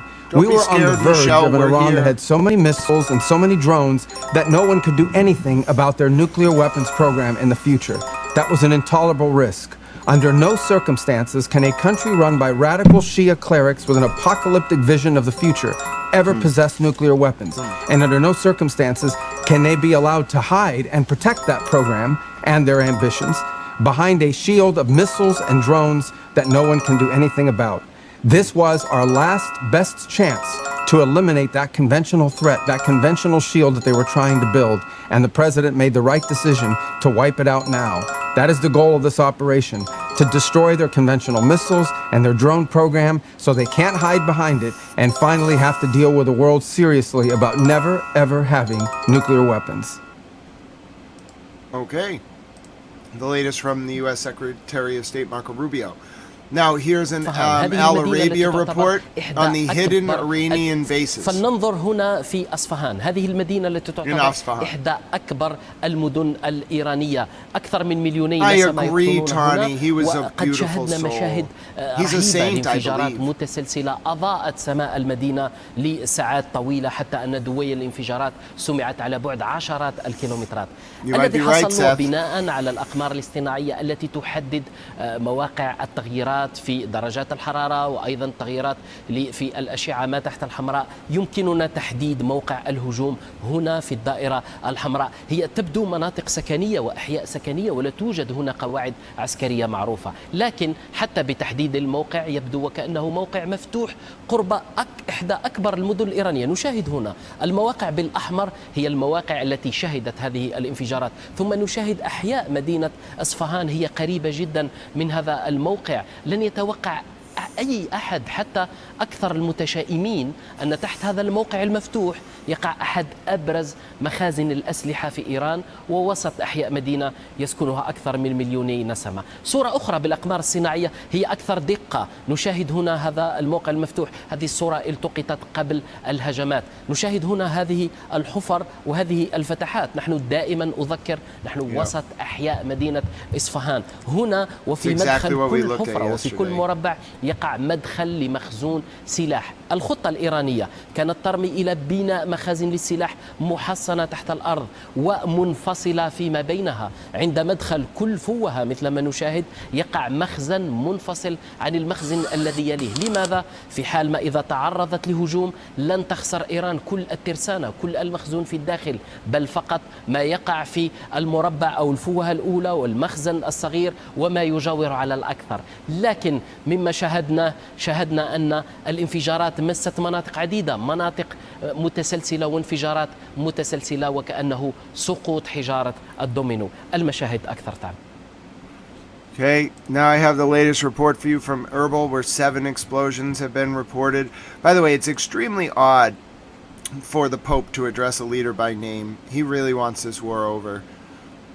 I don't know if Hezbollah is going to agree. Here's the latest 7 explosions in Erbil. 7 انفجارات تمت في مناطق متفرقة في أربيل، وهذه صور للحرائق التي اشتعلت في سماء أربيل كما نشاهد. وتقول الأنباء أن هناك استهداف تم لمبنى القنصلية الأمريكية.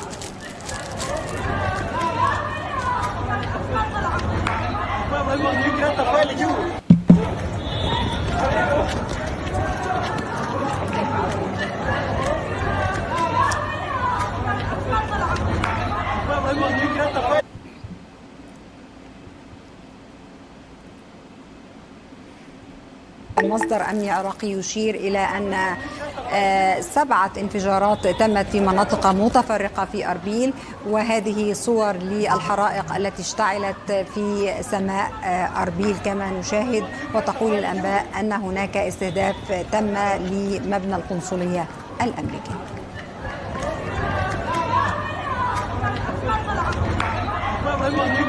Latest from Erbil.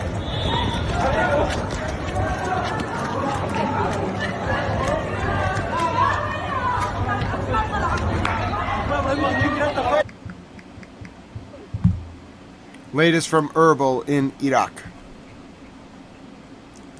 Now I'll show you. Alright, I have some more footage just coming in for you now. This is going to be in South Lebanon in Kalda. Okay, a car is on fire after a targeted strike in Kalda. Okay, this is South Lebanon, the town of Kalda. Okay, where a car has been targeted in an Israeli strike in the Lebanese town of Kalda.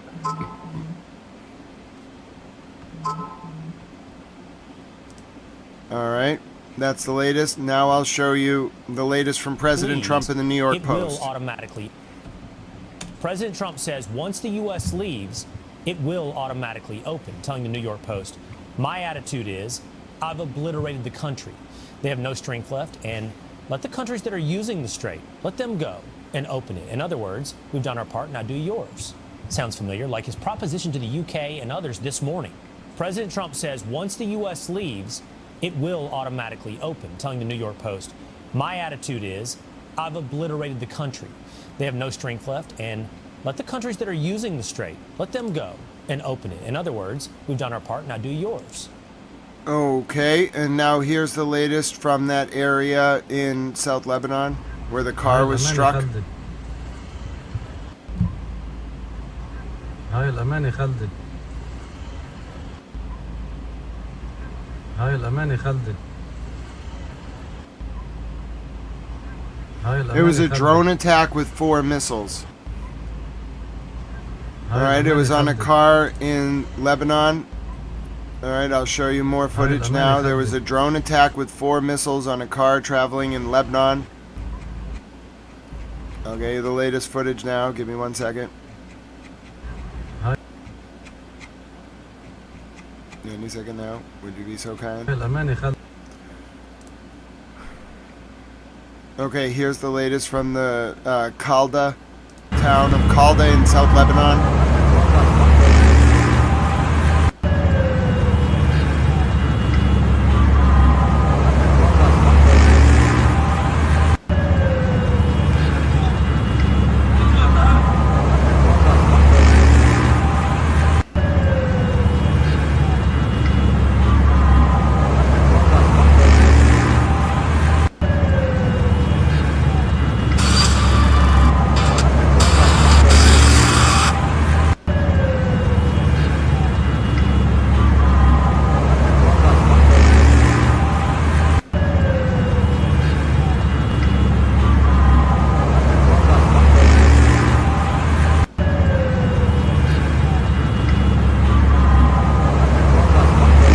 itself was destroyed. Okay, the drone itself was destroyed. I have footage of one of the drones involved in the raid in South Lebanon was hit, but the car itself was struck. Okay, so here's footage of one of the drones being intercepted. This was an Israeli drone over South Lebanon, I believe. Now, 3 children were injured in the targeting of the headquarters of an Iranian opposition party in Iraq's Kurdistan region. Okay, 3 children were injured this afternoon due to an attack on the Iranian opposition. التابعة للتحالف الدولي لهجوم بمسيرات في سماء أربيل. ما رصدنا حتى الآن هنالك 3 مسيرات تم اعتراضها من قبل الدفاعات الجوية في سماء أربيل، وهذا هو الهجوم الثاني خلال هذا اليوم. فإذا كانت في ساعات الظهيرة كان هنالك هجوم بمسيرتين أيضا تم اعتراضهما، والمسيرتين الأخرتين استهدفت أحد أحزاب المعارضة الإيرانية في منطقة سيبيران، وتسببت بأضرار ل3 أطفال نتيجة قرب المدنيين من هذا المقر. وبالتزامن مع ذلك يجري وفد من الحزب الديمقراطي الكردستاني في هذه الساعات اجتماعات في العاصمة العراقية بغداد للبحث حول إيقاف هذه الهجمات التي يتعرض لها أقليم كردستان العراق والتي تجاوزت أكثر من 500. Very intense fighting on the ground in Qaim in South Lebanon right now. I also have the latest pictures of that last Hezbollah launch being intercepted. My name is Grant Smith Ellis. It's 5:13 p.m. Eastern U.S. wartime, Tuesday, March 31st, 2026. It is 11:13 p.m. Eastern U.S. 11 p.m. in Tel Aviv in South Africa. It is 12:43 a.m. Wednesday, April 1st, 2026 in Tehran, Iran. Okay, I'm going to take you to the latest now from, hold on one second. This is the latest from the interceptions over northern Israel from following that barrage from Hezbollah. It was a serious Hezbollah barrage.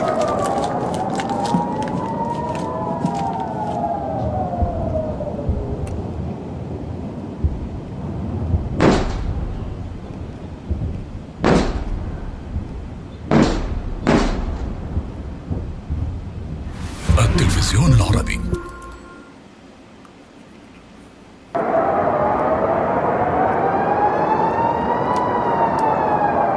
This was the strike by Hezbollah that you saw on the map.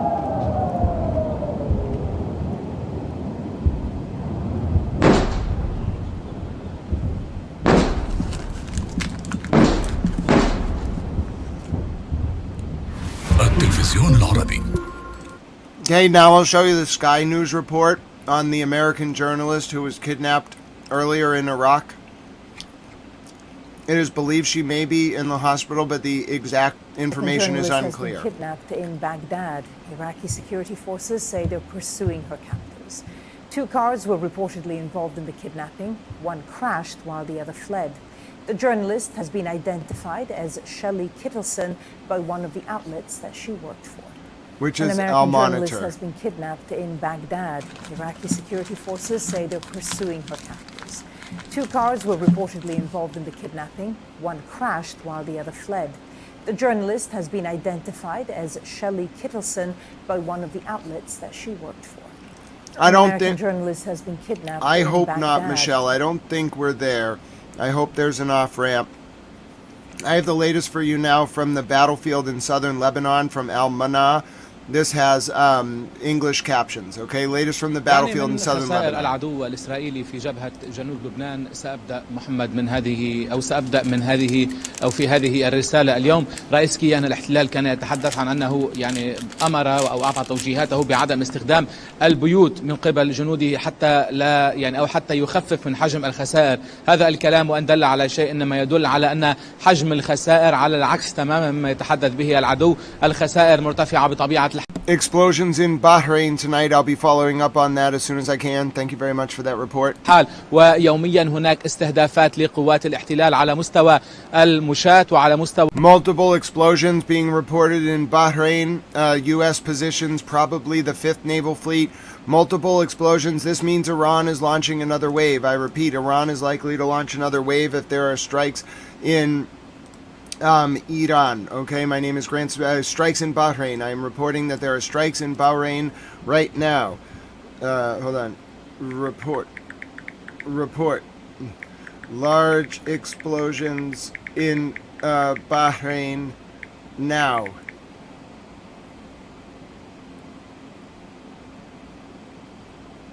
So large explosions in Bahrain as we speak. Here's Al-Manah. والمدرعات أو على مستوى تلك الفرق أو المجموعات التي تلجأ إلى المنازل ويجري استهدافها بالأسلحة المناسبة. أيضا على مستوى الكمائن التي تنضب والعبوات التي بدأت تفجر بجنود الاحتلال لا سيما على محور عيناتا. أيضا كنا نتابع في الساعات الأخيرة وبشكل كبير منذ الأمس إلى اليوم ما كانت تقوم به المروحيات التي تتدخل إن كان هنا في الناؤورة بعد الاستهداف الذي حصل بالأمس أو حتى في بيت ليف الكمين الذي تحدث عنه إعلام العدو واعترف فيه بمقتل 4 من جنوده بينهم ضابط هو قائد كتيبة في لواء الناحل أو حتى في عيناتا التي أيضا تلقن العدو دروسا في كيفية ردهم عن الاعتداء على الأراضي اللبنانية. اليوم قبل تقريبا 10 دقائق من الآن وكنا نتابع دوي صفارات الإنذار في مستوطنات الجليل الغربي حانيتا وأديميت وأيضا شلومي وغيرها من المستوطنات. كنا أيضا نشاهد كيف تنطلق الأنظمة والصواريخ الاعتراضية دون أن تتمكن من أي تحقيق أي إنجاز على مستوى التصدي لما أسموه هم وما اعتبروا أنه دخول للمسيرات في تلك المنطقة. أيضا كنا شاهدنا دوي انفجار داخل الأراضي المحتلة ونحن لازلنا نسمع الآن دوي انفجارات داخل الأراضي المحتلة ولكن نحتاج أيضا بعض الوقت للتأكد من مكان هذه الانفجارات. على هذا المحور العدو الإسرائيلي نفذ اليوم أعمال تفجير في بلدة الناقورة في سياق الأرض المحروقة وفي سياق اعتداءاته على السيادة وهو لازال يتموضع في محيط المقر العام لليونيفيل متخذا هذا المقر في الناقورة دروعا أو درعا لقواته التي تكاد كلما تتحرك تتلقى ضربات. وكنا أيضا استطعنا أن نرصد عدة ضربات اليوم في هذه المنطقة ولكن ننتظر ما إذا كانت ستصدر بيانات من المقاومة حول استهداف هذه القوات. أيضا سأنتقل بالصورة تقريبا إلى مرتفع بلاط الموقع الذي استهدف من قبل المقاومة اليوم بعد استهداف لثكنة أديميت مقابل بلدة الظهيرة اللبنانية. أيضا المقاومة كانت واضحة لناحية استمرار تصديها لقوات الاحتلال التي تحاول التقدم باتجاه في محور الأوزح دبل بيت ليف. هذا التقدم الذي أو هذا المسار الذي كان قد تراجع عن بلدة رشاف في الأيام الأخيرة.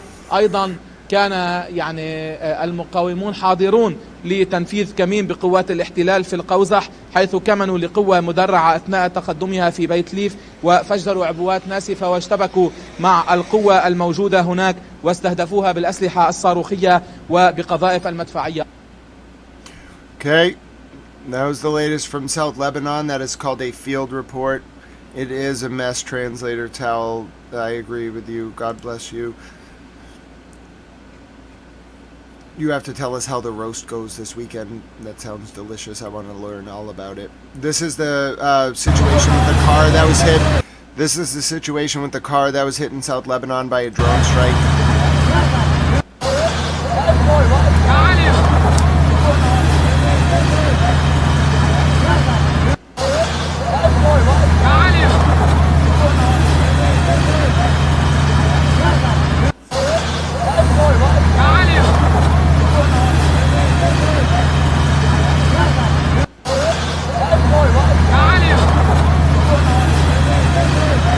Okay, now I'll show you this. I believe. Okay, this was near Ramadan Juice on the Chaldea Highway. Okay, this was near Ramadan Juice on the Chaldea Highway. Okay, I'm going to show you now more footage. Ramadan Juice on the Chaldea Highway. Okay, give me 1 second.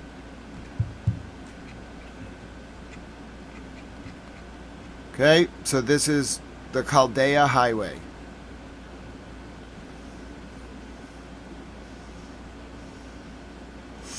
That was that car immediately following the strike in South Lebanon. Okay.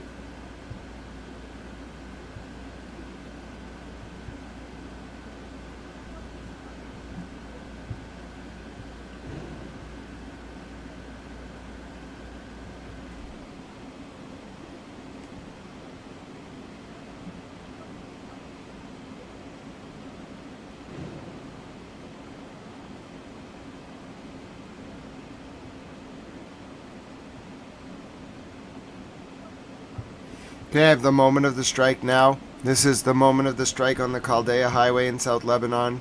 It was a 4-missile strike by a drone on a car in South Lebanon. Very serious humanitarian displacement caused by these strikes.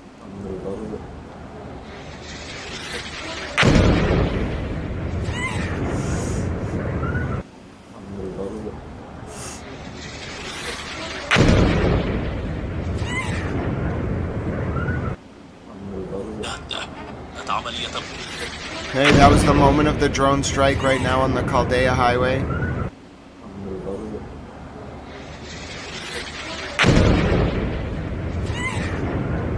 Okay, that was the moment of that drone strike, okay, on the Chaldea Highway. I have some footage from you from Shiraz, Iran earlier. The only people, well, Iran is apparently firing on Bahrain, but I do not have an update for you yet on that. And there was a strike in North Israel earlier, I will show you. And one of the IRGC leaders in Abor's province has been taken out. الإيرانية نحن نشاهد هذه الصور إذن لمقتل علي كوخيل أحد قادة الحرس بمحافظة البرز شمال البلاد إثر ضربات أمريكية وإسرائيلية.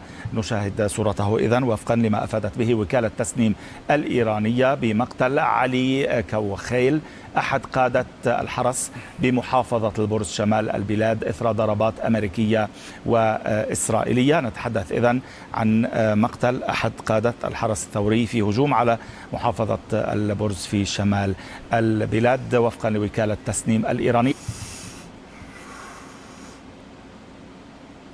All right, so the latest from North Iran. التسنيم الإيرانية نحن نشاهد هذه الصور إذن لمقتل علي كوخيل أحد قادة الحرس بمحافظة البرز شمال البلاد إثر ضربات أمريكية وإسرائيلية. نشاهد صورته إذن وفقا لما أفادت به وكالة تسنيم الإيرانية بمقتل علي كوخيل أحد قادة الحرس بمحافظة البرز شمال البلاد إثر ضربات أمريكية وإسرائيلية. نتحدث إذن عن مقتل أحد قادة الحرس الثوري في هجوم على محافظة البرز في شمال البلاد وفقا لوكالة تسنيم الإيرانية.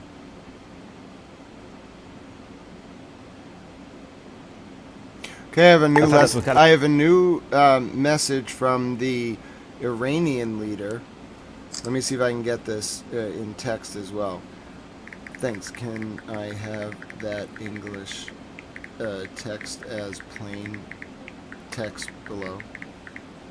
I'm going to try to get this. I'm going to try to get this statement from the Iranian leader for you now.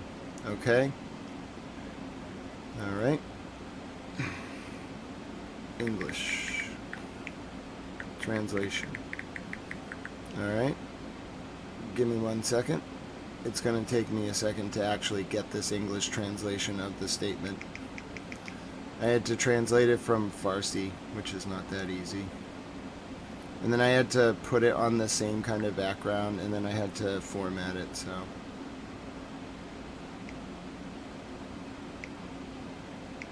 And I also use, see, this is where, like, the only time I think that, like auto translating is useful is for languages you don't speak fluently. It actually has like a very useful purpose, like the scripts that can interpret foreign language.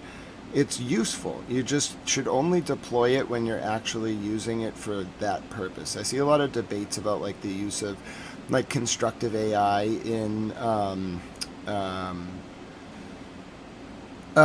journalism, and truly, I think the best way to do it is exactly the way I'm about to show you. So the new leader of Iran put out a statement, okay, to Sheikh Nassim Qasem of Hezbollah, okay.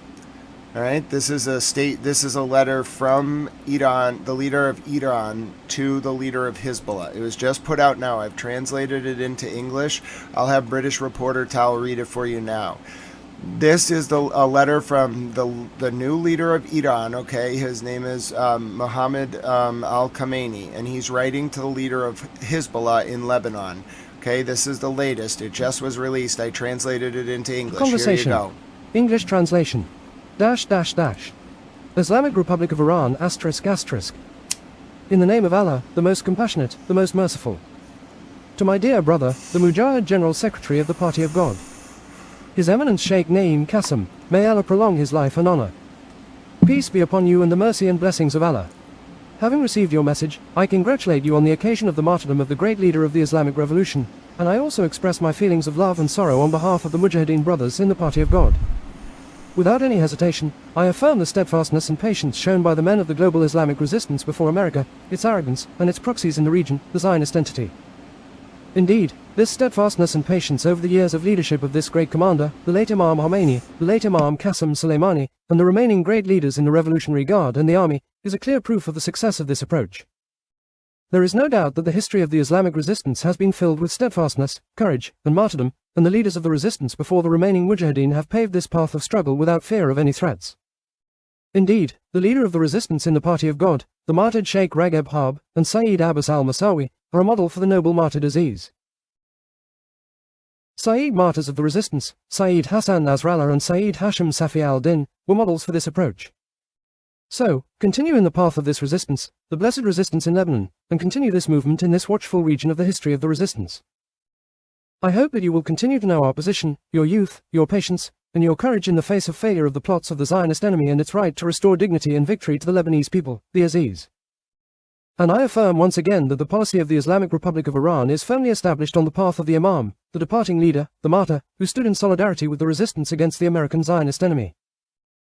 I thank you greatly for your affection and wish you success for you and for all the Mujahideen brothers. Peace be upon you and the mercy and blessings of Allah. Saeed Mutaba al-Husseini al-Khamenei ***. 10. Farwardan, 1405 Shush. 10. Shawwal al-Mukarram, 1447 HQ. Message from the leader of the revolution, Saeed Mujtaba Khamenei, to Sheikh Naim Qasem. Alright, so that's the Arabic. I translated it for you into English. Okay, this is the latest letter from the new Supreme Leader of Iran. Okay, it's a letter. He wrote a letter earlier to one of the resistance groups, but this is the new, so this is really the first time we've heard him talk. Whether you believe it's him or not, I don't know, I'll let you listen to it again. So this is the new leader of Iran speaking. I'm going to put the letter up in Arabic. Well, I'll put it up in English and have it read for you again. I've seen him write one letter before this. It was earlier today to another resistance group. Yeah, the Persian calendar, so when America installed the Shah in 53, we forced Persia or Iran to use the Western calendar, the Gregorian calendar. They hated it. So it's like the Persian calendar is very important to the IRGC and the ruling establishment in Iran, because it represents like the embodiment of rejecting Western imperialism. That's why they use the calendar. And they will sometimes say the date in the Persian calendar and then it say corresponding to. But the Supreme Leader is not going to do that. They only do that when they're like writing a press release. They care about Western audiences reading. I don't think they really expect, first of all, they might expect like Le Monde or El País or something to get the Arabic letter from the Supreme Leader of Iran to the leader of Hezbollah. They might expect like those papers to get it, like translate it and then analyze it. Very rarely, like right away, are you going to get someone who just reads it out. But the reality is it's actually a very important thing that just came out, because I don't really know exactly how the dates are kept. translator Tal. I know that there is a Jewish calendar as well that has different dates. I'm learning that one. I'm learning the Persian calendar. It's very hard to understand exactly where we are when you're thinking. Like, it's hard enough for me to do the time zone transitions, but then to think about the calendars as well. It's all about the anchor date on the calendar and when they choose to start counting, how many months are in a year, how long have they been counting for, etc. But yes, my name is Grant Smith Ellis. This is actually very unique. So I think I'm probably the first news channel to report this. This is a letter. This is just out. It is in Arabic. I translated it to English, so forgive any complex or synopses that's used by the translator program. I don't know how to speak Farsi, but I do know how to put Farsi into a good translator and then render it on the same image format of the original letter. This is the newest letter. It came out maybe 6 to 10 minutes ago. Hello, Dallas PB. Good to see you. Hello, Mad Mike. Hello, Docs Dawson. Hello, Peter. Hello, Chris C. Hello, Mist and Rain and Lavender and Rose and Translator Towel and Chris C. It's so good to see all of you. This is the newest letter. It just came out. Now, it's an important letter. It's from the new Supreme Leader of Iran, okay, and it's to the Secretary General of Hezbollah, who are the Mujahideen for the Islamic Resistance in the south of Lebanon, okay? They've been firing missiles at Israel. We were just talking about that, okay? The north of Israel in particular, down to Haifa and as south as Tel Aviv sometimes. So this is a very important letter. We haven't heard this man speak in public, the new leader of the new Supreme Leader of Iran. This is the second letter I've seen him write today. Okay, the first one was shorter. It was to a resistance group in either Iraq or Syria. I don't remember earlier today. I don't remember who it was. It might have been like an amalgamated resistance group. I want to say it was in a specific country, but I don't remember. Anyway, this is a much longer letter, and the reason why it immediately caught my attention is it's a letter from the leader of Iran to the leader of Iran's probably most powerful proxy, which is Hezbollah in South Lebanon, which is the most active front against Israel. So we're going to listen to this letter again. It just came out, and I translated it from the Farsi. I thought it was in Arabic at first. It's in Farsi, of course. I translated it from Farsi, which is Persian, to English, and now I'm going to have British reporter Tal read it for you. Conversation. English translation.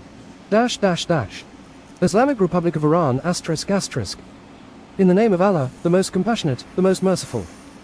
To my dear brother, the Mujahid General Secretary of the Party of God. His Eminence Sheikh Naim Qassem, may Allah prolong his life and honor. Peace be upon... It is unclear, by the way, I'm only hearing reports that the reporter was in the hospital. I have not confirmed that. No confirmation of the strikes in Bahrain, only initial reports. Peace be upon you and the mercy and blessings of Allah. Having received your message, I congratulate you on the occasion of the martyrdom of the great leader of the Islamic Revolution, and I also express my feelings of love and sorrow on behalf of the Mujahideen brothers in the Party of God. Without any hesitation, I affirm the steadfastness and patience shown by the men of the global Islamic resistance before America, its arrogance, and its proxies in the region, the Zionist entity.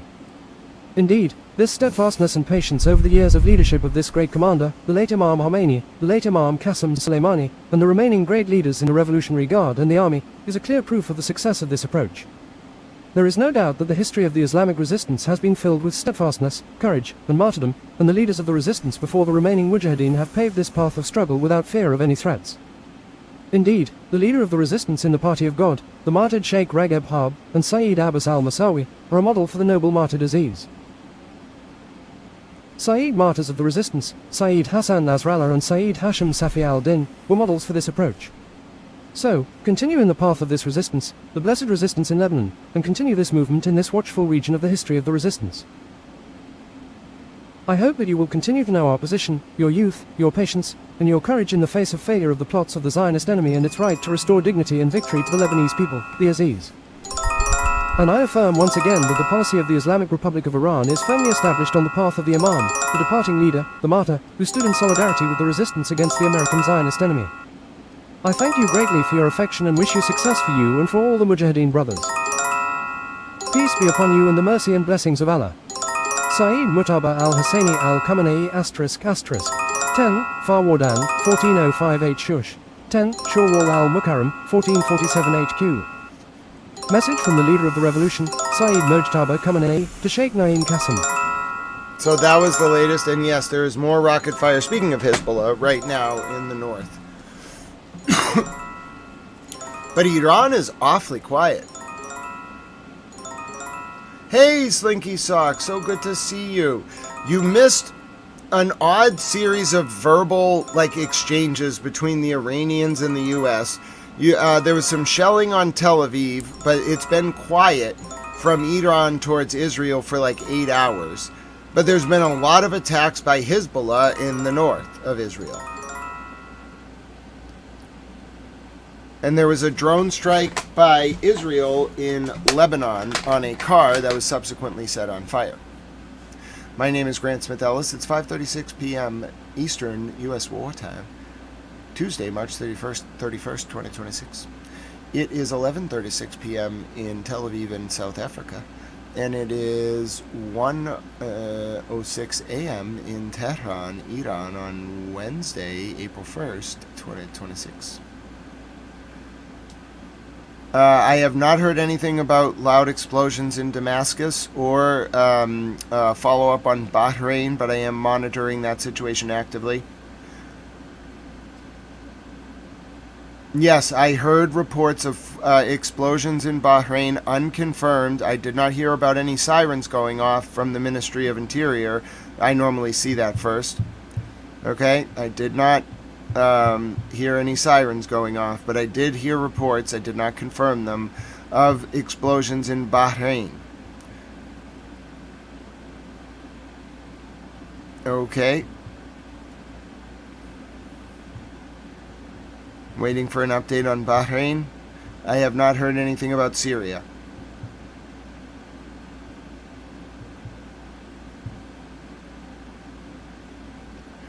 Oh, there has been a strike on a building. Oh, goodness. There's been a serious strike on a building in the wing. I don't know what the wing is. I don't always know the Lebanese slang. The targeted building is in the wing. Of course, it's been quite a day, but it hasn't been the wildest day. It's just been a lot of tepid sort of exchanges of words that don't make a lot of sense, which is kind of the definition of this war. This is the latest from Lebanon. That does not look good. I don't know what the wing is, but it looks very bad. Allahu Akbar. Allahu Akbar. I don't know what the wing is in Lebanon. It might be in Beirut. I don't know what the wing is. Hold on one second. ضربوا هون لك وين؟ طلع النار.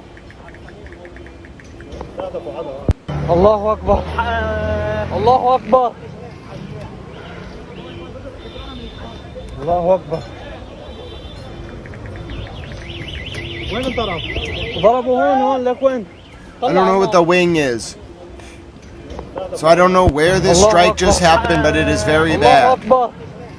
There's been a serious strike. I mean, it looks very bad.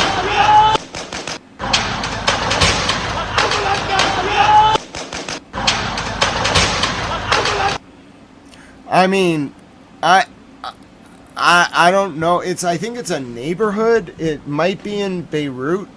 It's translating as the wing. No, ex-MAGA, you'd be surprised. It is actually Iran. It is not with an I. It's Iran. You'd be surprised, but it is Iran. There's actually a bit of a roll on the R as well. So there's been I'm just going to post this Arabic for translator towel. I have no idea what they're trying to say. Maybe one of our other friends will know. What I just posted in the chat is what the initial Arabic was. It's translating as the targeted building is in the wing. I don't know what the wing is. So somebody said Rubio has little hands. Oh yeah, Lavender and Rose, I remember that one. Campaigns in America are very weird. I will say that. This is earlier from Farvadin in Iran.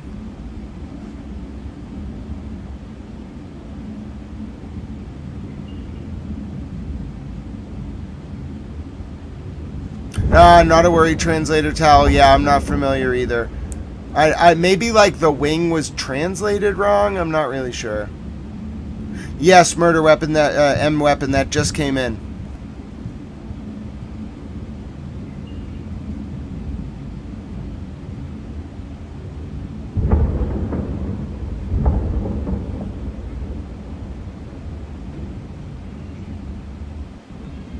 I have the hit on Mokhra Bastille in Isfahan.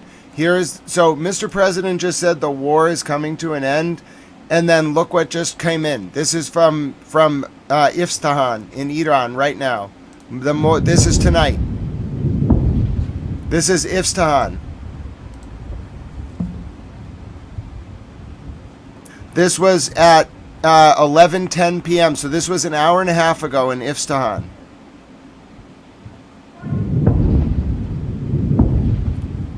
Coming to an end.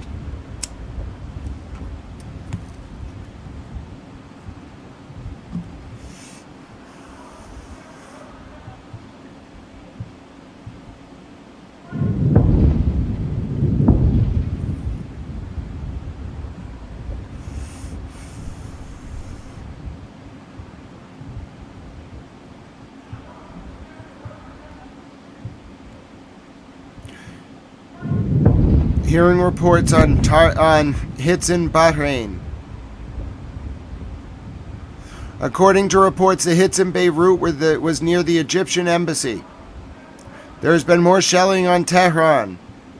It's the market of Al Radwa in the Wing in Beirut. Al Radwa Market.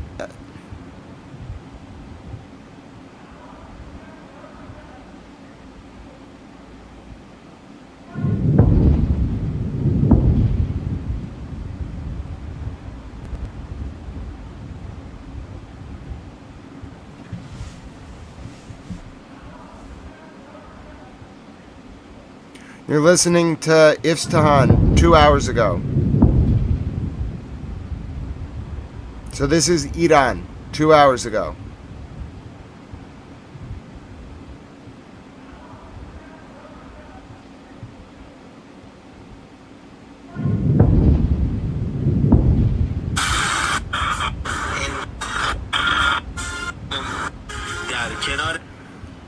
Okay. Now I'll show you the latest from the IRGC earlier today. One of their commanders touring their facilities with English subs. We didn't know, I couldn't tell what they were saying in the Persian or Farsi earlier, so I'll play it for you with English subs now.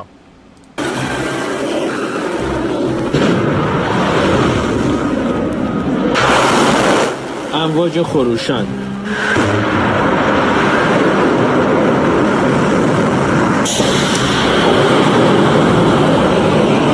این موشک‌های بالستیک نیروی هوافضایی سپاه است که ساعت به ساعت بر سر صهیونیست‌ها و پایگاه‌های آمریکایی بدون هیچ مزاحمتی فرود می‌آید.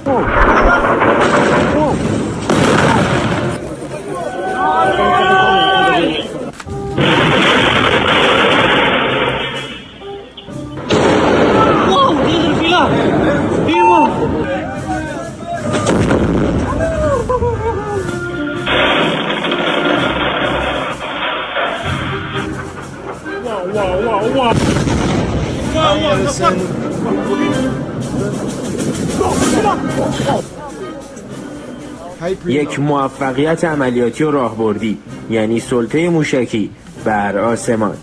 برای همین سردار سید مجید موسوی برای عرض خدا قوت به افسران موشکی و پهپادی به اینجا می آید.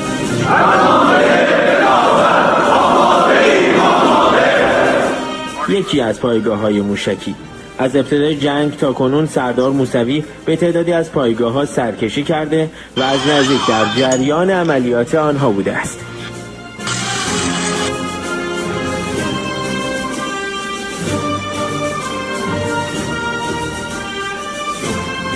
I have confirmation of the Beirut hits.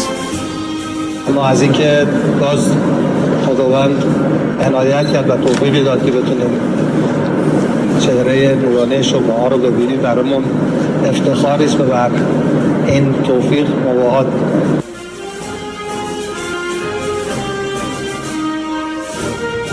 بر اساس این تصاویر که در اختیار خبرگزاری صدا و سیما قرار گرفته، می شود تعداد بسیار زیادی از پرتابگرهای موشک‌های بالستیک سوخت مایع و جامد را دید.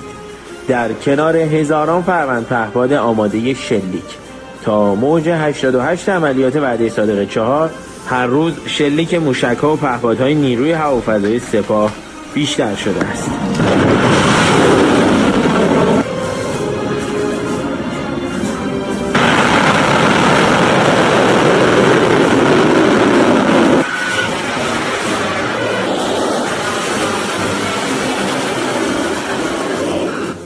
و در هر عملیات فرماندهی تدبیر جدیدی برای موج بعدی عملیات به نیروهایش ابلاغ می‌کند، مثل شاهکار تغییر در حوزه تاکتیک پدافند،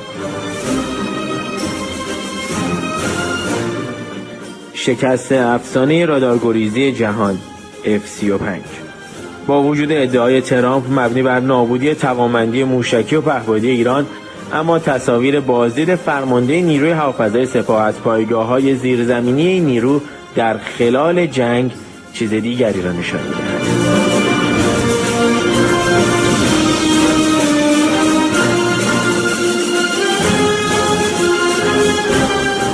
فقط با انتشار بخشایی از تصاویر یکی از پایگاه‌ها می‌شود برآورد اولیه از ذراتخانه بزرگ موشک‌های راهبردی ایران را به دست آورد.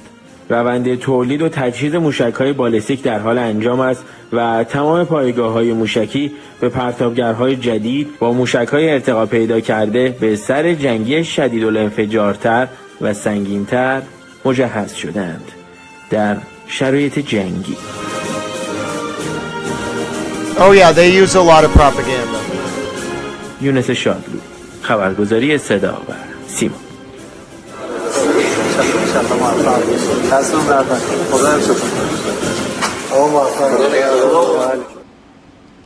Okay, now I'm going to show you the latest from... It's all flying in very quickly. Apparently the sounds in Syria, Damascus, were Israel intercepting Iranian missiles. Okay? All right, here's the report. انفجارات في محيط دمشق، ويضيف التلفزيون السوري الآن بأن هذه الانفجارات التي سمعت في دمشق هي نتيجة اعتراض دفاعات جوية إسرائيلية صواريخ إيرانية.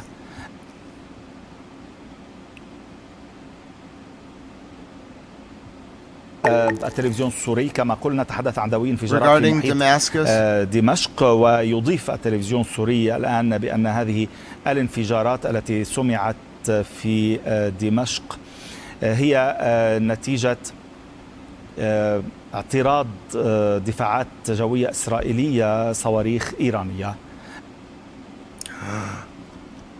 I'm seeing reports that the Iranian army has a big surprise tonight that will impress the entire world for centuries.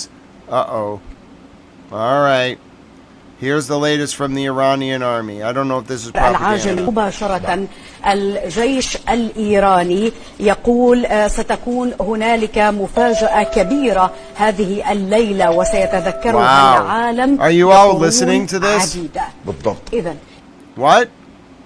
الخبر العاجل مباشرة الجيش الإيراني يقول ستكون هنالك مفاجأة كبيرة هذه الليلة وسيتذكرها العالم لقرون عديدة. إذن الخبر العاجل مباشرة الجيش الإيراني يقول ستكون هنالك مفاجأة كبيرة هذه الليلة وسيتذكرها العالم لقرون عديدة. إذن الخبر I'm not sure that's real. It might be العاجل مباشرة the actual missile. الجيش الإيراني. They have, Chris, and I don't trust anything they say. I don't trust that their videos are real. I don't trust that their statements are real, but then they just do things. So at this point, it was a news report from one of the Iranian channels. They don't really have like the most normal news reports. You'll find that the Iranian channels, like, you want to look for Farsi and then some kind of graphic, but even the formal like news channels in Iran that report what the IRGC is putting out will use fake footage, or AI footage. So it take everything you hear from from any network in Iran or the IRGC with a grain of salt. Frankly, take anything you hear from anyone involved in a war with a grain of salt, or unless you see it with your own eyes or a primary source video, because there's so much propaganda out there, it's impossible to tell what's real, what's not, what's fake, what's what's a real statement through an artificial intelligence, what's a real video, what's a video that's altered, what video was repackaged, unless you watch every single one, which is what I try to do. God bless you, Island Girl. Yes, I heard there was an F-35 that crashed during a training flight. That tends to happen. Doesn't happen all the time, about once or twice a year. It's nothing out of the norm, unfortunately. They're very complicated technologies, and even like one thing going wrong, like a bird, not really with jets, but like anything you can think of going wrong at that speed can cause like a training flight to have an issue. And although that pilot will probably never fly again and probably hurt his spine really bad, or her spine, at the end of the day, it's better that they're alive than they go down because of a mechanical issue with a plane, which is why you hear about planes going down during test flights, mostly in Nevada, and sometimes Colorado, California, the southwest of the United States mostly. It happens once to twice a year. It's unfortunate, but it's the only real way to give simulation flight experience on a plane like that. They're training planes as well. They're not the same as a combat plane most of the time. السيارة متفرقة. I look yeah, Ifti Ahmad, I wish. 4 سيارات. This is the latest from Beirut, where a strike targeted an area in the wing. 4 سيارات. Heavy targeting in Bandar Abbas. Heavy targeting in Bandar Abbas in southern Iran. I'll show you this now. Shelling in Bandar Abbas tonight. This is the latest from Bandar Abbas, where the Navy was targeted tonight in Iran.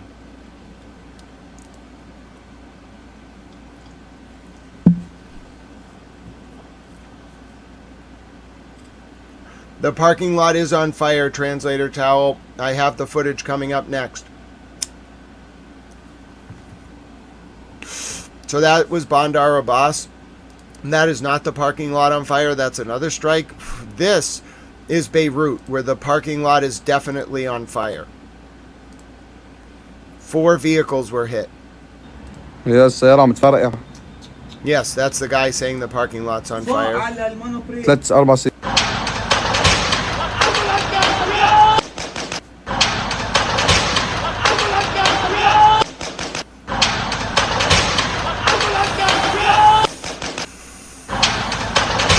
Allahu Akbar. Allahu Akbar. We saw that one.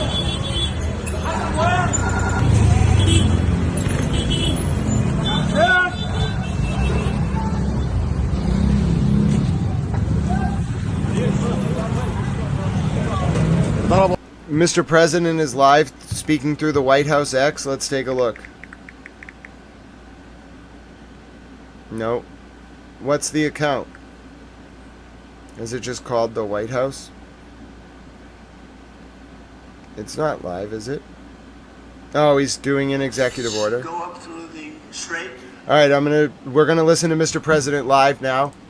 Give me 1 second. I'm gonna take Mr. President speaking live at the White House. White House now. He's talking about the Strait of Hormuz. Here we go. We're not going to have anything to do with it because these countries, China will go up and they'll fuel up their beautiful This is ships live. and they'll leave and they'll take care of themselves. There's no reason for us to do it. We hit them hard. We got rid of a lot of the radicalized lunatics along the strait. But if they want something, but I would say that within 2 weeks, maybe 3, we're hitting them very hard. Last night we knocked out tremendous amounts of missile-making facilities, as you probably read or wrote. We knocked out, excuse me? I think with 2 or 3 weeks. We'll leave. Because there's no reason for us to I am not sure, Primo. With the state, a guy can take a mine, drop it in the water, and say, oh, it's unsafe.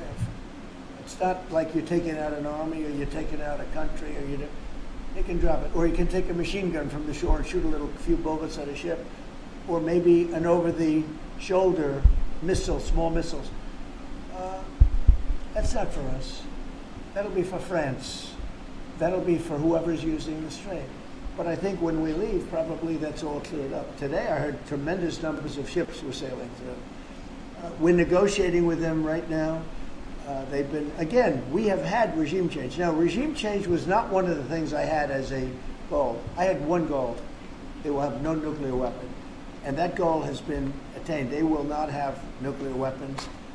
But we're finishing the job, and I think within maybe 2 weeks, maybe a couple of days longer to do the job. But we want to knock out every single thing they have. Now, it's possible that we'll make a deal before that, because we'll hit bridges. We've hit some. We'll hit some bridges, a couple of nice bridges in mind. But if they come to the table, that'll be good. But it doesn't matter whether they come or not. We've set them back. It'll take 15 to 20 years for them to rebuild what we've done to them. They have no Navy. They have no military. They have no Air Force. They have no telecommunications. They have no. No, they're going to respond to this. They have no leaders. You know, their leaders are all gone. That's why he's saying this live. We have nice new leaders. Peter? Thank you, President Trump. You talked about how the ballroom needs to have a drone-proof roof. Right.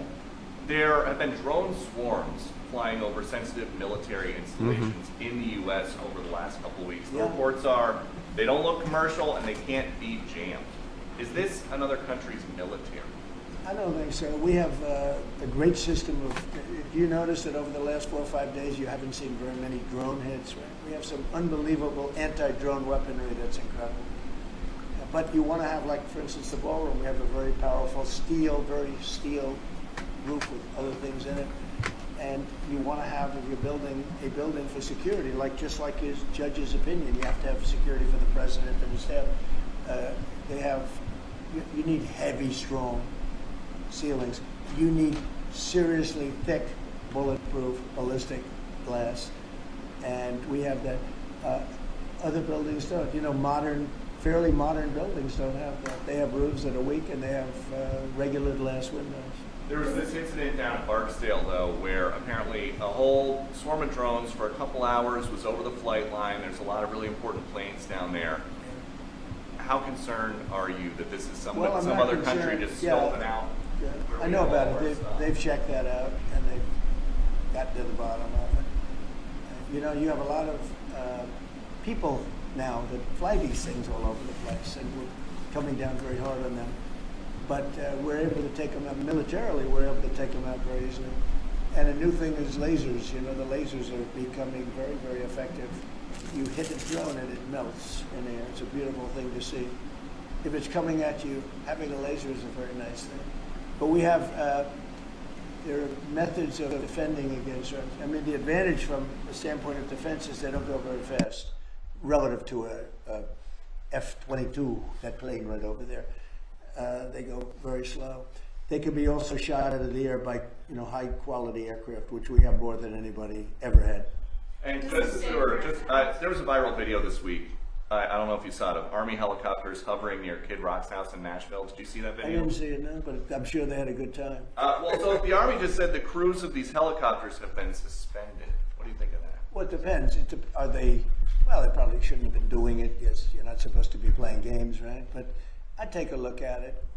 They like Kid Rock. I like Kid Rock. Maybe they were trying to defend him. I don't know. Does Iran have to make a deal? Maybe they were trying to defend him. Oh my goodness, he's hilarious. Iran have to make a deal for the U.S. to end its operation in Iran? And have you spoken? And have you spoken directly with anyone in Iran? Iran doesn't have to make a deal. No. Yeah, I've spoken to a lot of people. It's a new regime. They are much more accessible. They are right. You know, they said, we have a present for you, Mr. President, out of respect. And they said, wait a minute, you want me to answer the question? You're a fresh person. You know, we've had a lot of problems with you, haven't we? No, they don't. You asked me a question. No, they don't have to make a deal with me. When we feel that they are, for a long period of time, put into the Stone Ages, and they won't be able to come up with a nuclear weapon, then we'll leave. Whether we have a deal or not, it's irrelevant. Now, it's possible that we'll have a deal because they want to make a deal. They want to make a deal more than I want to make a deal. But in a fairly short period of time, we'll be finished. They will not be able to do a nuclear weapon for years. And when they are ready, maybe in a long time from now, able to do a nuclear weapon, you'll have a president that will be like me, and that he will go there and he'll knock the hell out of them again.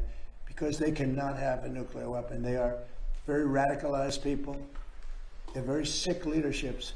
And I will say, though, that the leadership we're dealing with now, the new regime, because we have a new regime, and the new regime is much better than the past. Yeah.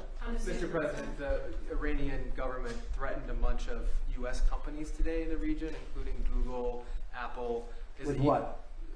What did they threaten them with? PB guns? Or? Well, that's a They don't good have much question. left to threaten. My question for you is: is the U.S. talking what to did those they? companies? You made a statement. What did they threaten them with? I don't know. Tell me, how did they threaten them? Well, all I know is that they threatened them, sir. What does that mean?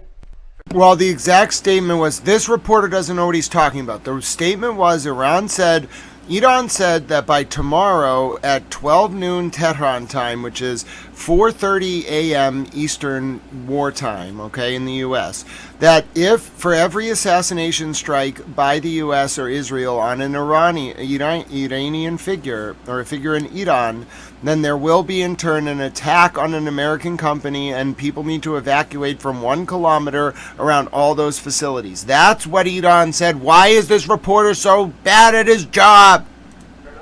They said something nasty. Is the government in touch with these companies? Are you helping to backstop them? You don't even know what the threat was. What was the threat? That's hilarious. I bet Mr. President Trump does know, but he's not just going to start answering questions unless you know what you're talking about. Mr. President gets briefed on all this. He doesn't have to tell you about his briefing. If you want to get a question answered, know what you're asking. What was the threat? Did they say they're going to blow him up? They're going to hit him? They're not. You know what they're not going to do? They're not going to hit him with a nuclear weapon. Is it something you're concerned about, sir? No. Iran's IRGC issues a warning that they will target 18 U.S. technology companies if the U.S. continues targeted assassinations of Iranian leaders beginning on April. At least somebody in the press corps knows what they're talking about. Oh my goodness, I couldn't do it. I would be so frustrated. How is this our press corps? It's embarrassing. Thankfully, someone in that room read the damn statement.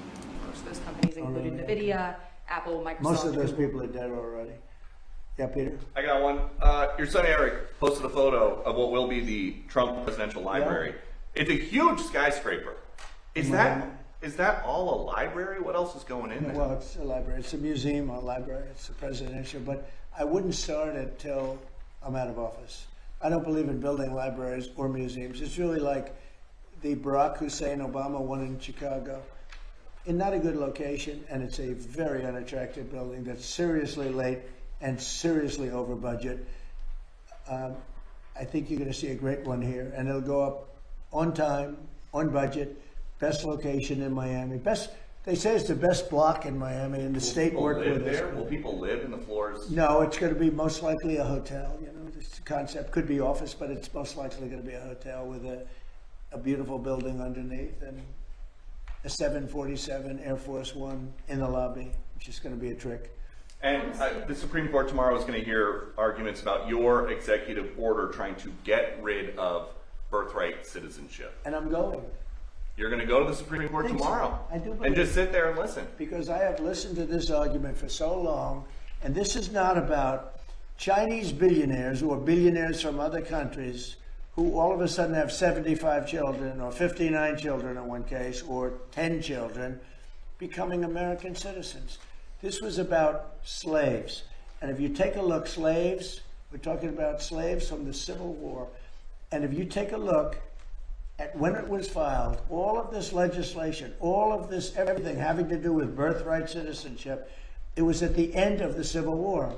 The reason was it had to do with the babies of slaves and the protection of the babies of slaves. It didn't have to do with the protection of multi-millionaires and billionaires wanting to have their children get an American citizenship. It is the craziest thing I've ever seen. It's been so badly handled by legal people over the years. If you look at the original birthright citizenship papers, they all happened right after the Civil War. The reason was it had to do with the babies of slaves. And hopefully it's going to say, because our country is being scammed. We're getting all of these people, they're selling the rights to them. People are making a living, a big living, getting hundreds of thousands and even millions of dollars from bringing people in and saying, congratulations, your whole family is going to be a citizen of the United States of America. That's not what it was for. It wasn't for billionaires bringing people in or family in. It was for the children of slaves. And what you really have to do, and I don't think the lawyers talk about it as much, look at when the Civil War ended and look at the date of when this was enacted. Okay. Have you ever been to the Supreme Court before? Is this going to be the first time going to the Supreme Court? No, I went once before. The opening of the Supreme Court in the last administration. And which justices will you be listening for most closely? I love a few of them. I don't like some others. And you know, you say what you want, but you have the ones that were appointed by Barack Hussein Obama and Biden. I don't care how good your case is. You could have the greatest case ever. They're going to rule against you. They always do. And it's not supposed to be that way. Now, the Republicans tend to be very different. They want to show how honorable they are. So a man can appoint them and they can rule against him. It's so proud of it. We're so proud we ruled against Trump. We're so proud. We're above it. There are those that say that's wonderful. And there are those that say they're so stupid. But the Democrats never fail at one thing. When Barack Hussein Obama or when Biden appoints somebody, they go along that line. You can have the greatest case in history. And almost, I guess I have to say almost, maybe I don't have to say it, almost without fail, those people, 4 of them, sometimes 5 of them, but 4 of them will vote against you. You don't have a chance. You don't have a chance. And that's not what the court system is. Now, the Republican appointees tend to go, and this has been long before me. This has been for many years. Some people would call it stupidity. Some people would call it disloyal. Some people would say they're right in doing it. And I don't mind being right, but the other side almost never does it. Almost. I think you could find maybe a couple of instances. Almost never does. When a Democrat appoints a judge, and I'm talking about judges, not just justices. You go before some of these Democrat judges in Washington, D.C., and you don't have a chance. That's why I gave pardons to hundreds of people that were so badly treated, having to do with J6. Yeah? President Trump. Next. Oh, do you have a question? Yeah. Let's go. I didn't see you over there. Sorry. You've been so nice. Here we go. Now she's gonna hit me with a bad one. Go ahead. On the Save America Act, Mr. President, do you still think it's going to pass? Were you signing? I don't know. It's the craziest thing. The Democrats are totally against it. Again, they're unified. I think maybe you would have Fetterman, who I have a lot of respect for, but the Democrats are unified against it, and you need Democrat votes. Unless you do something smart called the filibuster, terminate the filibuster, which they should do. Republicans should do that, but there are a couple of Republicans that maybe they're not so smart because the Democrats will do it on the first day in office, maybe the first hour. It's a question, will it be the first hour or the first day? So who can believe that a person, you can't even get it to the floor, that a person wouldn't vote for, think of it, for citizenship, proof of citizenship, for voter identification. And we also added one, we added mail-in ballots. Mail-in ballots with exceptions for the military, for people that are sick, people that are traveling, for the disabled. We have very generous exceptions. But who would believe that that would be possible not to get those things to vote for? And then we added, best of Trump, we added no men and women sports. Different subject, but we added that, and we said no transgender mutilization of our children. These are all 90, 95, maybe 98 in some cases, maybe 99 in terms of those first two. If you talk about the first two, I think at 98, 99% voter identification, right? Don't you think it's nice with picture? Wouldn't you think it's nice? When the Democrats had their convention, I remember it so well, you had to have identification to get into the arena, and they had a card that was bigger than most of their chests. And it had everything. It had their picture, and if you didn't have that card, they threw you away. In New York City recently, we had a big snowstorm. Mayor Mandami he called out for people to shovel snow, but you had to give identification with picture. If you didn't have, and it wasn't one identification, you had to have two. So to shovel snow in New York City, you need identification, double with picture. But to vote, which is maybe our most cherished thing, you don't need. They don't want voter ID, the Democrats, because they want to cheat.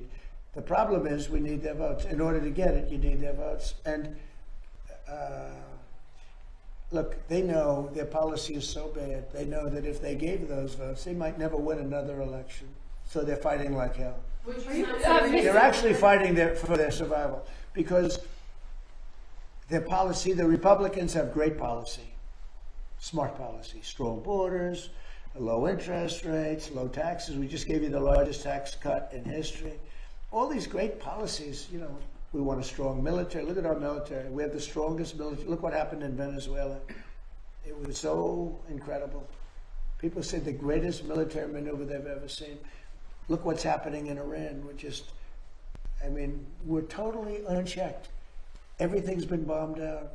They have no anti-aircraft protection. They have no nothing. They don't have anything. Look at our military. The Democrats don't want that.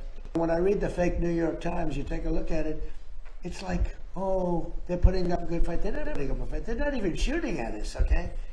We have planes just ruling the sky. We have airplanes. Those two. We have airplanes. Nice, right? Lincoln with a little modern touch. The great Benjamin Franklin with a little modern touch. But think of it.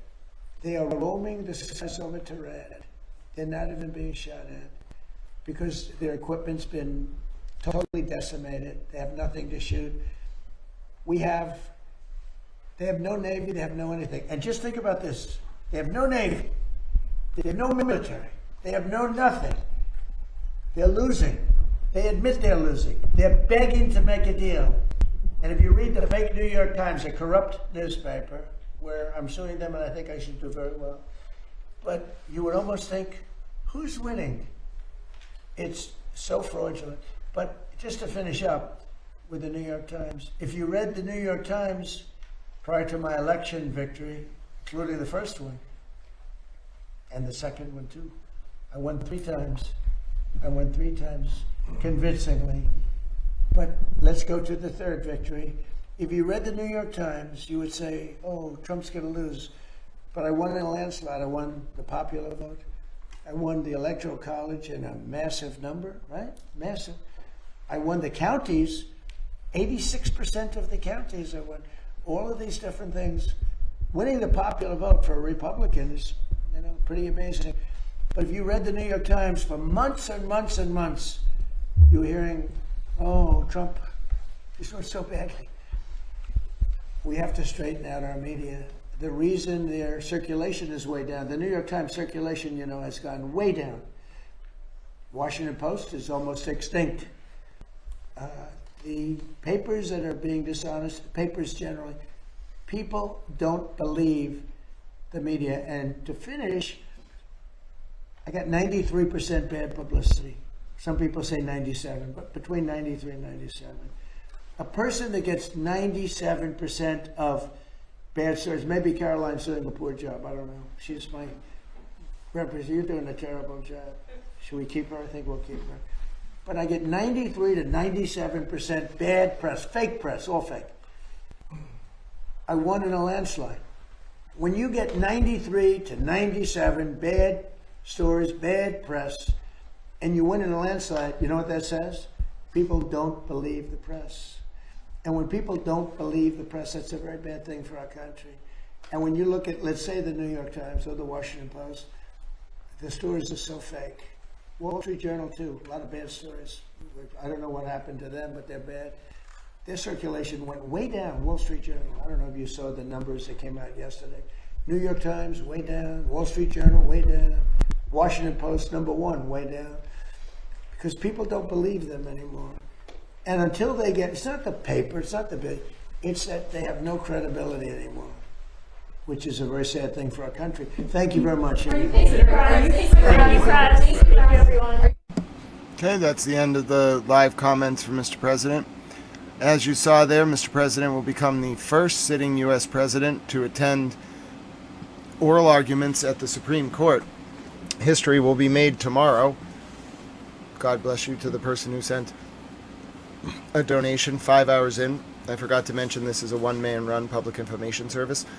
If you want to support my efforts, feel free. Oh, thank you, Triple A Bob. Triple A Bob was right in there helping out Little Towel. I got to go to the dentist this week. I chipped my tooth, so yeah, I might need some extra help. Well, not right now. It's not an emergency because we're about to get to the beginning of the month. But yeah, you know, I don't know. Who knows what they're going to do to me at the dentist. Hopefully, I don't think I have to pay for it, thankfully, because my insurance is pretty good. It actually covers dental. I'm very grateful to God for that. But yes, that's a very big deal. Now, I have some updated footage for you now from the strike on Lebanon that hit 4 cars in a parking lot. This is the strike on a parking lot in Lebanon. I'll turn it down for you, it could be quite loud. Yes, T.A. Sarah, I want to interview Mr. President. That would be an honor. Listen, Mr. President's team, if you're out there watching this because you think it's a good news channel, GrantSmithEllis@gmail. All right, I'll reach out. You reach out to me. It's got to be real. Make sure I'll call your people. You call my people. Let's do it. Hashtag Mr. President on Towel News.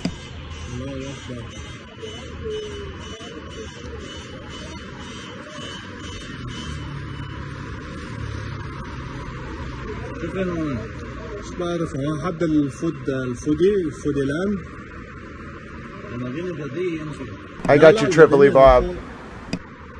هون حد الفودي لاند مطرح ما شو اسمه حد كلاسيك ساندويتش تقريبا.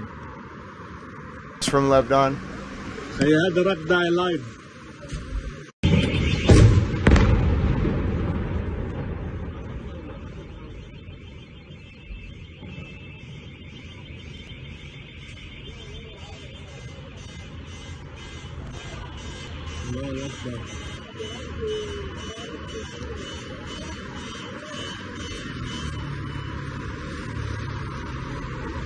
شوف مش بعرف هون حد الفودي لاند.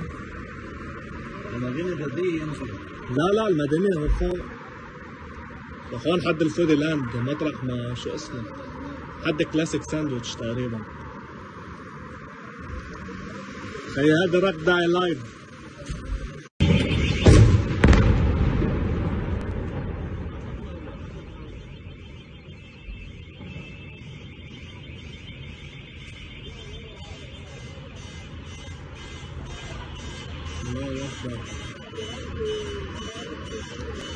This was a strike from a battleship on a parking lot, 4 cars in Lebanon. مش بعرف هون حد الفودي لاند. المدينة الجديدة يمشي. لا المدينة هو فوق. هون حد الفودي لاند مطرح ما شو اسمه حد كلاسيك ساندويتش تقريبا. هي هذا رك داي لايف.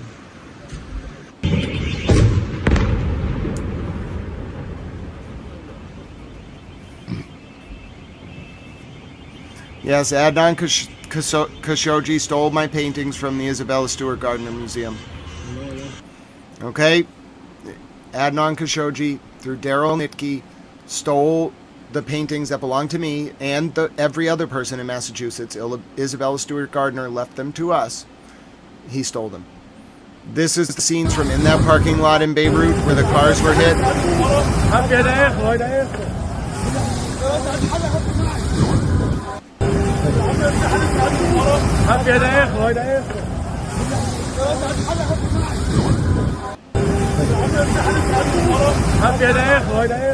That's true, Bunny. Thank you.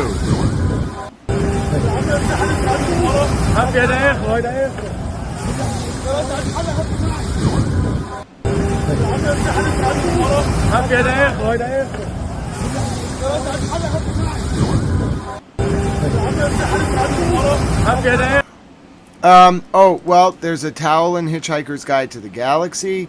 There's a towel in South Park. Towels are like basic utilitarian objects that also like randomly show up and are very helpful, but they're very like, you know, they're just something everyone has access to. And also everything that absorbs water can technically be a towel. So like we have washcloths, hemp towels, beach towels, paper towels. Someone's a soap dispenser. My dear friend is a soap dispenser. I guess like the soap dispenser has fabric on it. Because I'm really not, I guess like to absorb water as a soap dispenser, you'd have to have some kind of fabric. If you were made of metal and you can't absorb water, you can still be a towel, but you're kind of pushing the limits of what a towel is. So basically a towel is anything that absorbs water. Humans absorb water, fabrics absorb water, animals absorb water. Basically anything that can absorb water is a towel. Even things that don't absorb water can be a towel. So anyway, that's where the towel thing came from, and now we're all kind of towels. It's like a loving, endearing term. My name's Grant Smith Ellis. It's coming up on 6:22 p.m. Eastern U.S. wartime, Tuesday, March 31st, 2026. It is 12:22 a.m. in Tel Aviv in South Africa on Wednesday, April 1st, 2026, and it is 1:52 a.m. in Tehran, Iran. Let me show you the latest pictures. Now I showed you the latest from Bandar al-Abbas. In the south, I showed you the strike on Beirut, and now I'm going to show you the raids live. This was a live report on Beirut. غارة في هذه الأثناء نشاهد الدخان يرتفع. سأبتعد. غارة ثالثة. Oh, thank you, Miss FAFO. What a wonderful ice cream cone. كما يبدو من هنا حيث نقف هذه الغارة يبدو أنها إذن 3 غارات إذن سمعناها ونشاهد الدخان الذي يرتفع في نفس النقطة. يبدو هذه الغارات ال3 وبحسب ما يبدو أنها في منطقة حارة حريك. الجناح عفوا بسبب الظلام هي بعيدة جدا، يعني تقريبا باتجاه للجناح. نحاول التأكد، طبعا هذه معلوات أولية. الجناح في ضاحية بيروت ولكن يبدو أنه بطبيعة الحال نتحدث عن أيضا ضاحية بيروت الجنوبية 3 Oh, I've heard like people have weaponized the term towel in the past. I don't like to see it. I know like there are some weaponized uses of it, but here it's like a very loving thing. Like if someone says you're a towel here, it means they think you're like really fluffy, or like you're amiable to discussion, or like you're willing to disagree without being disagreeable. It's like a term of endearment. I don't know about that, Peter. We'll see. Peter's forehead. I don't know about that. Thank you very much. Thank you very much, Mrs. FAFO. I love that ice cream cone. It's adorable and wonderful. أعمدة الدخان ترتفع. يبدو أنها أيضا من البوارج. أيضا سنحاول التأكد، لأنه أصلا لم نسمع صوت الطيران الحربي قبل حدوث هذه الغارة، وبالتالي على الأرجح أن تكون من البوارج الحربية. طيب ريمي، وأنت تتحدثين عن هذه الصور، أنا الآن ونحن نتابع هذه الصور مباشرة لاستهداف إسرائيلي ل3 مواقع في بحسب المعلومات الأولية كما من خلال مشاهداتك منطقة الجناح في ضاحية بيروت الجنوبية. سأتركك الآن لجمع المزيد من المعلومات. يبدو أنها في منطقة الجناح. منطقة الجناح كما ذكرت، وبحسب الصور سأحاول إرسال الصور في هذه الأثناء معا لمتابعتها مباشرة. كما ذكرنا، يعني كما ذكرت أنه المعلومات الأولية تقول أنه في منطقة الجناح وتسمع معي بطبيعة الحال صوت الرصاص الكثيف في هذه الأثناء. هذا الرصاص طيب دائما أبقيها في إطار المعلومات الأولية للجناح. Latest from Lebanon.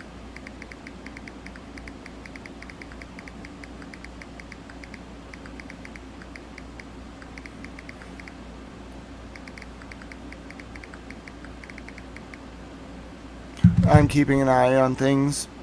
I'm monitoring. I'm doing my towel reporting. Here's a reporter at the scene of that strike. هذه المرة على الطريق السريع في منطقة خلدة. طبعا هذا Towel الاعتداء News كان Network. على سيارة على #TowelNews. طريق سريع. يعني هذا الاعتداء يمكن كان أن يؤدي إلى استشهاد مدنيين لأن هذا الطريق حيوي يبقى حتى ساعات الفجر حيا وفيه حركة مرور وسيارات. كما يبدو في المشهد يعني فرق الدفاع المدني وصلت هنا لإخماد الحريق وإخماد هذه السيارة بعد عدة قذائف حاولت الاعتداء على هذه السيارة، حتى أن آثار إحدى الصواريخ بقيت في الأرض هنا كما سيظهر في هذه اللقطات، وآثار الدماء أيضا موجودة هنا. الآن زحمة سير خانقة على هذا الطريق. الاعتداء كان أمامنا حتى من منطقة قريبة هنا ظهر هذا الاعتداء ب4 قذائف تم الاعتداء على هذه السيارة. Reports that the head of Iran's judiciary has been taken out. I repeat, the highest ranking member of Iran's judiciary, Mohsen Ejei, has been taken out. Iranian reports that the head of judiciary in Iran, one of the highest ranking officials still left, has been taken out.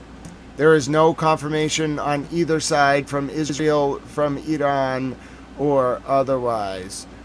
This is the report, though, that Mohsen Ejei has been assassinated, the head of the judiciary in Iran. Here's Pope Leo speaking just minutes ago to the media in Rome regarding why he is going to personally carry the cross at the Colosseum on Friday. Okay, the Pope will be personally carrying the cross during a... Recentemente nel passato penso di sì, però... Ma ha deciso di farlo per un motivo particolare? Mi hanno invitato, penso che sarà un segno importante, perché per quello che rappresenta il Papa, il leader spirituale oggi nel mondo, per questa voce che tutti vogliono sentire, a dire Cristo ancora soffre, porto tutta questa sofferenza anch'io nella mia preghiera. Vorrei invitare tutte le persone di buona volontà, persone di fede, tutti i cristiani, a camminare insieme, a camminare con Cristo che ha sofferto per noi per darci la salvezza, la vita, e cercare come anche noi possiamo essere portatori di pace e non di odio. Latest from the Pope explaining why he will be personally carrying the cross on Friday. We'll listen to it one more time. A beautiful explanation. Pope Leo is a very good man. Very widely liked. Recentemente no, nel passato penso di sì, però... Ma ha deciso di farlo per un motivo particolare? Mi hanno invitato, penso che sarà un segno importante, perché per quello che rappresenta il Papa, il leader spirituale oggi nel mondo, per questa voce che tutti vogliono sentire, a dire Cristo ancora soffre, porto tutta questa sofferenza anch'io nella mia preghiera. Vorrei invitare tutte le persone di buona volontà, persone di fede, tutti i cristiani, a camminare insieme, a camminare con Cristo che ha sofferto per noi per darci la salvezza, la vita, e cercare come anche noi possiamo essere portatori di pace e non di odio. What a wonderful speech from Pope Leo. Hello, Shine Abala. Welcome to the channel. There has been an Israeli strike from a battleship on a parking lot in Beirut targeting 4 cars. There has been Hezbollah shelling in the north of Israel. And Iran, at least towards Israel, has been quiet. However, there has been extensive Iranian shelling towards Bahrain, it was reported, where there were hits, although I have not confirmed them. And then also there were intercepted Iranian missiles over Damascus, Syria. I'll show you the only report I got from Bahrain after hearing initial reports of the explosions. The only actual picture I got from Bahrain, which is unconfirmed, I will show you now. think it came in about an hour ago. It kind of came in while a bunch of other things were coming in. I'll try to get you the pictures from Bahrain now. It was only one picture from Bahrain. Give me 1 second. It has been, I mean, for a night where there has been no shelling from Iran, the amount of things that have happened, including attacks on Iran. I'm looking for you, I'm looking for the footage now from Bahrain. I may not be able to locate it.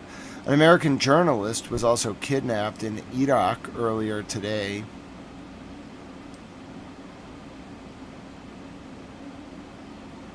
I cannot find the footage for you right now from Bahrain, but I did quickly see images from Bahrain popping up earlier today, within the last hour.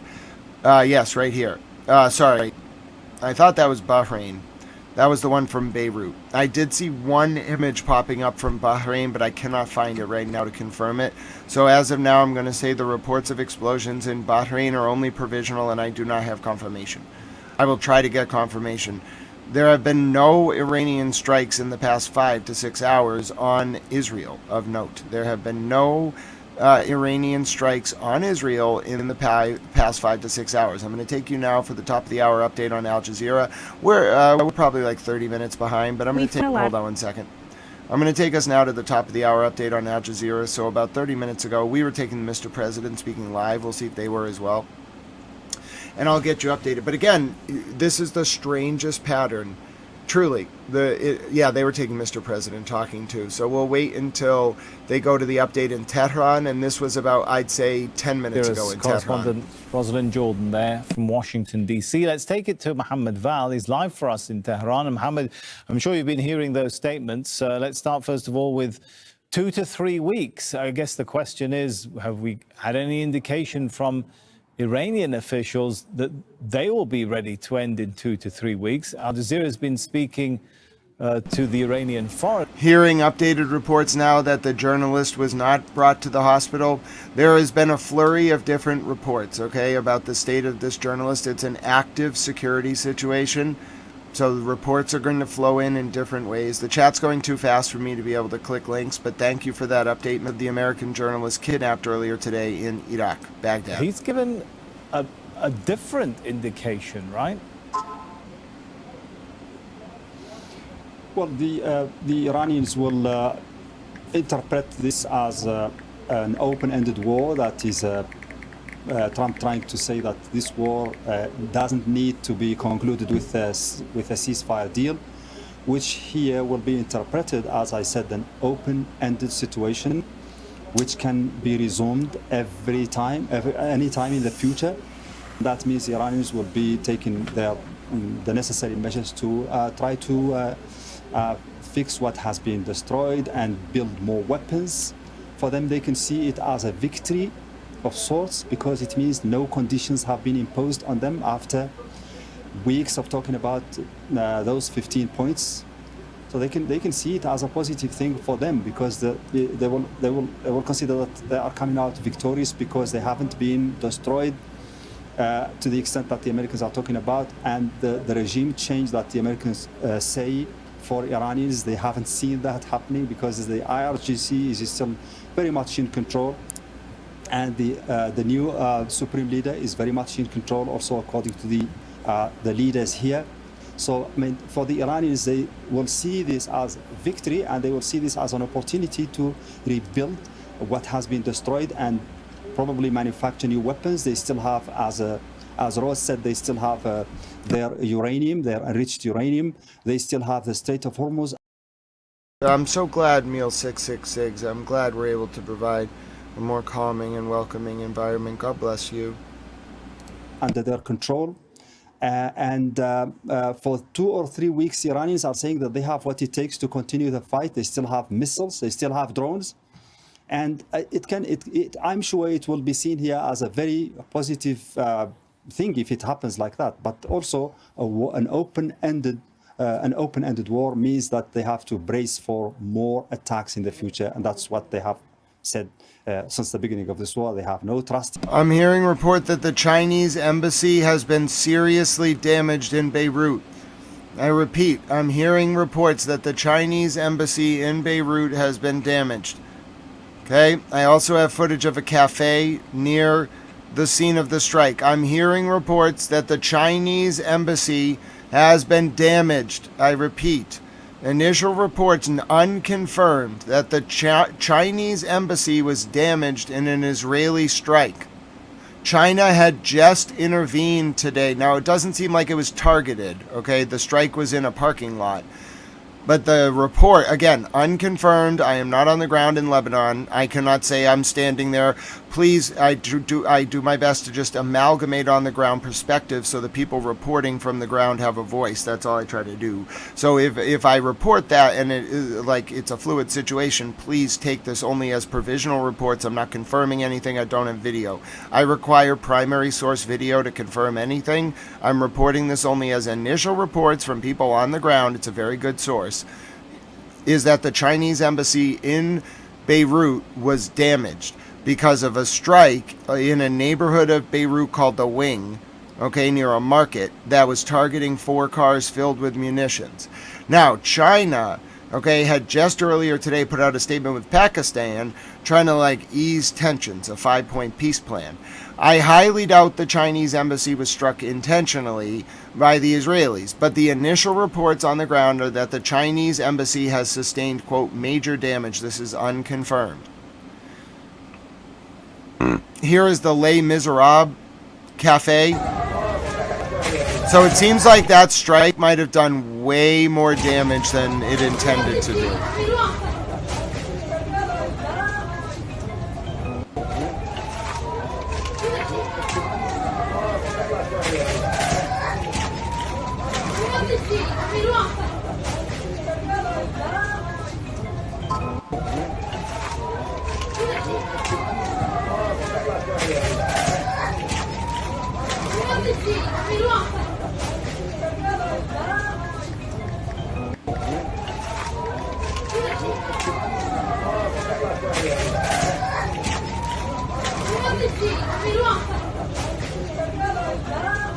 No, Sarah, this is a very, Sarah, this is a very unique thing for the Pope to do on Friday.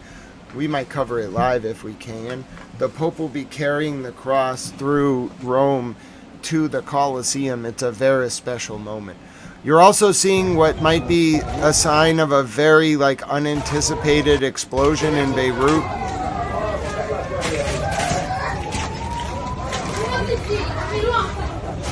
This is a cafe in Beirut that has just been targeted. I don't think the strike meant to target that cafe, but it has. And as a result, it's caused substantial amount of damage.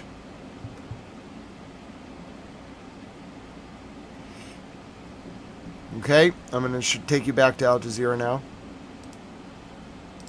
In any From gestures Tehran. of peace or reconciliation, and that's why they have been very hesitant, very reticent regarding going to the negotiation table with the Americans. And in fact, in our exclusive interview with the Iranian foreign minister, he was spelling out how there have been no negotiations whatsoever, although he did say he was having exchanges, discussions, including some direct messages from Steve Witkoff, right? That's right. For the first time, the Iranian foreign minister talked about direct communication between him and Steve Witkoff. And that's something that Donald Trump has been hinting at somehow, said we talk to people in Iran, but he did not mention names. We don't know if those people are Mr. Araghchi or someone else. The name of the Speaker of the Parliament was also interpreted as one of those people to whom Americans are talking. Donald Trump is talking about a regime change that has been effected and that the new regime is much better. I mean, here in Iran, that doesn't seem to be the case. So, I mean, talking about the communication and the level of exchange of messages for the Iranians, this is way early regarding negotiations. This doesn't mean negotiations, because negotiations mean that the two sides submit their terms, and there is a venue for that, and there are delegations and so on. So none of that has happened so far. It is just remote communications and exchange of messages. And the Iranians are looking at the same time at the military action and at the attacks, the escalations, the destruction of civilian facilities. And they are saying that there are no gestures of goodwill, no gestures of de-escalation, and they have their demands. They want a stop to those strikes, and they want a stop to the targeted assassinations, as big steps that have been mentioned by Araghchi, as big steps that have to be taken to prove to the Iranians that there is goodwill and there is a kind of common ground, and there is a kind of intention on the other side to talk to the Iranians from a point of view of respect. All right, we'll leave it there. Thanks so much. Mohammed Val reporting from Tehran. And we've been discussing Iran's foreign minister has been speaking exclusively to us about negotiations. Let's take a See if we listen get into exactly what new, Abbas Araghchi had to anything say. new here. Nothing like this exists right now. Countries usually send messages to one another either directly or indirectly. This is not called negotiation, but this does exist right now. We have received messages from the US. Some are direct, some are through some of our regional friends. And wherever it is necessary, we reply to these messages. However, no negotiation has taken place, and the reports about that are not accurate. Discussions through messages are ongoing, and Mr. Witkoff has sent messages directly. Like I've said, this does not mean negotiation. These exchanges happen during both peace and war. We have not given any response to that 15-point proposal from the US. And from our side, there has been no proposal either. The reality is that we have never had a good experience from negotiations with the US. One time years ago we negotiated, and we even got a deal, and then the US withdrew without any explanation. And twice last year and now this year we negotiated with the US, and the I result cannot was an attack confirm on that, them. Pete. No. And so we do not until have it's any confirmed, faith that I can't say either way. with the Could be US will fake, yield could be any real. results. The trust level is at zero. And it's normal that when they propose negotiations, the first thing that is important for us to assess is how honest they are in the process. We don't see honesty. This trust does not exist. And for trust to be built, big steps need to be taken so that we can be in a situation where a negotiation can even take place. Well, Trita Parsi is the Executive Vice President of the Quincy Institute for Responsible Statecraft. He joins us now from Washington, D.C. Good to have you with us. So a lot of important statements just dropped in the last few minutes, Trita. Let's start with the idea that the U.S. will leave Iran, the U.S. president says, when it decides it's put Iran sufficiently in the Stone Age, and when it decides it is not in a position to have nuclear weapons. What do you make of that possibility that the US can unilaterally say, we think we've done enough damage and we're leaving? Does the war end? I fear that it won't, because the Iranians will continue to control the Strait of Hormuz, and they will probably continue to shoot at Israel. And also, I think what we're seeing in this statement is essentially let me jump in Israelization. and put to you what Donald Trump, in that same speech, said about that. He said, that'll be France's problem.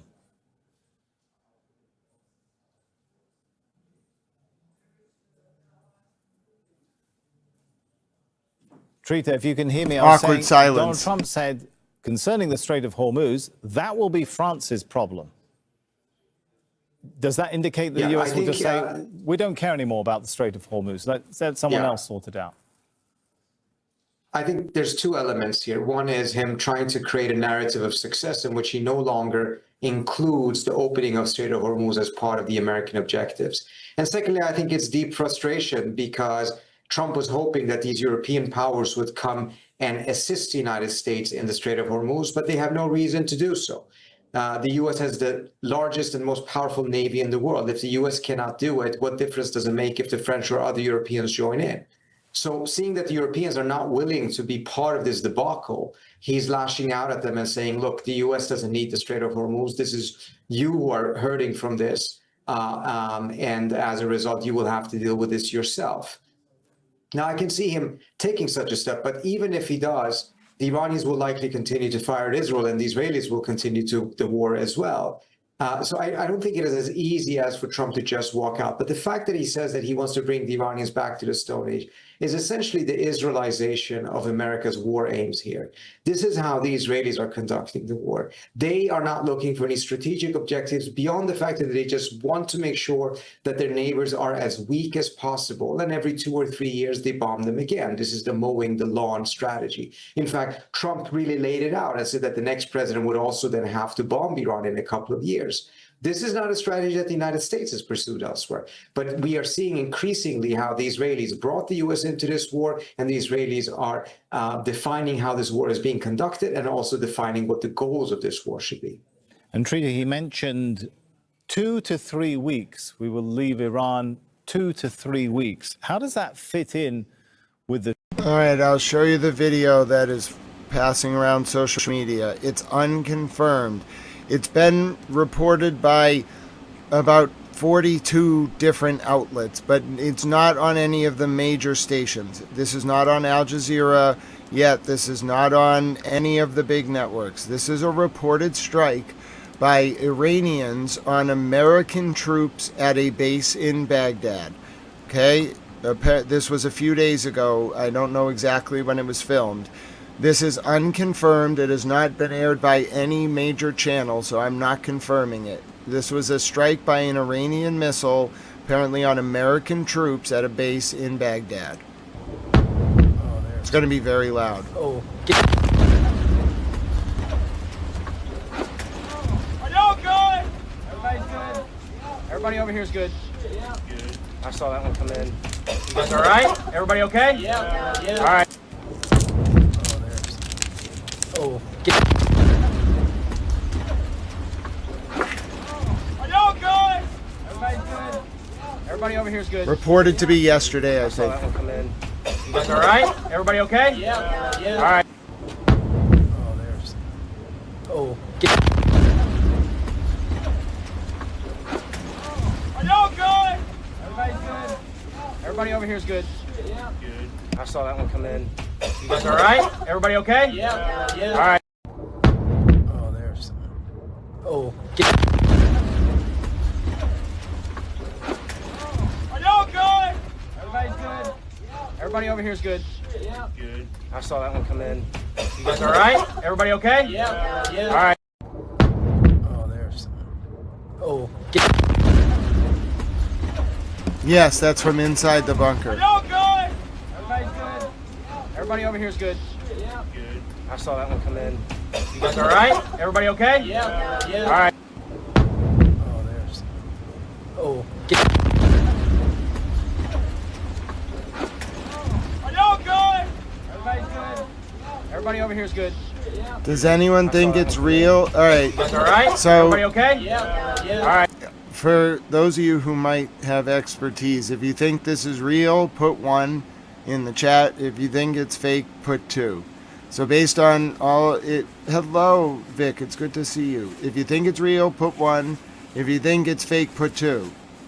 I don't know. I'm not in it. First of all, I'm not in the military. My grandfather was in the military, but he wasn't in the army. He was in the Navy, and he never told me anything about bunkers. So I don't know anything about bunkers at all. So if you think it's real, put 1. If you think it's fake, put 2.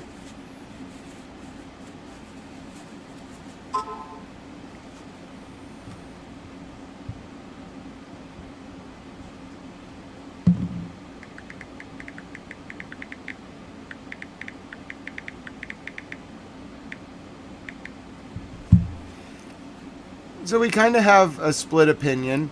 More 1s than 2s. I'll play it again. Let me go full screen. I don't have an opinion. I'm not qualified to pass judgment. Here's the video again. If you would. Hello? I might have to reload it. Hold on. I'm going to play it for you again full screen. Oh, there's... Oh.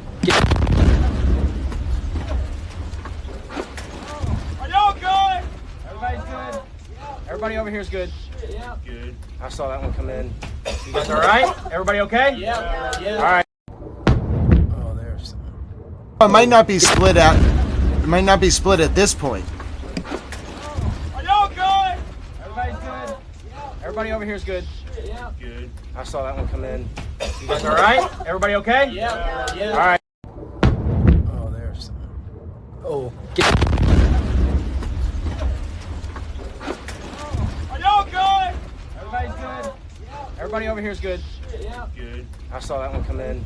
You guys all right? Everybody I'll okay? pause on the. So this is the uniform. There's it. Do you think that that's real?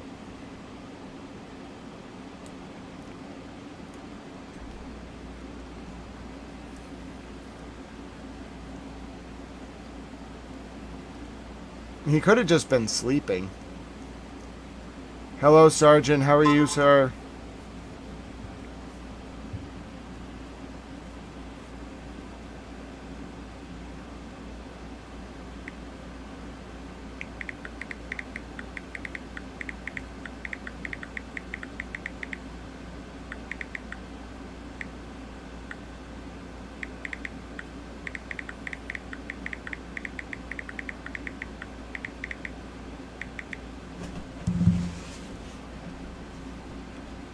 I'm not sure. I am not. I think a lot of people think it's real, but I'm not an expert.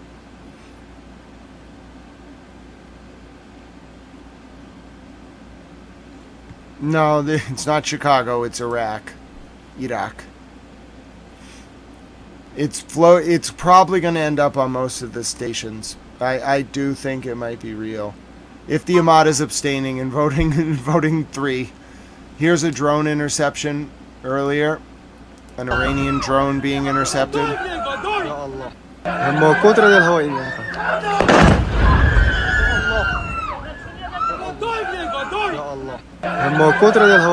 Yes, real. You could. It's just the Telegram channels that pass it around, Tripoli Bob. Yes, Standing Stones. Those were American soldiers in Iraq.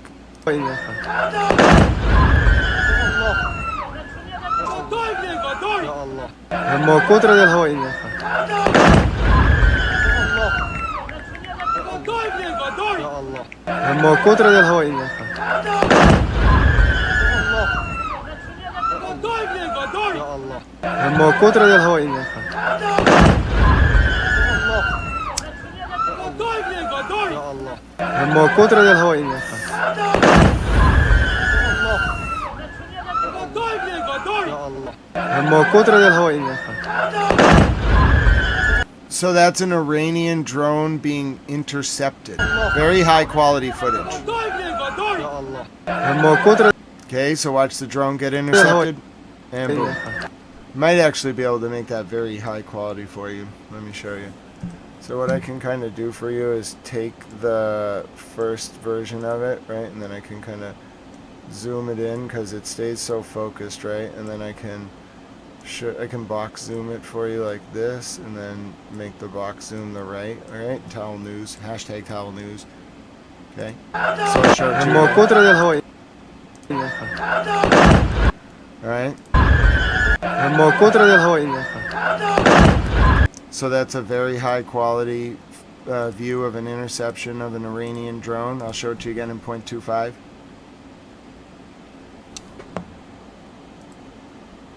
You know, based on that, I might actually be able to get it in even closer. Right, so if I do this, okay, and then this, and then this, and then this. All right, this is Towel News exclusive. You know, zooming in all the way. All right, now can I get it much closer? I think that's probably as close as I'm going to get it. All right, so this is an Iranian drone being intercepted. Poof goes the Iranian drone. And that's why you watch Towel News, folks. Real-time video editing of Iranian drones being intercepted. Yes, very impressive. Good job, Towel. Hashtag Towel News. No, I think that's real footage. That's what an intercept looks like. I have no reason to believe that's fake. Anything can be fake. I haven't seen it from two angles, but I have no reason to believe that that footage is fake.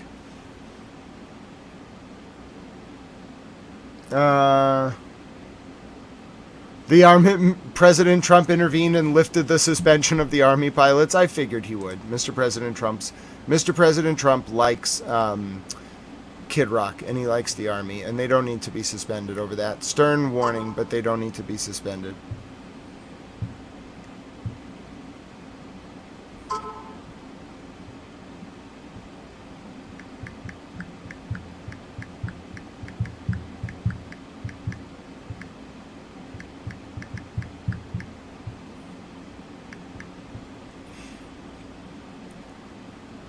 All right, here's the latest regarding Iran's position on the Strait of Hormuz. Conversation. A member of the presidency of the Islamic Consultative Assembly, Ahmed Naderi. Any commercial ship that wants to pass through the Strait of Hormuz must pay tolls. The time of completely free passage through the Strait of Hormuz is over. We have presented a new bill to the Iranian parliament to organize traffic through the Strait of Hormuz. This law aims to protect the strait militarily and manage its economy. The tolls will not be paid in dollars, but only in Iranian rials. This law will be a strong blow to the global dominance of the dollar. Any ship that violates environmental and security laws will be stopped immediately by our forces and in accordance with the law. Yeah, so that's the Iranian position right now regarding the Strait of Hormuz. All right. Also, the U.S. administration has been ordered to provide Holy Week religious services to immigrants held at the Chicago area Broadview Detention Facility. So some positive here. No updates on the situation with the Chinese embassy in Lebanon. I will take you to Al Jazeera for the top of the hour update, though. If you don't mind. Do you have any sense of clarity? This was a about recent when the war interview is with going to be over the Secretary of State in the Middle East? The operation in Iran, as soon as we achieve our objectives, as I've outlined them repeatedly, and that is we've destroyed their Navy, we've destroyed their Air Force, we are well on our way to destroying the majority of their arms factories, and we're well on our way to significantly degrading their missile launchers. When those objectives are achieved, we will have achieved the purpose of this operation, and that's something that's not going to take months. That's a matter of weeks. I'm not going to tell you exactly how many weeks, but a matter of weeks, not months. Thank you very much. Thank you. Really appreciate your time. Secretary. Thank you. Top of the hour update. Very quiet in Israel, which is news in and of itself. They don't have any clear image and plan of what to do. The logic behind this is to eliminate the nuclear weapons program, to eliminate Iran's support for terrorism. The Israelis do not want to have opening of political talks between Tehran and Trump. Stay with Al Jazeera for the latest developments. In-depth analysis of the day's headlines. Diplomacy, yet again, was used as a ruse for war. Critical debate. Who betrayed the table? Who attacked the negotiations for the second time? For the third time during the talks we should be attacked? Who is talking about a greater country for itself? Israel, not Iran. Iran has been a huge supporter of terrorism over the years. I really have to take exception to the idea Tripoli that Iran Bob. is innocent in this. Inside Story on Al Jazeera. All right, here we go. Top of the hour update. Of today's headlines. The United States has perfect capability of beating any country in the world into a pulp, but it will come at a cost. Setting the agenda for tomorrow's discussions. Conflict, it's all created by human beings, so it can all be solved by human beings, if only we can learn to cooperate. International filmmakers and world-class journalists. A high-ranking Hezbollah commander was struck in Beirut. That was that strike. It was a high-ranking Hezbollah commander.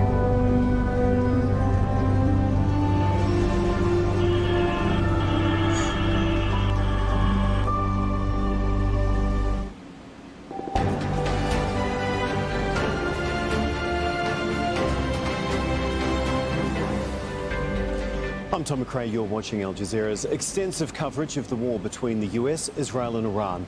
Coming up. When we feel that they are... Hi, Mimi. Save the goats. We love the goats, Mimi. God bless you. You're wonderful. They won't be able to come up with a appreciate you every day, Mimi. nuclear weapon. Then we'll leave. Donald Trump says Iran does not have to make a deal for him to end the war and says the US will leave Iran in 2 to 3 weeks. We do not have any faith that negotiations with the US will yield any results. The trust level is at zero. Iran's foreign minister tells Al Jazeera he has no faith in talks with Washington, and although he's had messages from the US, no negotiations are underway. Israel carries out 2 attacks on Lebanon's capital, Beirut, killing at least 2 people. Sooner we get to the negotiation table, the better it is for all the peoples of the region. A united front calls for de-escalation across the Gulf, while Iran launches more attacks on the region.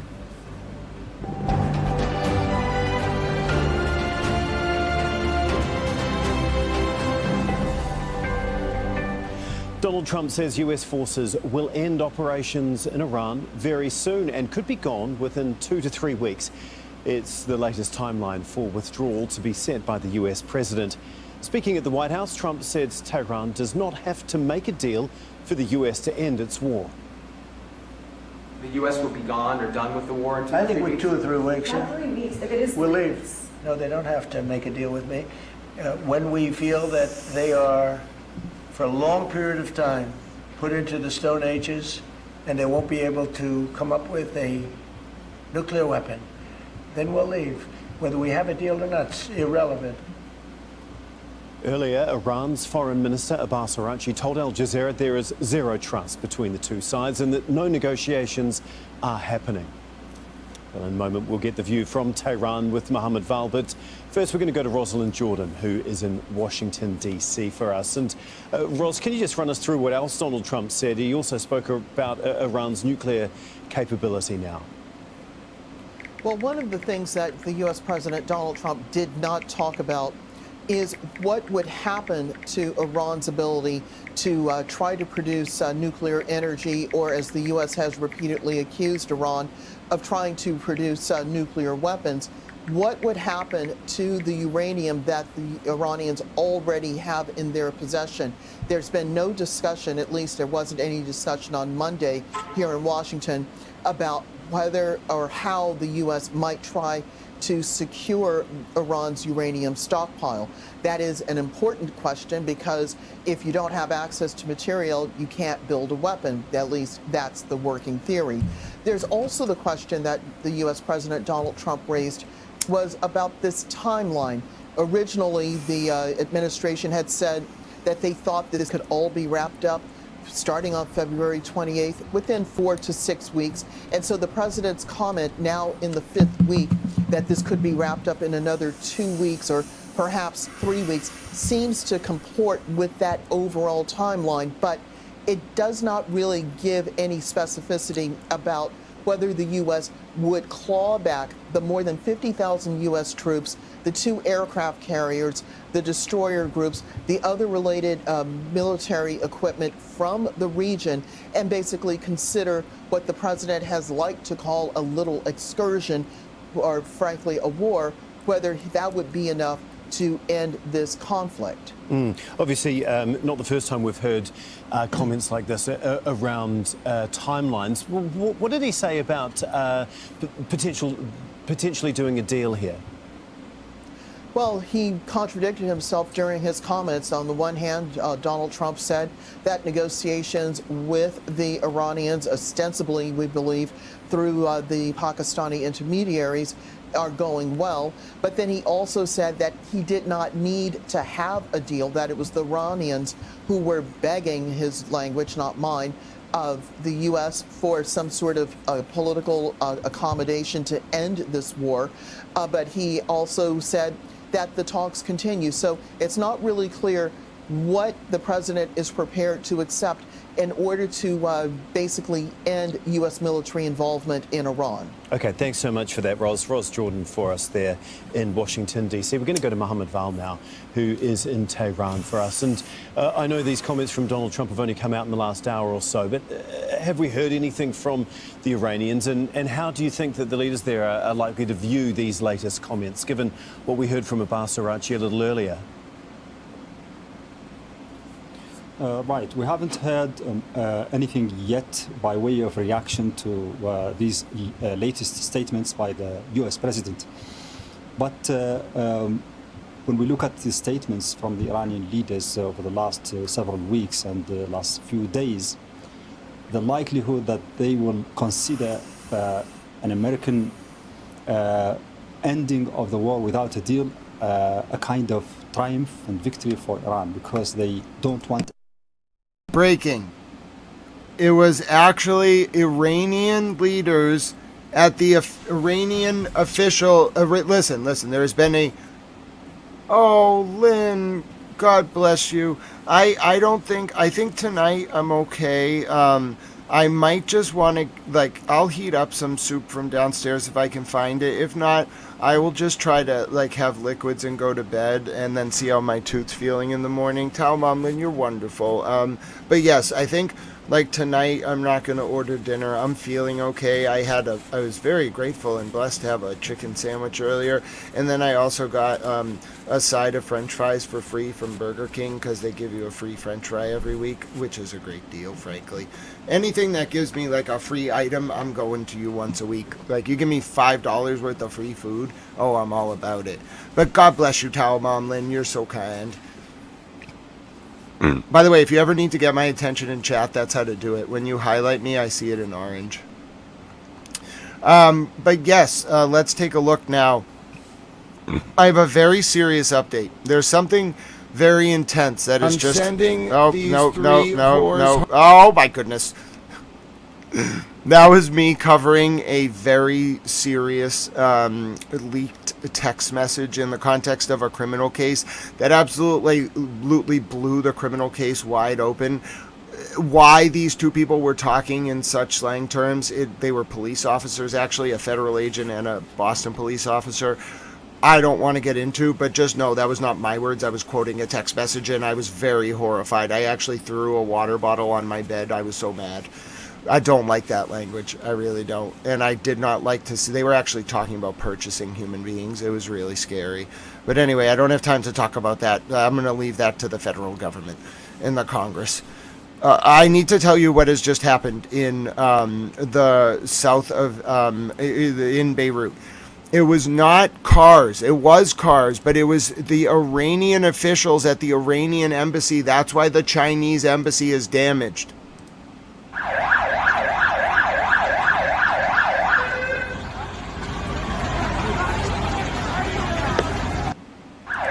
They bombed a convoy of Iranian diplomats at the Iranian embassy in Beirut, and it damaged the Chinese embassy.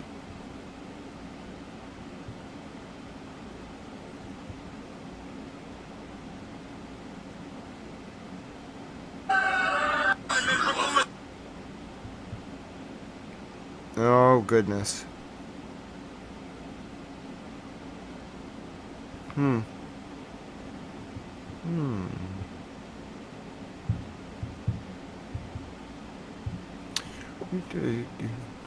I have some thoughts about this PI firm that unrelated to this situation, which is very serious.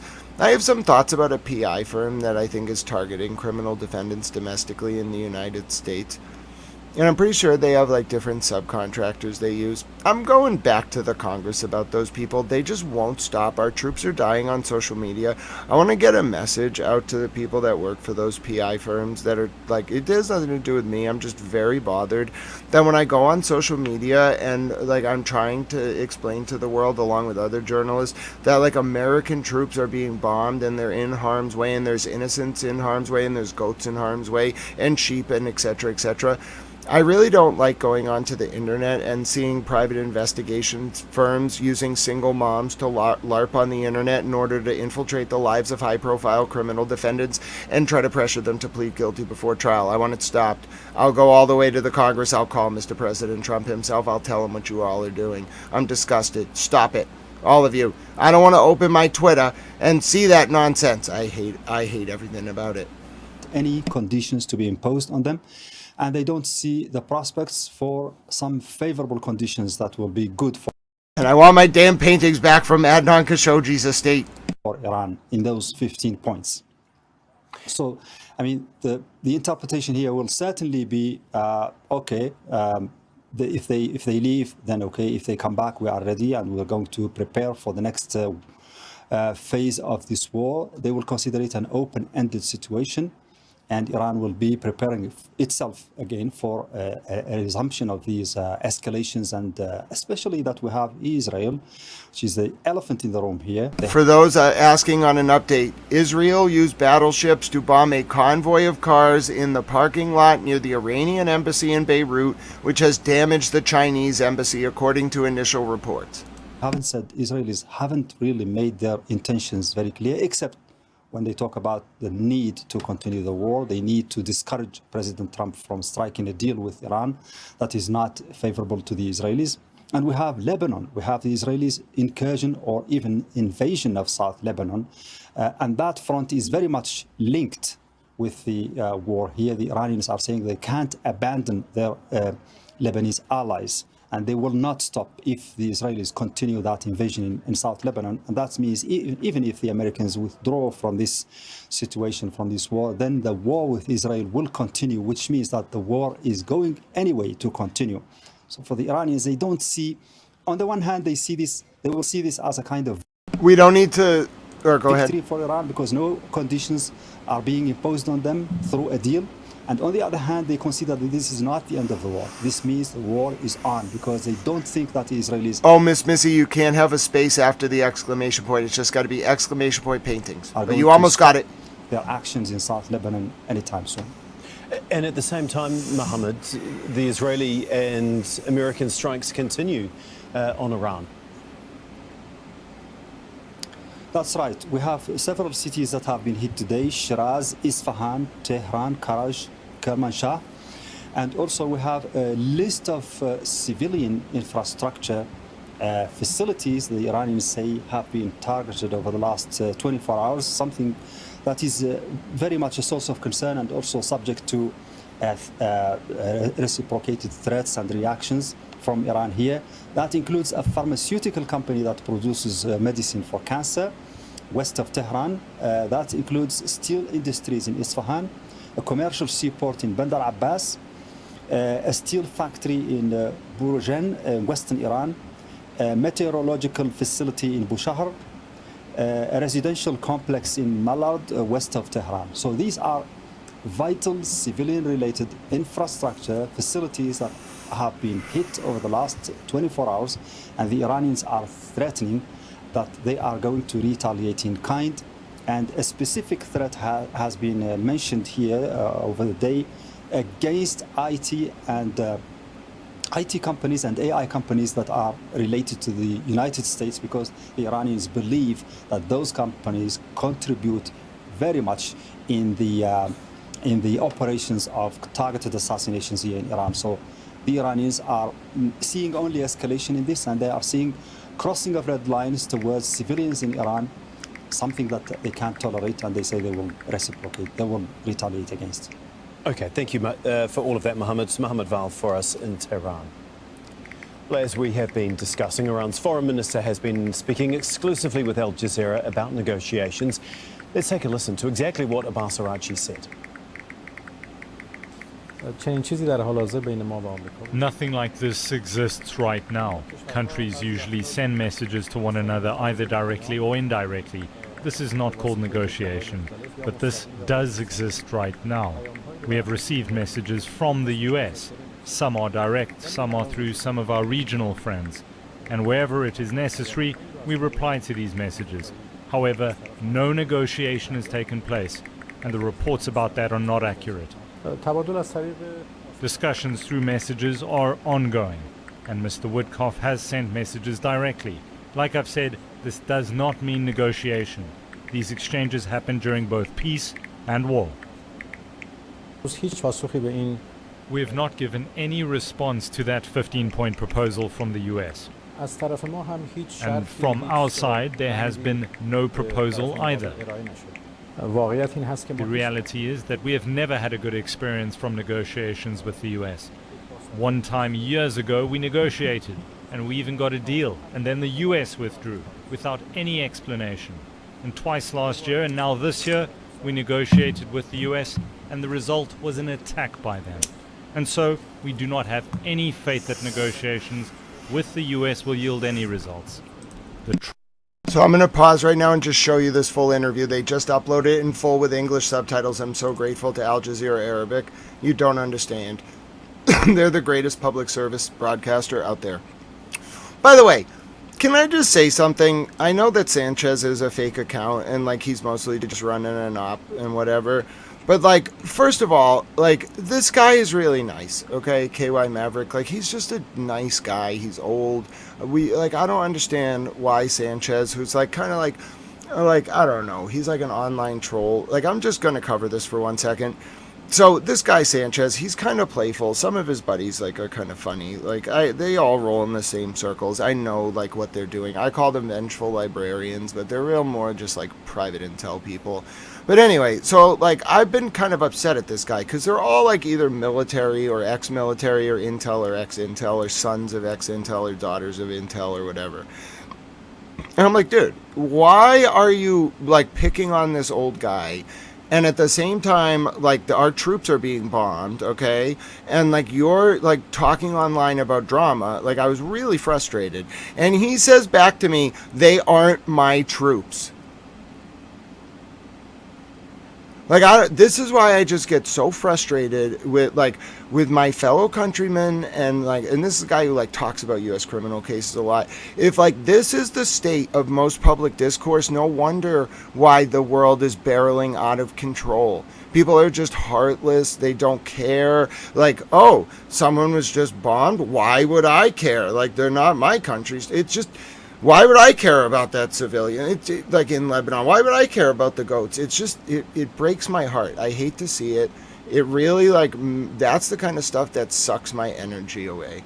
Like just people who are just so callous where they can see bombs drop on like soldiers or civilians or animals. And they're like, well, it's not my animal. What do I care?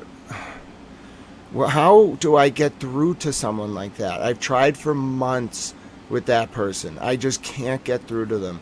They're just so callous. It's so hard. It breaks my heart. Every time I run into someone like that I can't get through to, it really hurts my heart. Breaking news out of the UK right now, where a new bill where the UK earlier today has completely shifted its priorities on speech enforcement in the heading into the midterm elections. There is now a new bill that has been presented to the UK Parliament. It is called the UK Free Speech Bill for the first time in the UK's history. This is the proposed text of the legislation. I repeat, those of you in the UK are about to get some free speech. Quote, no right to not be offended. 1. There is no right in law not to be offended by the expression of others. 2. A United Kingdom person does not commit an offense and does not incur civil liability merely because his or her expression A. is offensive, grossly offensive, insulting, abusive, indecent, shocking, or distressing, or B. caused an emotional or intellectual impact on or feelings of any hearer or recipient of the expression. I repeat, the people of the United Kingdom, it's not passed yet, but it's likely going to be passed based on what the Met was saying earlier about de-enforcement. I think Keir Starmer's worried, Stamer is worried about, whatever his name is worried about losing the midterms, like in a huge swing for the Tories and Britain First, or whatever Farage's party's called now.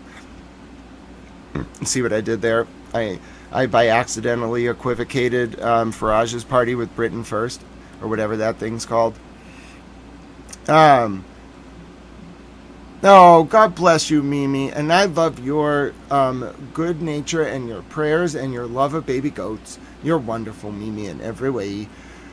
But yeah, you know what? Turtle Boy, I mean, it won't really matter in Turtle Boy's case in the United States, but in Massachusetts, we have this law where you can get charged for emotionally impacting someone, and the UK to save Keir Starmer's parliamentary majority is now going to put forward, well, first of all, they de-emphasized all policing of online posts, literally, unless it's threatening or very intense. They deprioritize just out of nowhere. The Met at 7 a.m. this morning America times, like noon UK time, was like, you know, we're just going to not police speech online anymore. We think that it's leading to people like calling us about being insulted. And then they actually proposed a free speech bill. You don't understand.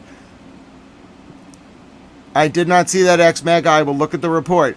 But the British people don't have free speech. They've never had free speech. They don't have, like, they have the principles of the Magna Carta, but they don't really have, like, the First Amendment. They're trying to pass a law that will give them free speech rights for the first time ever. That's correct, Real. Police are not recording incidents of like hate-based speech, and they're not investigating like social media posts. They will investigate stuff that rises to the level of like a threat or like I'm sure national security, whatever. But no more like policing. Like, it was bad. I was complaining about this the other day because one of the women she was apparently supporting a prescribed organization, which I didn't know at the time. I learned a little bit about this. This isn't going to be a thing for much longer, at least not in the way they understand it now. In the UK, because they don't have the First Amendment, the government can what's called proscribe organizations, which means they can make it illegal for you to like show a banner in support of them or like make a post in support of them. I didn't know that was a thing. My dear friend Primo helped me understand it. And like, I get it because the UK doesn't have a free speech law. But the point is, I was just kind of like pointing this out the other day. I was pointing out the ludicrous sort of nature of it, not in the context of prescribed organizations, but just this idea of like police monitoring your posts on social media. And because like you criticized like a government or like a religious leader or like whatever, you're going to get investigated. It was the most ridiculous thing I've ever seen. So now there is a UK free speech bill. It's apparently, I saw that Pete Santos about the Syrians against Israel. This is now the first time in history, and I think it's probably going to pass because this is Keir Starmer's attempt. I don't know if it's going to be debated in time before the midterm parliamentary elections in the UK. It's the first time I have ever seen this proposed. Maybe it's been proposed before, but if it actually passes in line with what the government sort of signaled in the UK, the Labour government, were its priorities today, that would be exceptional. It would change the United Kingdom fundamentally. And what it does there is it like covers, I don't do UK law. I'm not a lawyer. I've been to law school in the US, but I'm not a lawyer, and I certainly don't know very much about UK law. But the way that this reads is it's saying, like, so the first thing is there's no right in the law to not be offended by what someone else says. Do you understand? It's like the anti-political correctness right. I've never heard of it. It's kind of fascinating. And then the second part is now you read the second clause. A United Kingdom person does not commit an offense. It's talking about a criminal offense. And does not incur a civil liability merely, okay, recognize the word, which means like solely, because his or her expression, and then you got to read A and B, so they work together. It's an or sentence, okay, so it's A or B, but you read them individually, is offensive, grossly offensive, insulting, abusive, indecent, shocking, or distressing. And then B, okay, this is or, right, so it's the same idea. You don't get subject to a criminal offense or civil liability if you cause emotional or intellectual impact on or feelings of any hearer or recipient of the expression. It's the first time in the history of the UK they would have free speech. It came out of nowhere. Literally, I was watching it this morning. I follow the Met on Twitter, like the Metropolitan Police, just to see what, like, I mostly, like, follow it for public order updates. I realize I'm a little weird now that I think about it. Like, I follow so many, like interesting people on Twitter and organizations. But I always follow the Met because I want to know about, like, public order updates during protests in London. I know it's a weird reason to follow the Met, but one of the side effects of that is when you follow the Met, the Metropolitan Police, on Twitter, what you will see is their posts in the morning if they're like saying something. They made a formal policy announcement like for the entire like police department. I don't even think it was the Met. I think it was like the overall like UK police, which might be the Met. But the point is they made like a standing announcement that they were going to change overnight. They've been arresting people for years for social media posts, and they just were like, yeah, we're not doing that anymore. We made a mistake. Like, the digital age moved a little fast, and we didn't really adapt to it, so, like, sorry about that. It applies everywhere, Peter. Everywhere in the UK. It applies in London. It applies in Scotland, in Bath, in Manchester, in Wales. I mean, that's what I mean. It's a complete change to British society.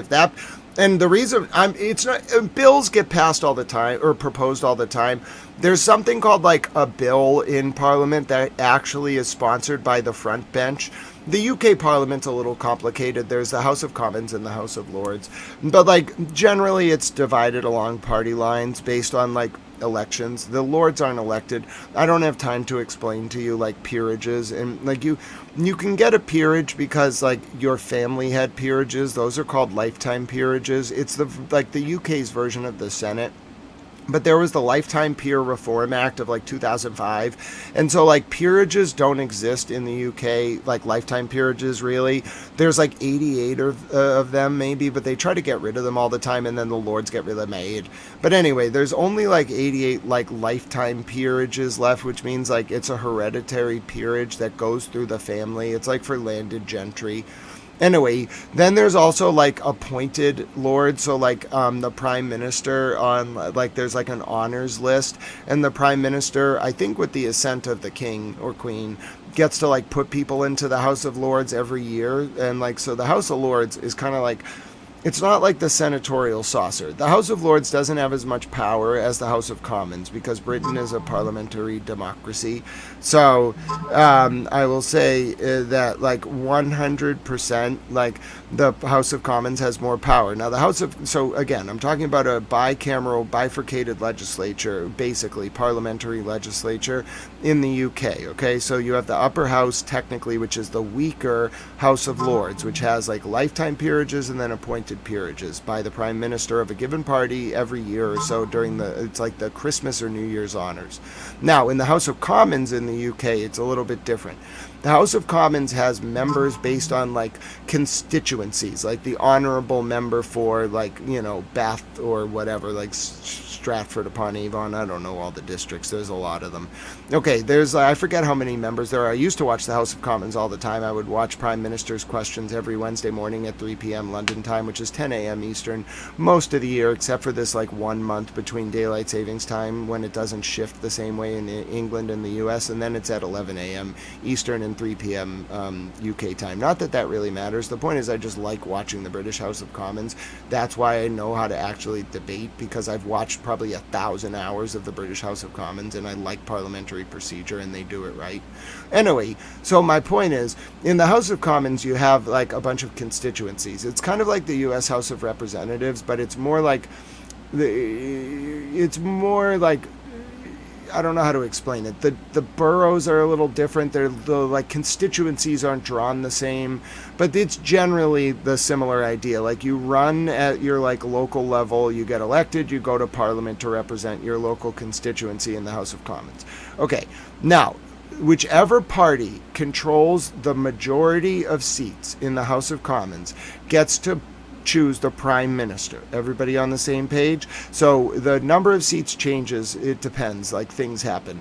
But like if you control the majority of seats outright, your party, like the Labour Party right now, or the Tory Party, they're the Conservatives, they're not in power, they were in power, they get to choose the prime minister. Okay, so right now the prime minister is Labour. Labour swept to power with like one of the biggest like shifts in the British constituency, like in the last election. It had to do with the collapse of the Tories' blue wall in the industrial Midlands near Manchester and whatnot. I don't have time to talk about it. It was a consequence of post-Brexit backlash, which had to do with like a lot like to do with the drawing of the borders like related to Northern Ireland. Northern Ireland is a very fractious issue in British politics, and it like can affect a lot of people's votes, especially like the EU and like the pound sterling and the euro and like continental trade. It's all very important to domestic British politics. politics. So anyway, it gets discussed probably at White's Gentlemen's Club a lot. But anyway, so in the House of Commons, okay, you have like the Prime Minister. Now, if you just get a straight majority, you get to select the Prime Minister in the House of Commons.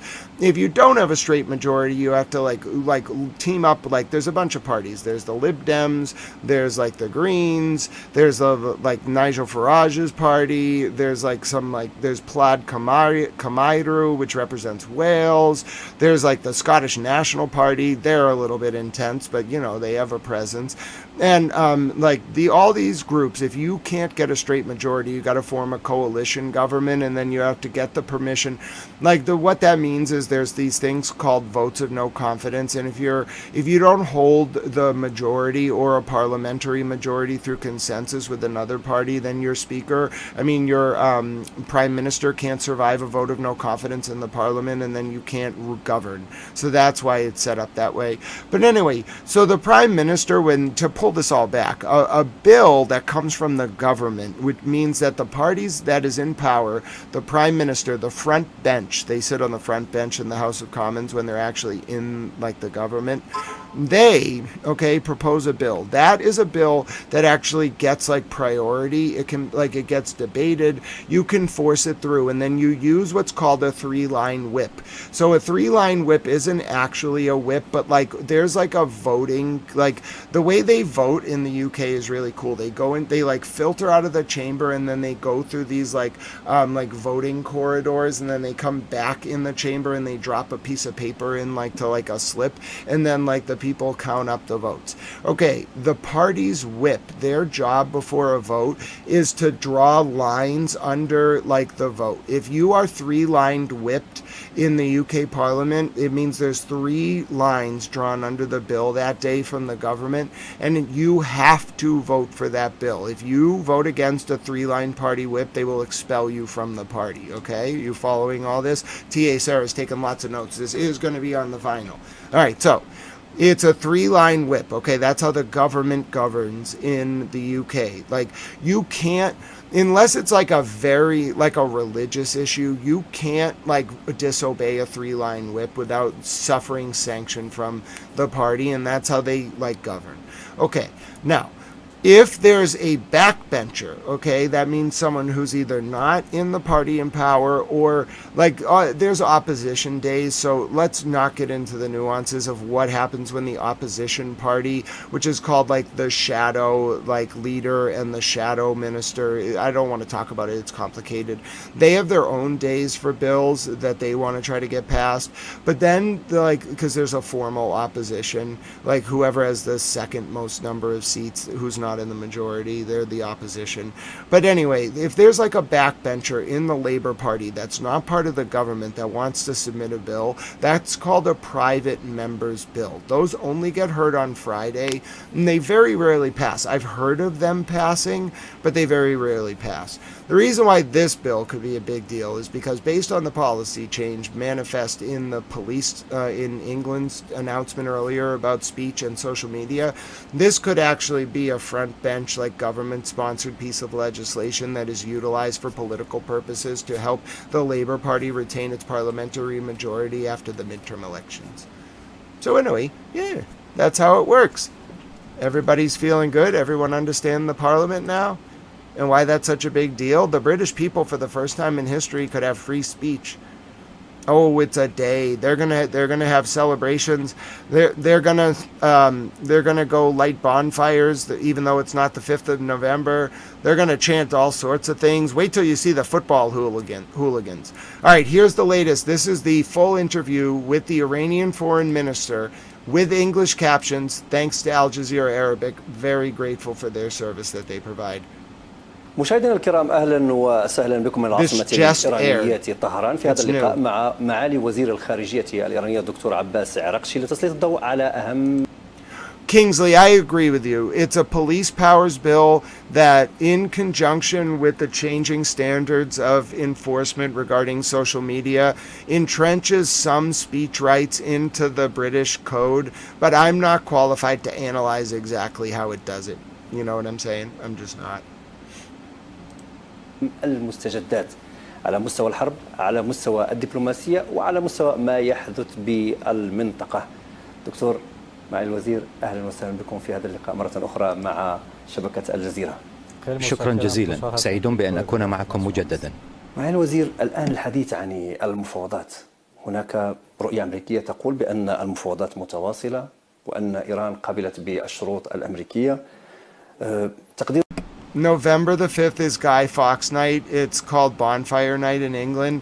It's like a very famous night where the British people celebrate catching a plot to target their government in the 1600s by a guy named Guy Fawkes. Like, it's made very famous by a movie called V for Vendetta, but to live it in England, to actually experience Bonfire Night, it's like one of the greatest things you can possibly imagine. لكم لهذا الموقف الإيراني، كيف تنظرون إليه؟ بسم الله الرحمن الرحيم. Oh, that's true, Mad Mike. Britain does not have a constitutional First Amendment. They have no free speech. They don't have that. So they have to get it in law. مذاکره در المفاوضات على أي حال في أدبيات العلاقات الدولية لها تعريفها الخاص، فهي تكون عندما يجلس بلدان وجها لوجه من أجل التوصل إلى اتفاق. مثل هذا الأمر غير موجود حاليا بيننا وبين الولايات المتحدة، لكن الدول أحيانا تتبادل الرسائل عبر دول مختلفة كوسطاء أو بشكل مباشر أو غير مباشر، فتتبادل فيما بينها رسائل. هذا لا يسمى مفاوضات، لكنه موجود الآن بين إيران والولايات المتحدة. نحن نتلقى رسائل من الجانب الأمريكي، بعض هذه الرسائل مباشرة وبعضها عبر أصدقائنا في المنطقة، وكلما دعت الحاجة نرد على هذه الرسائل. لذلك لم تتشكل أي مفاوضات حتى الآن، والادعاءات التي تطرح في هذا الشأن غير صحيحة. تبادل الرسائل الذي يتضمن أحيانا تحذيرات من جانبنا أو من الطرف المقابل قد تطرح فيه بعض النقاط، لكن هذا لا يسمى مفاوضات، بل هو تبادل رسائل جار حاليا عبر وسطاء. تحدثتم الآن عن تبادل الرسائل بشكل مباشر. ماذا تقصدون بذلك؟ هل هناك تواصل مع جهات أمريكية أم لا؟ هي نفسها تبادل عن طريق الوسطاء؟ تبادل الرسائل عبر وسطاء جار، والسيد ويتكوف كما كان في السابق يرسل لي رسائل لا يزال يرسل رسائل. وكما ذكرت، هذا لا يعني بأي حال من الأحوال وجود مفاوضات، بل هو مجرد تبادل رسائل قد يحدث في ظروف السلم والحرب ويتم تبادلها، وهو ما يجري الآن. هناك حديث في الإدارة الأمريكية يقول بأن هناك حديث مع جهة ما بإيران. هل هناك فعلا جهة غير الجهات المعروفة هي التي تتفاوض مع الولايات المتحدة الأمريكية؟ وهل يفهم من هذا أن هناك Interesting. So Primo says that the UK does have some protections for speech enumerated through the European Convention on Human Rights under the Human Rights Act of 1998. I'm sure that I want to listen to the parliamentary debate about this bill, Primo. I may actually watch it live. I love the British Parliament. اختلاف أو تقسيم. Mercury Star, yes. Thomas Hobbes actually wrote a book called The Leviathan right after the Westphalian Peace of 1648. He got expelled from England during one of the civil wars. I think it was when Oliver Cromwell was around, but don't quote me. And while Hobbes was expelled in France, he wrote this love letter to the king called The Leviathan, which, I mean, it basically is the origins of political philosophy. You could really argue it goes back to the pre-Socratics and then Plato, well, and then the Republic, and then Machiavelli's The Prince. But really, modern political theory as we know it today, post-1648, starts with Hobbes' The Leviathan. It's a really good book. It's written in Old English, but I recommend it. The blue cover version is the best. You got to read it like 6 times, but it's really good. But anyway, Hobbes kind of sets out this like very realist political doctrine. He was trying to get like back to England during the 1600s. He had kind of been like exiled to France. So he wanted to come back to his home country that he loved so much. So he wrote this treatise in defense of the monarchy. So in essence, like Hobbes is the origination of like what you'd call the Republican or conservative perspective. It's classical Republican republicanism, which is to say it like conserves existing traditions in the name of social and economic and political stability. Now, the reason why Hobbes is known this way is Hobbes had a theory of something called the state of nature. It's a thought experiment where you think about what life was like prior to civil society. Now, Thomas Hobbes, while thinking about what life was like prior to the emergence of civil society, had a theory of the war of all against all, in the Latin bella omnia contra omnes. Okay, Thomas Hobbes envisioned life in the state of nature as poor, nasty, brutish, and short. Therefore, argues Hobbes, the emergence of a monarchical sort of like society or like civil society is better and more constructive to human flourishing, or eudaimonia or summum bonum in the ancient Greek or Latin respectively, than the alternative, which is living in the state of nature in constant war against each other. Now, jump forward 100 years or so in France, when you have Mr. Jean-Jacques Rousseau writing the first discourse on whether progress in the arts and sciences tends to corrupt or purify morals. You see the more classically defined liberal tradition, as it's known, embodied in the Rousseauian perspective that civil society places garlands of flowers upon our chains, therefore making us love our slavery and in turn alienating ourselves from our own happiness that existed in an idealized state of nature that, juxtaposed with the Hobbesian conception, was more rooted in sort of like loving each other, running around in the field, picking daffodils, loving the goats, all that good stuff. So anyway, that's kind of Hobbes and Rousseau in a microcosm. You got to start with the Leviathan. Frankly, you got to start with the pre-Socratics and then go to like read the Republic, and then you like book 8 in particular. You should really read Aristotle's Politics, or at least what's left of it, if you're gonna like do this journey. Then you should read Machiavelli's The Prince. It's short, but it's worth reading. You got to understand the political context of the city-states of Italy in the 1500s, and like the de Medici's power over Venice, and to understand what Machiavelli was doing. Anyway, that's not really relevant. But then you got to read Hobbes's Leviathan, and then like I would read Kant's like Theory and Practice. Like frankly, I would read everything Kant ever wrote like 6 times if you really want to understand political theory, because it's really just moral theory interspersed with realist like political doctrine. But anyway, so like you could read the groundworks for the metaphysics of morals, the critique of pure reason, the critique of practical reason. Theory and Practice is the most important, and particularly the essay Perpetual Peace, because then you can kind of understand the emergence of the idea of a confederation of nations in the post-world order, like the post-Westphalian order. The Westphalian Peace of 1648, of course, was the emergence of what we now know as modern nation states onto the historical scene. It was after a war of some kind.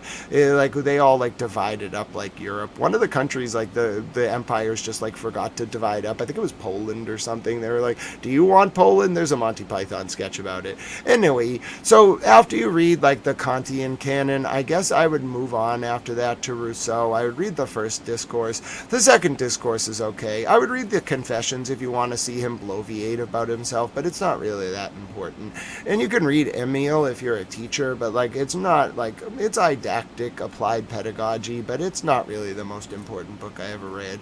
And then I guess I would read like John Locke a little bit as well. On Liberty is a really good treatise. And then I would read like probably some Jeffersonian like notes on the Constitution and some of his letters to John Adams. And then in terms of modern theory, I would read Hegel too. Like I would read Reason and History. You don't have to read the Phenomenology of Spirit, but it's helpful. And then I would also read like of modern theorists, like you probably should read Marx, at least like Marx outside the Communist Manifesto, or you won't really understand the young Hegelians that emerged in Vienna in the 1880s.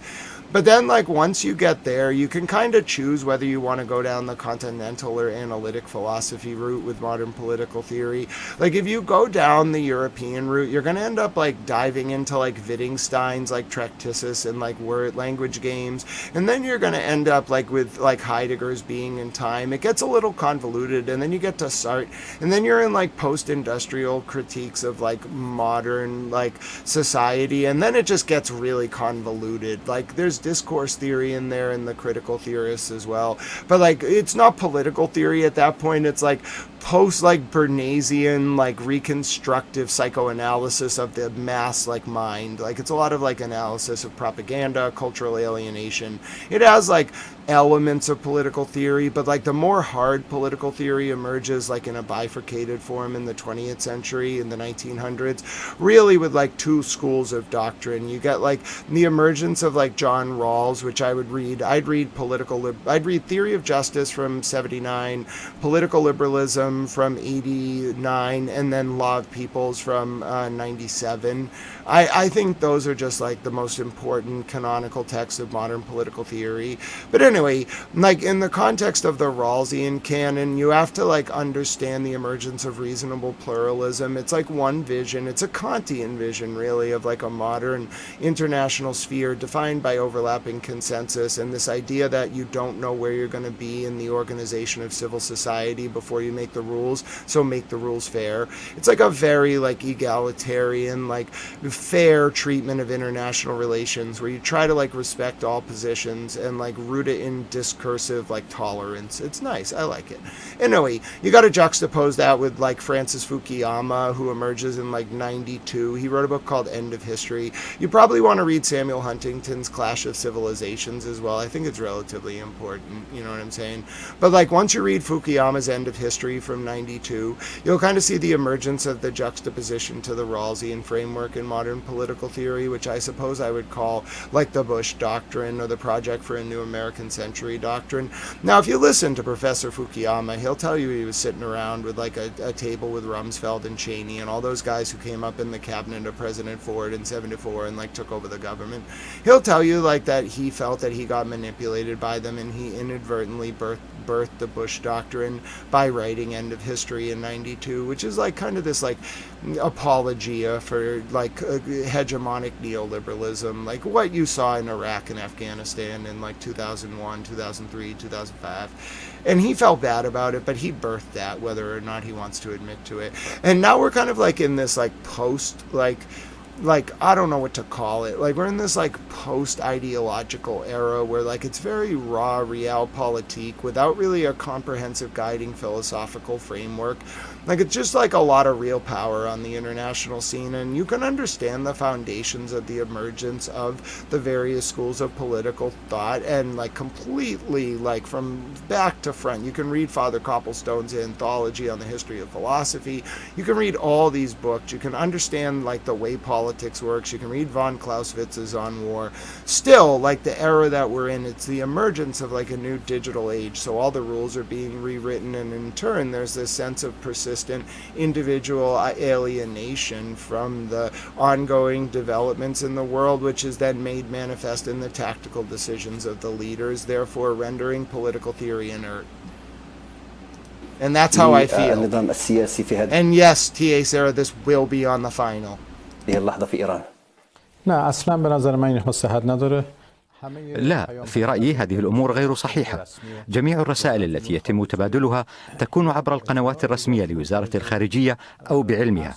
الأجهزة الأمنية عادة لديها اتصالات، وقد يتم ذلك من خلالها أيضا، لكن جميعها تتم ضمن إطار محدد من قبل الحكومة وتحت إشراف المجلس الأعلى للأمن القومي الإيراني.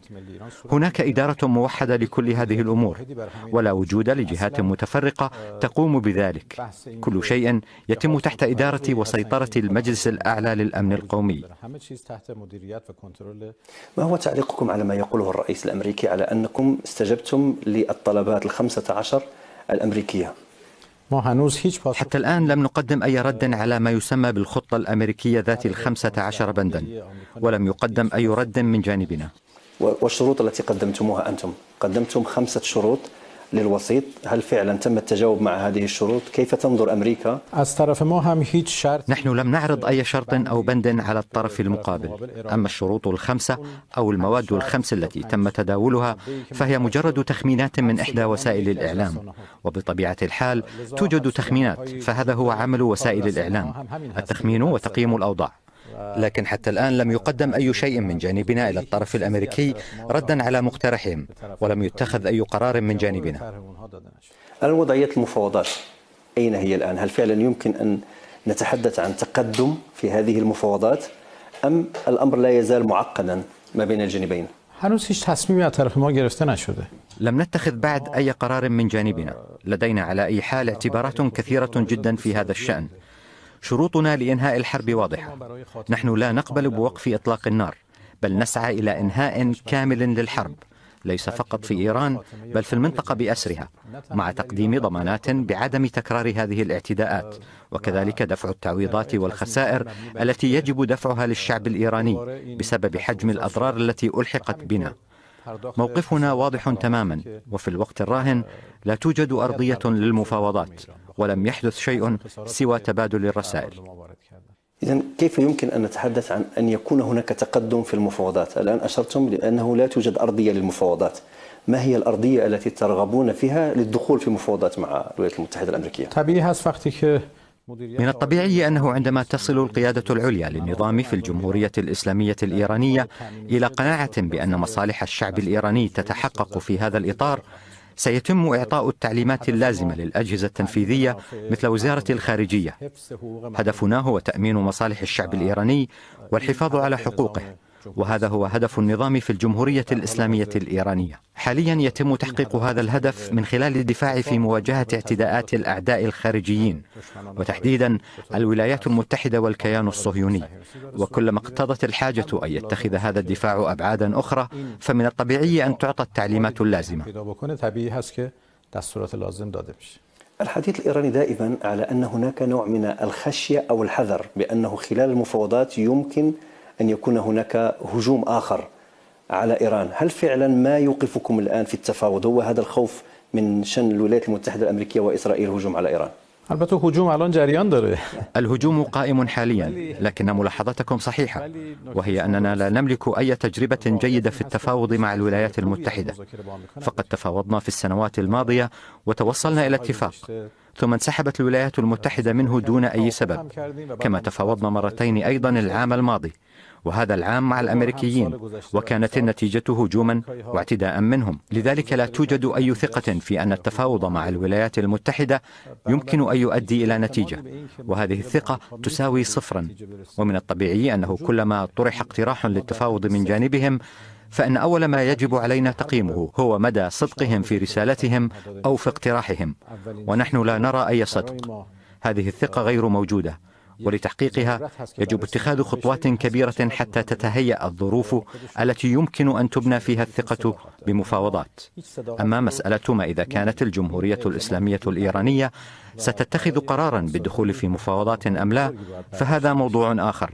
لكن في الرد على أي مقترح، من الطبيعي أن يكون هاجسنا الأول هو مدى إمكانية الثقة، وفي الوقت الحالي لا توجد أي ثقة. تتحدثون عن الضمانات، أنكم تريدون ضمانات بألا تتكرر أو لا يتكرر الحرب على إيران.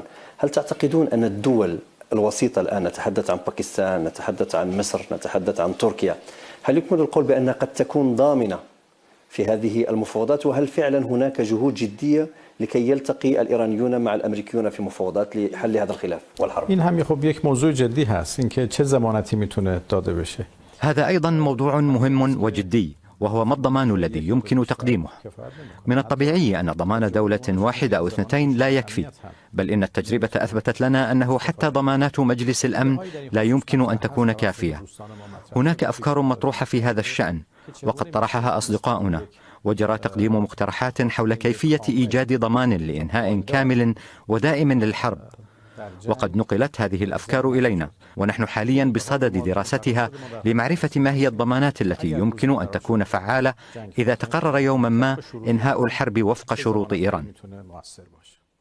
مع الوزير، طبيعة الضمانات التي تطلبونها أنتم، ما هي الضمانات؟ بعيدا عن ما ينقله الوسطاء، ما هي الضمانات التي تطلبونها كإيران لوقف الحرب ولعدم عودة الحرب على إيران؟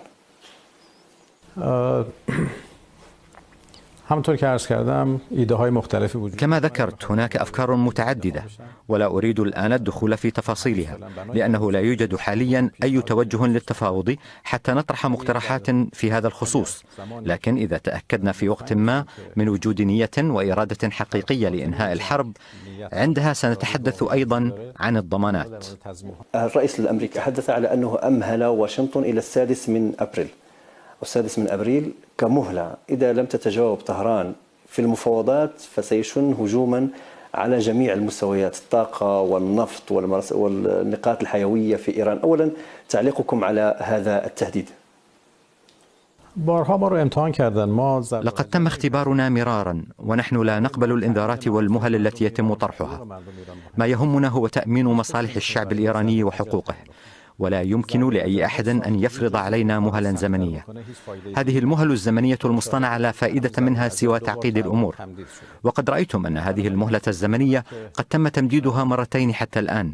لذلك أعتقد أن رئيس الولايات المتحدة يجب أن يغير نهجه أساسا، فلا يمكن مخاطبة الشعب الإيراني بلغة التهديد أو الحديث عن مهل زمنية.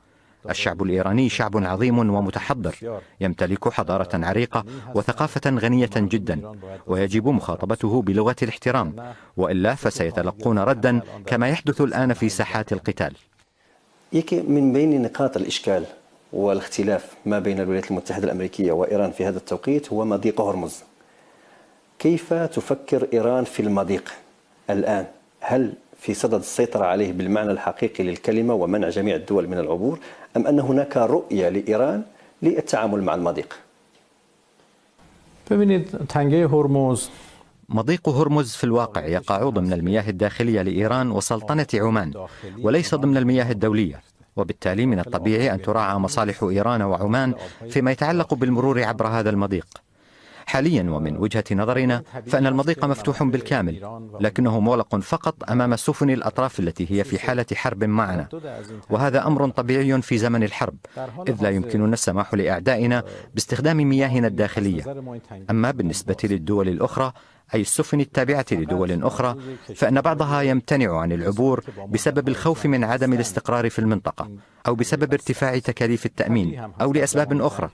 وقد دخل بعضهم معنا في مفاوضات وحوار، ووضعنا ترتيبات لكثير منهم، خاصة الدول الصديقة، لتمكينهم من عبور آمن عبر مضيق هرمز. وقد رأيتم الأخبار في وسائل الإعلام عن الدول التي تحدثت عن هذا الأمر بعد أن توصلت إلى اتفاق مع إيران، وتمكنت إيران من توفير ترتيبات عبور آمن لها.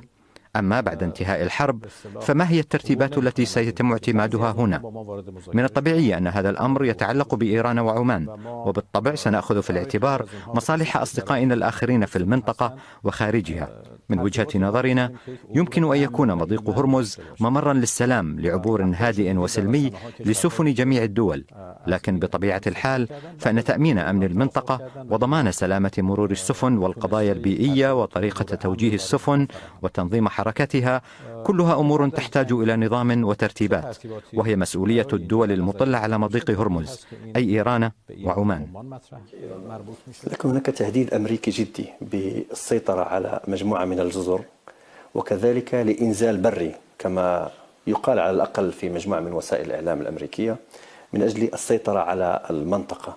كيف أولا تنظر إيران لهذا التهديد، وهل إيران جاهزة لمواجهة مثل هذه التهديدات؟ فيما يتعلق بهذا السؤال فقد أجبت عليه سابقا، وقلت إننا ننتظرهم، ولا أعتقد أنهم يملكون الجرأة للقيام بذلك، لأنهم سيتكبدون خسائر كبيرة جدا. نحن بالطبع لا نسعى إلى ذلك، ولم نكن نريد هذه الحرب ولم نبدأها، لكننا دافعنا عن أنفسنا وكان دفاعا قويا. الخسائر التي لحقت بمنشآتهم ومعداتهم وبراداراتهم في المنطقة وبطائراتهم، وخاصة الطائرات الاستراتيجية، فقد رأيتم ما الذي حدث لطائراتهم من طراز أوكس أو طائرات التزود بالوقود. نحن نعرف جيدا كيف ندافع عن أنفسنا، وفي الحرب البرية نحن أكثر خبرة وتجهيزا.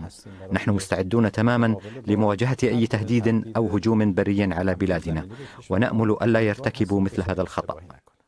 هل هناك رؤية؟ الكثير يتحدث على أن إيران ربما قد توسع رقعة المواجهة ليشمل باب المندب والبحر الأحمر.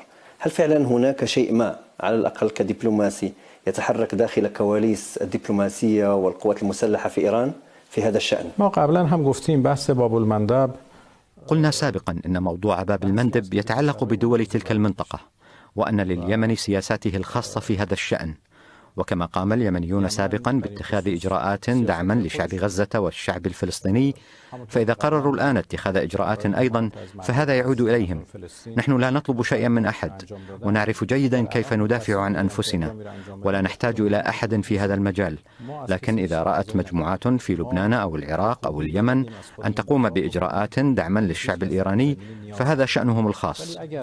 لكن بعض الأخبار تقول بأنكم تطالبون أي طاولة حوار مع الولايات المتحدة الأمريكية لإنهاء الحرب يجب أن تشمل جميع محور المقاومة. ماذا تقصدون بذلك؟ من وجهة نظرنا يجب أن يكون أي إنهاء للحرب شاملا وكاملا في كل أرجاء المنطقة. يعني عندما نتحدث عن إنهاء الحرب نتحدث عن إنهائها في إيران ولبنان والعراق واليمن وجميع أرجاء المنطقة.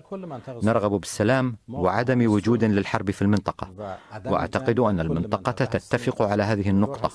نأمل أن تدرك الولايات المتحدة والكيان الصهيوني هذا الأمر، والحرب يجب أن تنتهي بظروف تحقق السلام في كامل أرجاء المنطقة، وأن تكون هناك ضمانات لعدم تكرارها. هل يعني هذا أن تكون هذه المجموعات من لبنان إلى العراق إلى اليمن حاضرة في طاولة المفاوضات معكم مع الولايات المتحدة الأمريكية مثلا؟ حاليا لا توجد خطط لإجراء مفاوضات ولم يتخذ قرار في هذا الشأن. إذا تم اتخاذ القرار عندها سوف نفكر بهذا الموضوع. طيب، في مسألة أساسية ومهمة الآن يتم الحديث عنها، وهي أن الجانب الأمريكي يتحدث عن مهلة للحرب ما بين 4 أسابيع إلى 6 أسابيع. أنتم في إيران مهلتكم للحرب كم؟ لا نضع جداول زمنية للدفاع عن أنفسنا. سنواصل الدفاع عن أنفسنا إلى أي مدى يكون ضروريا، وسندافع عن أنفسنا وشعبنا وبلدنا بأي طريقة مناسبة. لا يهمنا ما هي السياسات التي يتبعها أعداؤنا أو المهل الزمنية التي يضعونها لأنفسهم. نوصيهم بأن ينهوا هذه الحرب بشكل كامل ودائم قبل أن يتكبدوا خسائر أكبر. البعض يتحدث على أن إيران مستعدة ل6 أشهر من الحرب. هل فعلا إيران مستعدة لهذه المدة من الحرب، خاصة أن أمريكا وإسرائيل يتحدثون عن استهداف المنظومات الصاروخية والمنظومات الدفاعية لإيران؟ حتى أقل. على الأقل 6 أشهر. سندافع عن بلادنا إلى أي مدى يكون ذلك ضروريا. هناك حديث أمريكي على أنه يتم الآن استهداف المنظومات الصاروخية والمنظومات المسيرات الإيرانية التي تقول الولايات المتحدة الأمريكية أنها تستهدف دول المنطقة. President Trump will address the nation at 9 a.m. Eastern tomorrow on the war. I repeat, President Trump will address the nation at 9 a.m. Eastern tomorrow on the war. Ladies and gentlemen, there will be a 9 a.m. press conference. Maybe we'll only go until like 10 p.m. tonight. What do you all think? I just have reports now coming across the wire. President Trump to give a 9 a.m. Eastern address to the nation. Very rare. 9 a.m. Eastern national address from Mr. President. I don't think we can miss this. We can go until about 10. That would be, what would that be, 9 hours? Yeah, we can go until about 10 p.m. tonight. There is a major national address expected by Mr. President Trump tomorrow at 9 a.m. No, Silent Dogs, I started streaming at 1. It's at like noon today. It's much better if I get 8 hours of solid sleep, get up like early, and then am ready. You want me coherent for if it's a big press conference, or if it's a big address. You want me somewhat like awake. No, it's not 9 a.m., it's 9 p.m. I misread it. It's not 9 a.m. I'm tired. It's 9 p.m. tomorrow. 9 p.m. tomorrow. I repeat, I misread it. 9 p.m. 9 p.m. tomorrow. Correction. My eyes are tired. I have the official announcement from the press secretary, which makes it much clearer. It's 9 p.m. Eastern. So listen to this from the press secretary. Conversation. Tune in, tomorrow night at 9 p.m. Eastern Time. President Trump will give an address to the nation to provide an important update on Iran. Okay, that's from the press secretary. Thank you, Sarah. So correction, it is not 9 a.m. Well, we don't have to worry. 9 a.m. would be exceptionally unusual. It is tomorrow night, 9 p.m. It's not tonight. I checked Miss Rockstar. It's not tonight. It is Wednesday. Tomorrow night, Wednesday at 9 p.m., there will be a special address.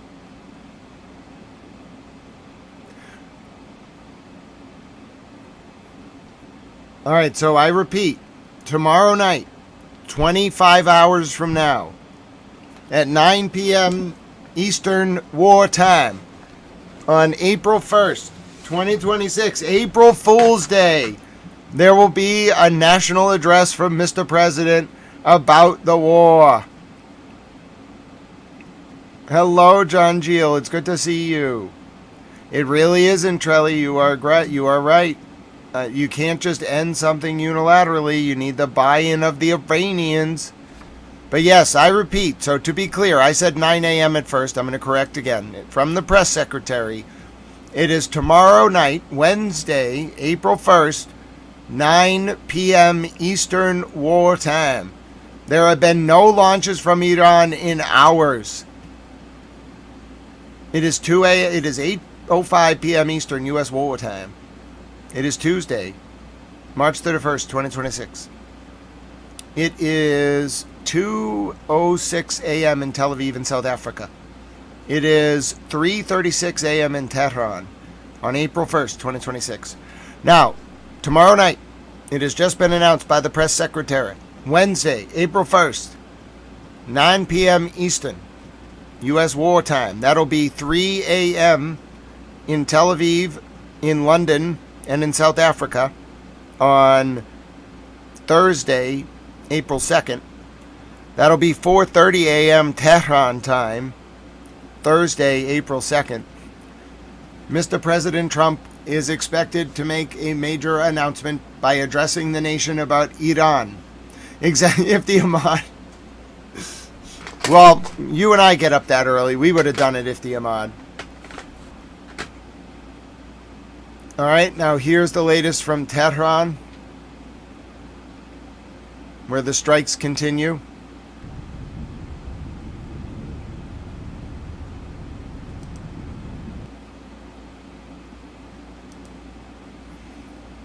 Hello, Chrissy. Welcome. God bless you. Okay, now I'll show you the top of the hour update on Al Jazeera. I didn't get to finish the interview with the foreign minister. Let me actually run that back for you. Hold on one second.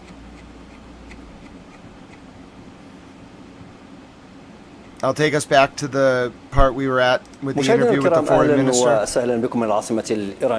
وحقوقه ولا يمكن من الطبيعي أن ضمان دولة واحدة أو اثنتين لا يكفي، بل إن التجربة أثبتت أي سبب. كما تفاوضنا مرتين أيضا المفاوضات أم لا فهذا موضوع آخر، لكن في الرد على أي مقترح من الطبيعي أن يكون هاجسنا الأول هو مدى إمكانية الثقة، وفي الوقت الحالي لا توجد أي ثقة. تتحدثون عن الضمانات، أنكم تريدون ضمانات بألا تتكرر أو لا يتكرر الحرب على إيران.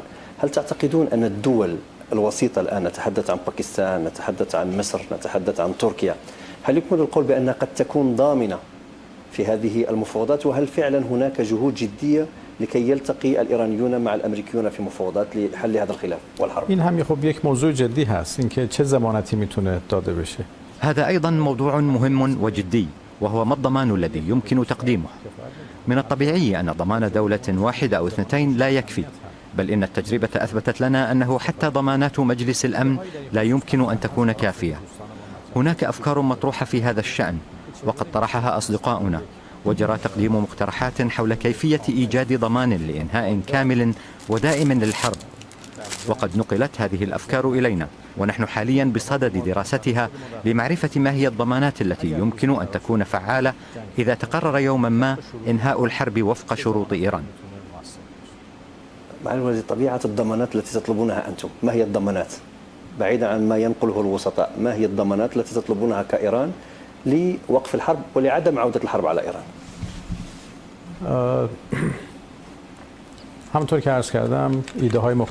كما ذكرت هناك أفكار متعددة ولا أريد الآن الدخول في تفاصيلها لأنه لا يوجد حاليا أي توجه للتفاوض حتى نطرح مقترحات في هذا الخصوص، لكن إذا تأكدنا في وقت ما من وجود نية وإرادة حقيقية لإنهاء الحرب عندها سنتحدث أيضا عن الضمانات. الرئيس الأمريكي حدث على أنه أمهل واشنطن إلى 6 أبريل، و6 أبريل كمهلة إذا لم تتجاوب طهران في المفاوضات فسيشن هجوما على جميع المستويات، الطاقة والنفط والنقاط الحيوية في إيران. أولا تعليقكم على هذا التهديد؟ لقد تم اختبارنا مرارا ونحن لا نقبل الإنذارات والمهل التي يتم طرحها. ما يهمنا هو تأمين مصالح الشعب الإيراني وحقوقه، ولا يمكن لأي أحد أن يفرض علينا مهلا زمنية. هذه المهل الزمنية المصطنعة لا فائدة منها سوى تعقيد الأمور، وقد رأيتم أن هذه المهلة الزمنية قد تم تمديدها مرتين حتى الآن. لذلك أعتقد أن رئيس الولايات المتحدة يجب أن يغير نهجه أساسا، فلا يمكن مخاطبة الشعب الإيراني بلغة التهديد أو الحديث عن مهل زمنية. الشعب الإيراني شعب عظيم ومتحضر يمتلك حضارة عريقة وثقافة غنية جدا، ويجب مخاطبته بلغة الاحترام، وإلا فسيتلقون ردا كما يحدث الآن في ساحات القتال. من بين نقاط الإشكال والاختلاف ما بين الولايات المتحدة الأمريكية وإيران في هذا التوقيت هو مضيق هرمز. كيف تفكر إيران في المضيق الآن؟ هل في صدد السيطرة عليه بالمعنى الحقيقي للكلمة ومنع جميع الدول من العبور، أم أن هناك رؤية لإيران للتعامل مع المضيق؟ مضيق هرمز في الواقع يقع ضمن المياه الداخلية لإيران وسلطنة عمان، وليس ضمن المياه الدولية، وبالتالي من الطبيعي أن تراعى مصالح إيران وعمان فيما يتعلق بالمرور عبر هذا المضيق. حاليا ومن وجهة نظرنا فإن المضيق مفتوح بالكامل، لكنه مغلق فقط أمام سفن الأطراف التي هي في حالة حرب معنا، وهذا أمر طبيعي في زمن الحرب، إذ لا يمكننا السماح لأعدائنا باستخدام مياهنا الداخلية.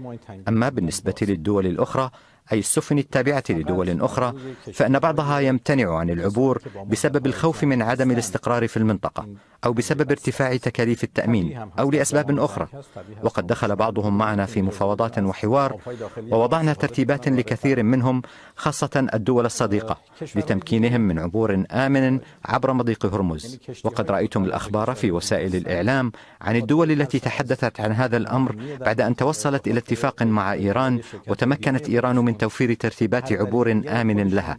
أما بعد انتهاء الحرب فما هي الترتيبات التي سيتم اعتمادها هنا؟ من الطبيعي أن هذا الأمر يتعلق بإيران وعمان، وبالطبع سنأخذ في الاعتبار مصالح أصدقائنا الآخرين في المنطقة وخارجها. من وجهة نظرنا يمكن أن يكون مضيق هرمز ممرا للسلام لعبور هادئ وسلمي لسفن جميع الدول، لكن بطبيعة الحال فإن تأمين أمن المنطقة وضمان سلامة مرور السفن والقضايا البيئية وطريقة توجيه السفن وتنظيم حركتها كلها أمور تحتاج إلى نظام وترتيبات، وهي مسؤولية الدول المطلة على مضيق هرمز أي إيران وعمان.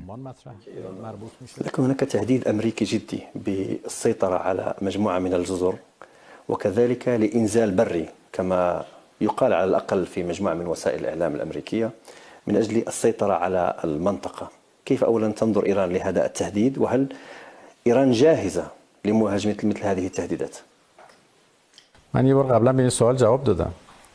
فيما يتعلق بهذا السؤال فقد أجبت عليه سابقا وقلت إننا ننتظرهم، ولا أعتقد أنهم يملكون الجرأة للقيام بذلك لأنهم سيتكبدون خسائر كبيرة جدا.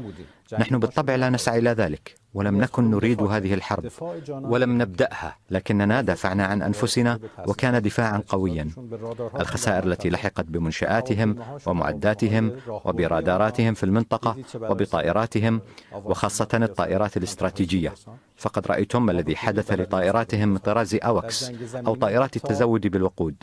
نحن نعرف جيدا كيف ندافع عن أنفسنا، وفي الحرب البرية نحن أكثر خبرة وتجهيزا. نحن مستعدون تماما لمواجهة أي تهديد أو هجوم بري على بلادنا، ونأمل ألا يرتكبوا مثل هذا الخطأ. هل هناك رؤية؟ الكثير يتحدث على أن إيران ربما قد توسع رقعة المواجهة ليشمل باب المندب والبحر الأحمر. هل فعلا هناك شيء ما على الأقل كدبلوماسي يتحرك داخل كواليس الدبلوماسية والقوات المسلحة في إيران في هذا الشأن؟ ما قبلا هم گفتیم بحث باب المندب. قلنا سابقا إن موضوع باب المندب يتعلق بدول تلك المنطقة، وأن لليمن سياساته الخاصة في هذا الشأن. وكما قام اليمنيون سابقا باتخاذ إجراءات دعما لشعب غزة والشعب الفلسطيني، فإذا قرروا الآن اتخاذ إجراءات أيضا فهذا يعود إليهم. نحن لا نطلب شيئا من أحد، ونعرف جيدا كيف ندافع عن أنفسنا، ولا نحتاج إلى أحد في هذا المجال. لكن إذا رأت مجموعات في لبنان أو العراق أو اليمن أن تقوم بإجراءات دعما للشعب الإيراني فهذا شأنهم الخاص. لكن بعض الأخبار تقول بأنكم تطالبون أي طاولة حوار مع الولايات المتحدة الأمريكية لإنهاء الحرب يجب أن تشمل جميع محور المقاومة. ماذا تقصدون بذلك؟ من وجهة نظرنا يجب أن يكون أي إنهاء للحرب شاملا وكاملا في كل أرجاء المنطقة. يعني عندما نتحدث عن إنهاء الحرب نتحدث عن إنهائها في إيران ولبنان والعراق واليمن وجميع أرجاء المنطقة. نرغب بالسلام وعدم وجود للحرب في المنطقة، وأعتقد أن المنطقة تتفق على هذه النقطة. نأمل أن تدرك الولايات المتحدة والكيان الصهيوني هذا الأمر، والحرب يجب أن تنتهي بظروف تحقق السلام في كامل أرجاء المنطقة، وأن تكون هناك ضمانات لعدم تكرارها. هل يعني هذا أن تكون هذه المجموعات من لبنان إلى العراق إلى اليمن حاضرة في طاولة المفاوضات معكم مع الولايات المتحدة الأمريكية مثلا؟ حاليا لا توجد خطط لإجراء مفاوضات، ولم يتخذ قرار في هذا الشأن. إذا تم اتخاذ القرار عندها سوف نفكر بهذا الموضوع. طيب، في مسألة أساسية ومهمة الآن يتم الحديث عنها، وهي أن الجانب الأمريكي يتحدث عن مهلة للحرب ما بين 4 أسابيع إلى 6 أسابيع. أنتم في إيران مهلتكم للحرب كم؟ لا نضع جداول زمنية للدفاع عن أنفسنا. سنواصل الدفاع عن أنفسنا إلى أي مدى يكون ضروريا، وسندافع عن أنفسنا وشعبنا وبلدنا بأي طريقة مناسبة. لا يهمنا ما هي السياسات التي يتبعها أعداؤنا أو المهل الزمنية التي يضعونها لأنفسهم. نوصيهم بأن ينهوا هذه الحرب بشكل كامل ودائم قبل أن يتكبدوا خسائر أكبر. البعض يتحدث على أن إيران مستعدة ل6 أشهر من الحرب. هل فعلا إيران مستعدة لهذه المدة من الحرب، خاصة أن أمريكا وإسرائيل يتحدثون عن استهداف المنظومات الصاروخية والمنظومات الدفاعية لإيران؟ حتى أقل. على الأقل 6 أشهر. سندافع عن بلادنا إلى أي مدى يكون ذلك ضروريا. هناك حديث أمريكي على أنه يتم الآن استهداف المنظومات الصاروخية والمنظومات المسيرات الإيرانية التي تقول الولايات المتحدة الأمريكية أنها تستهدف دول المنطقة. تعليقكم على ذلك؟ هل فعلا أنتم تستهدفون دول المنطقة؟ إذا من أين تأتي هذه الصواريخ التي تطلق والمسيرات التي تتحرك باتجاههم؟ قبل يومين فقط مسيرة إيرانية رخيصة الثمن دمرت طائرة أوكس أمريكية بقيمة 600 مليون دولار. من أين يمكن أن تأتي هذه الصواريخ والمسيرات؟ أعتقد أنه يجب أن لا نهتم بالحملة الإعلامية التي تقودها الولايات المتحدة. العالم يشاهد أن هجماتنا تتواصل بشكل مستمر، ولم يتمكنوا من إيقافها. لم يتمكنوا من فتح مضيق هرمز، واستعانوا بالدول الأخرى ولم يتمكنوا من فعل ذلك، والآن يتوسلون من أجل التفاوض. لهذا السبب أعتقد أنه يجب ألا نهتم بدعاية العدو، وحقيقة الميدان تقول أننا حافظنا على قدراتنا الدفاعية. ضرباتنا ضد العدو متواصلة وبقوة. إذا تقررت المفاوضات ما بين إيران والولايات المتحدة الأمريكية، ما هي المواضيع التي ترونها في إيران ستكون أولوية على طاولة المفاوضات؟ الأمريكي يتحدث عن البرنامج النووي، يتحدث عن البرنامج الصاروخي، يتحدث عن السياسات الإقليمية لإيران. أنتم في إيران ما هي أولويتكم في المفاوضات؟ لا يوجد حتى الآن برنامج للتفاوض. إذا وصلنا يوما ما إلى تلك النقطة سنحدد حينها أولوياتنا. معالي الوزير، هناك نوع من القلق في دول المنطقة. يتحدثون أنه إذا كانت إيران تواجه الولايات المتحدة الأمريكية فلماذا تضرب هذه الدول؟ لدينا دول الخليجية، الكويت، قطر، سلطنة عمان، المملكة العربية السعودية، البحرين. فهناك نوع من الزعل كما يقول في العرب يعني. ما این رو بارها توضیح دادیم. أوضحنا هذه النقطة مرارا. نحن في الحقيقة لا نهاجم أصدقائنا في منطقة الخليج الفارسي، بل نهاجم المنشآت الأمريكية والقوات الأمريكية والأهداف الأمريكية الموجودة للأسف في هذه الدول. قد تحدث أحيانا أضرار جانبية، لكن هدفنا هو فقط الأهداف الأمريكية الموجودة في هذه الدول، وهذه حقيقة لا يمكن لأحد إنكارها، وهي أن الولايات المتحدة تستخدم أراضي وأجواء هذه الدول لمهاجمة إيران، وهناك الكثير من الأدلة على ذلك. بل إن الأمريكيين أنفسهم اعترفوا بأن صواريخ هايمارس قصيرة المدى تطلق نحو إيران. فمن أين تطلق؟ ليس من مسافة 2000 كيلومتر، بل من داخل المنطقة. كما أن طائراتهم عندما تنطلق من حاملاتهم أين يتم تزويدها بالوقود؟ ليس لديهم خيار آخر، إذ يتم تزويدها بالوقود في الجو بواسطة طائرات التزود الأمريكية الموجودة في قواعدهم بالمنطقة. وقد سقطت 3 طائرات F-15 أمريكية في الكويت كما يقال بشكل عرضي. لكن يتساءل المرء ماذا كانت تفعل هناك؟ من الواضح أنها كانت تستخدم الأجواء الكويتية لمهاجمة إيران. إن استخدام الولايات المتحدة لأراضي وأجواء ومياه هذه الدول ضد إيران هو حقيقة، ونحن نضرب فقط الأهداف الأمريكية الموجودة في هذه الدول، وكذلك الأماكن التي تقدم خدمات لتلك القوات أو التي تتجمع فيها. وقد اعترفت الصحف الأمريكية بأن الجنود الأمريكيين يختبئون في فنادق ومبان إدارية في دول الخليج الفارسي، وهذا يعني في الحقيقة أنهم يستخدمون شعوب دول الخليج الفارسي دروعا بشرية. لماذا لا يرون هذه الحقائق؟ نحن لم نبدأ هذه الحرب، بل الولايات المتحدة والكيان الصهيوني هما من بدأها باستخدام قواعدهما في هذه المناطق. أصدقاؤنا في الخليج الفارسي بدلا من أن يوجهوا اللوم لنا، عليهم أن يلوموا الولايات المتحدة والكيان الصهيوني وأن يدينوهما. لماذا لم يدينوا أبدا العدوان على إيران، بل يدينوننا لأننا ندافع عن أنفسنا؟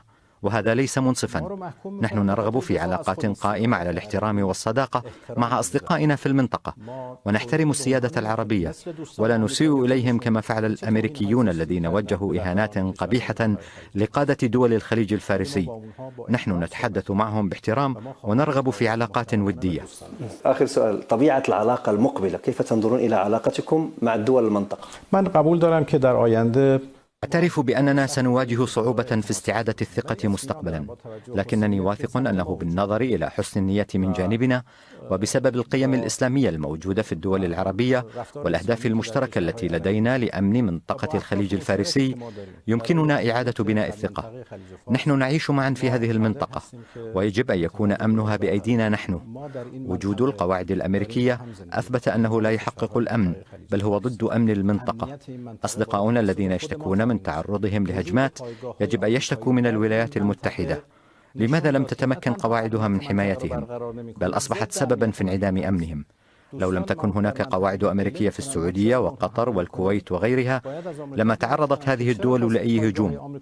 وجود القواعد الأمريكية في المنطقة يضر بأمنها، وفي المستقبل يجب أن نصل معا إلى قرار مشترك لنعيش بأمن جماعي. الأمن يحتاج إلى إطار إقليمي جماعي. لا يمكن أن يحظى طرف بالأمن ولا يتمتع طرف آخر بالأمن، وكذلك الرفاهية والتقدم والتنمية يجب أن تكون شاملة. إذا أردنا سلاما دائما في المنطقة فيجب أن نستغني عن القوى الأجنبية وأن نعتمد على أنفسنا وأن نبني الأمن عبر اتفاقيات أمنية واقتصادية بيننا. وأنا آمل ومتيقن أن الأمن سيكون أكثر استدامة بهذه الطريقة. معالي وزير الخارجية الإيراني الدكتور عباس عراقچي، شكرا على تواجدك معنا هنا في هذا اللقاء على شبكة الجزيرة. إذا المشاهدين الكرام كان هذا اللقاء مع معالي وزير الخارجية الدكتور عباس عراقچي. So that was the latest from Dr. Irachi, the Iranian foreign minister, on Al Jazeera in Arabic. Here is a drone hitting a house in Erbil.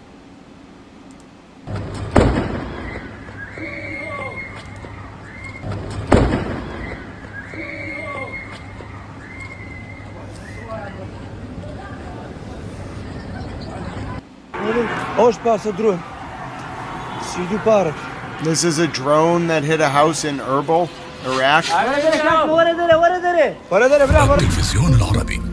Okay, again, a drone that hit a house in Erbil.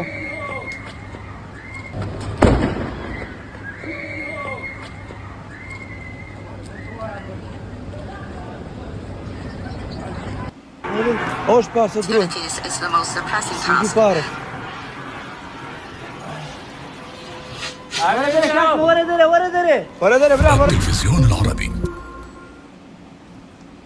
Okay, so that was the latest from Herbal.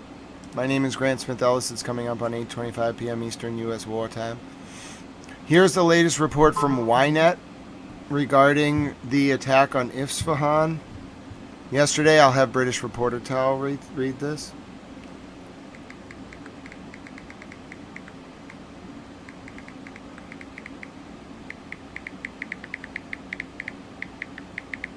Alright, I'll translate it. Hold on, this is going to have to be translated from Hebrew. This is the latest from Ynet on the reported strike on Isfahan. Alright, I'm going to have to translate it into English because I don't speak Hebrew.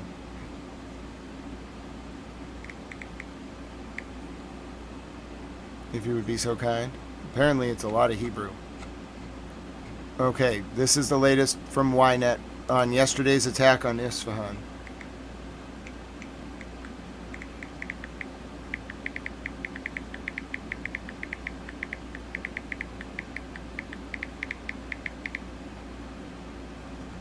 The goal, to bury the uranium, instead of extracting it, behind the extraordinary attack in Isfahan. Trump released an unexplained video of a chain of explosions. An American official explained that a large quantity of bunker-busting bombs were dropped on Isfahan. And it can be assumed that this was an attempt to block the hidden tunnels that lead to uranium hidden underground there. The US, it seems, has given up on a prolonged ground operation, which would also entail many casualties. Satellite photography reveals this is how the uranium was transported to Isfahan, with 18 blue containers in a truck. Remaining in Iran's possession, a quantity of about 440 kilograms enriched to a very high level of 60% is very troubling to both the Americans and the Israelis. Enriching this uranium to the 90% level needed for a nuclear weapon is a relatively simple and quick matter, and within a few weeks, the amount that Iran has accumulated could be used to create the cause of 11 nuclear bombs. With a little effort, it is also possible to produce a bomb, and not just a core. This uranium and the blockade of the Strait of Hormuz are the two issues that are very troubling to Washington and Jerusalem. According to the International Atomic Energy Agency, IAEA, uranium is found in tunnels deep underground at two of the nuclear sites attacked by the US in the 12-day war last year, Isfahan and Natanz. It may also be in Fordow, but there is no certainty about that. The video released tonight by Trump, and according to an American official, documents a chain of explosions in Isfahan.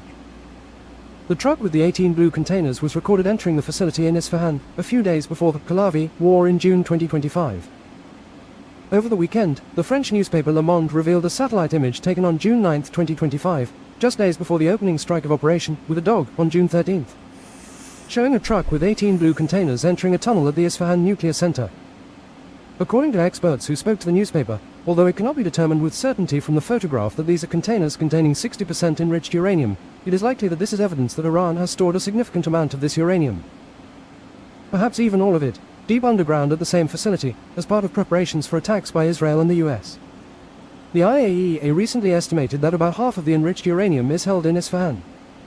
In recent days, there has been much talk about a possible ground operation to remove the enriched material from Iran, or alternatively that the Iranians agree, as part of negotiations, to remove it from their territory and hand it over to another country. Trump demanded yesterday that Iran give us the nuclear dust.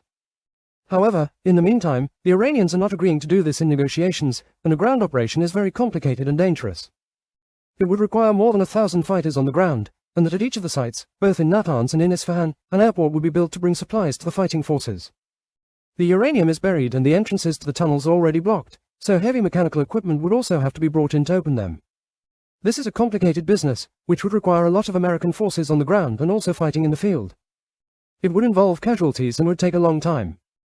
The entrance tunnels to the underground facility in Isfahan. The alternative to neutralizing this amount of enriched material at the two sites is to simply bury it, in such a way that if the Iranians wanted to get to it, it would take them at least a year to dig, search for it, and reach it, a time that would give the US and Israel the opportunity to detect it and thwart such an effort. The way to bury the enriched uranium, which is located deep underground in lead containers, each containing between 10 and 20 kilograms of uranium enriched to a level of 60%, is to simply bomb the area around the enriched uranium, so that there is no access to it, or at the very least it will take many months, as mentioned, to reach it. It can be estimated with a fairly high degree of certainty that the Americans seem to have decided, instead of carrying out a ground operation and instead of trusting the Iranians to extract the material, to bury it. around the enriched uranium this month, and last night they apparently did the same in Isfahan. What was described as a large ammunition depot was attacked in Isfahan last night. A U.S. official told the Wall Street Journal this morning that the U.S. attacked this depot using a large quantity of 2,000-pound bunker-busting bombs, about 900 kilograms. President Donald Trump posted a video on his Truth social network showing a series of explosions, but did not include any caption or specify what exactly is seen in the video or where it was filmed. The U.S. official who spoke to the Wall Street Journal clarified that it was the moments of the attack in Isfahan. Trump released the video without any explanation.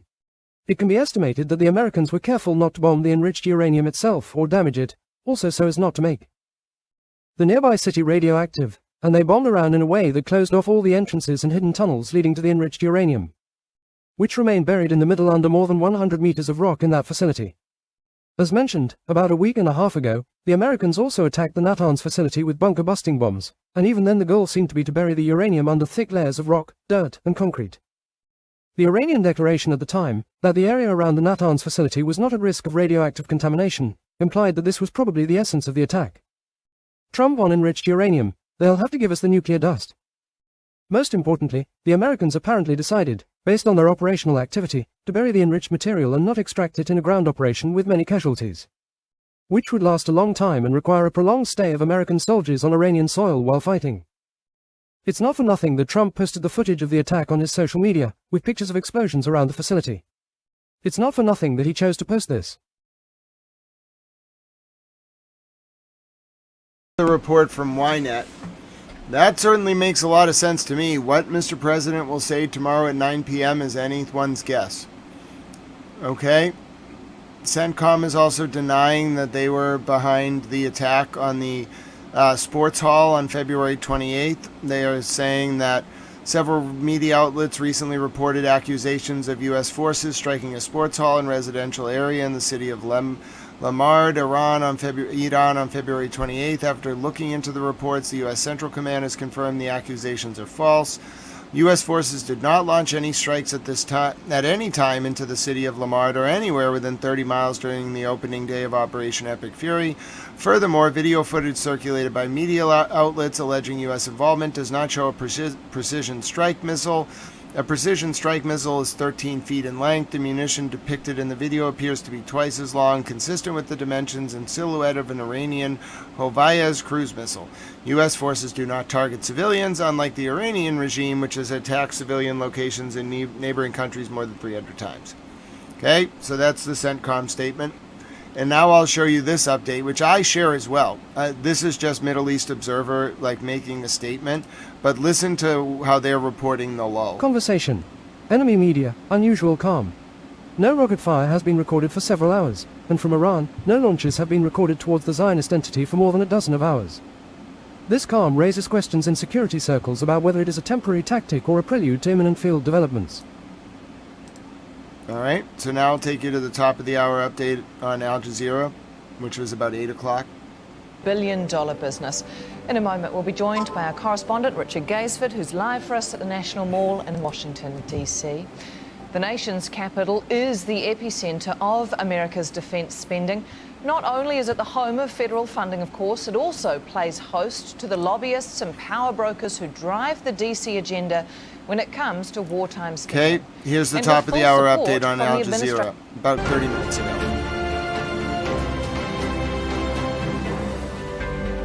I'm Tom McRae, you're watching Al Jazeera's extensive coverage of the war between the US, Israel and Iran. Coming up. When we feel that they are, for a long period of time, put into the Stone Ages and they won't be able to come up with a nuclear weapon, then we'll leave.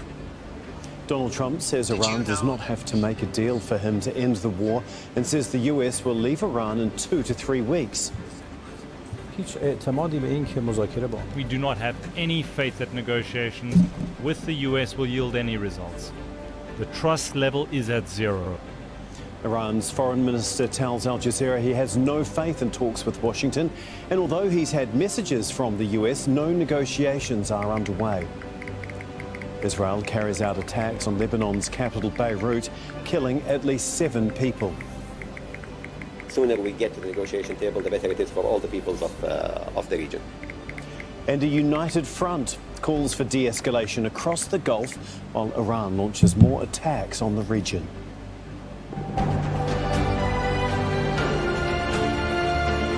This is about 30 minutes ago. Donald Trump says US forces will end operations in Iran very soon and could be gone within 2 to 3 weeks. It's the latest timeline for withdrawal to be set by the US president. Speaking at the White House, Trump says Tehran does not have to make a deal for the US to end its war. The U.S. will be gone or done with the war in 2 I to 3 think with weeks? 2 or 3 weeks. Not 3 weeks. If it is We'll Good leave. job, T.A. They don't Sarah. have to make a deal with me. When we feel that they are, for a long period of time, put into the Stone Ages and they won't be able to come up with a nuclear weapon, then we'll leave. Whether we have a deal or not, it's irrelevant. Earlier, Iran's Foreign Minister Abbas Araghchi told Al Jazeera there is zero trust between the two sides and that no negotiations are happening. And in a moment, we'll get the view from Tehran with Mohammed Val. First, though, we're going to go to Rosalind Jordan, who is live for us in Washington, D.C. And Ros, can you just run us through what else Donald Trump had to say? He also spoke about Iran's nuclear capability. One of the things that the U.S. President Donald Trump talked about was a goal which he said his administration did not have when it started the air war on Iran back on February 28th, and that was regime change. However, the president did speak at length about the fact that, in his view, the wrong people were now out of power because they had been killed in U.S. and Israeli airstrikes, and that a new generation, people with whom the U.S. can work with, are now in power. And those are the people that Donald Trump told reporters on Monday afternoon in the White House that they are having indirect negotiations with about trying to end the war. But the president then contradicted himself and said that there did not need to be any sort of deal to end the conflict in order for him to decide to pull U.S. forces out. The one thing that the U.S. president did not talk about, even though he said that the U.S. and Israel have set back Iran's ambitions to build nuclear warheads by 15 to 20 years, is what would be done by the U.S., by Israel, by other countries to secure Iran's uranium stockpile. That is something that is normally done when a country is basically agreeing to give up its nuclear capabilities, allowing only for civilian energy use. But he didn't say anything about how that would be done. And that is important because in recent weeks, there's been a lot of speculation about the U.S. troop buildup in the Middle East and whether the inclusion of U.S. ground troops might actually come into play, particularly to either take control of Karg Island or perhaps, just as important, take control of Iran's uranium stockpile. Ros, is there any confusion at this point in time when it comes to the conflicting timelines that we're hearing from Donald Trump and the discussion about a potential deal or no deal is needed? Can you just explain how that is being received there in the US? Well, critics are pointing out that this is very confusing because even though the president's comments on Monday that this war could be wrapped up in another 2 weeks, perhaps 3 weeks, does fall within the original timeline that the administration put forward at the end of February and at the beginning of March, which was a conflict lasting about 4 to 6 weeks. The president allowing on Monday that it could take another few days, perhaps another week, which would bring that period out to 4 to 7 weeks. That said, the president did not specify exactly how the conditions would be created and how they would be implemented in order to say that the U.S. conflict in Iran is actually over. There are still troops being moved into the region. A new aircraft carrier has just left Virginia, and it is heading to the region, the George H.W. Bush, I believe it is. And that's another aircraft carrier group that includes at least 4,500 sailors and Marines just on the aircraft carrier itself, not including the accompanying destroyers and amphibious landing vessels that are part of that strike group. Okay, thank you so much, Ros, for all of that. Ros Jordan in Washington, D.C. for us. We're going to go now to Mohammed Val, who is in Tehran. And this latest messaging from Donald Trump's only come out in the last hour or so. Has there been any response from Iran's leaders at this point in time? And how are they likely to view his latest comments, given what we've heard from the likes of the Foreign Minister Abbas Araghchi speaking a little earlier? Yes, Tom, we don't have any official commentary on what President Trump has said so far, but we know from the mindset here among the leadership is that if the Americans end this war without a deal, that means there is no capitulation on the part of the Iranians. That means Iran will retain its enriched uranium. It means Iran will still have some kind of control over the Strait of Hormuz. It will mean Iran is still deploying its missiles, long-range missiles against Israel. And that means they still have some stockpile there of those missiles. So Iran has its war capabilities still somehow preserved. And they will read into this that it is a victory for Iran. No conditions have been imposed. That's something they have been opposed to.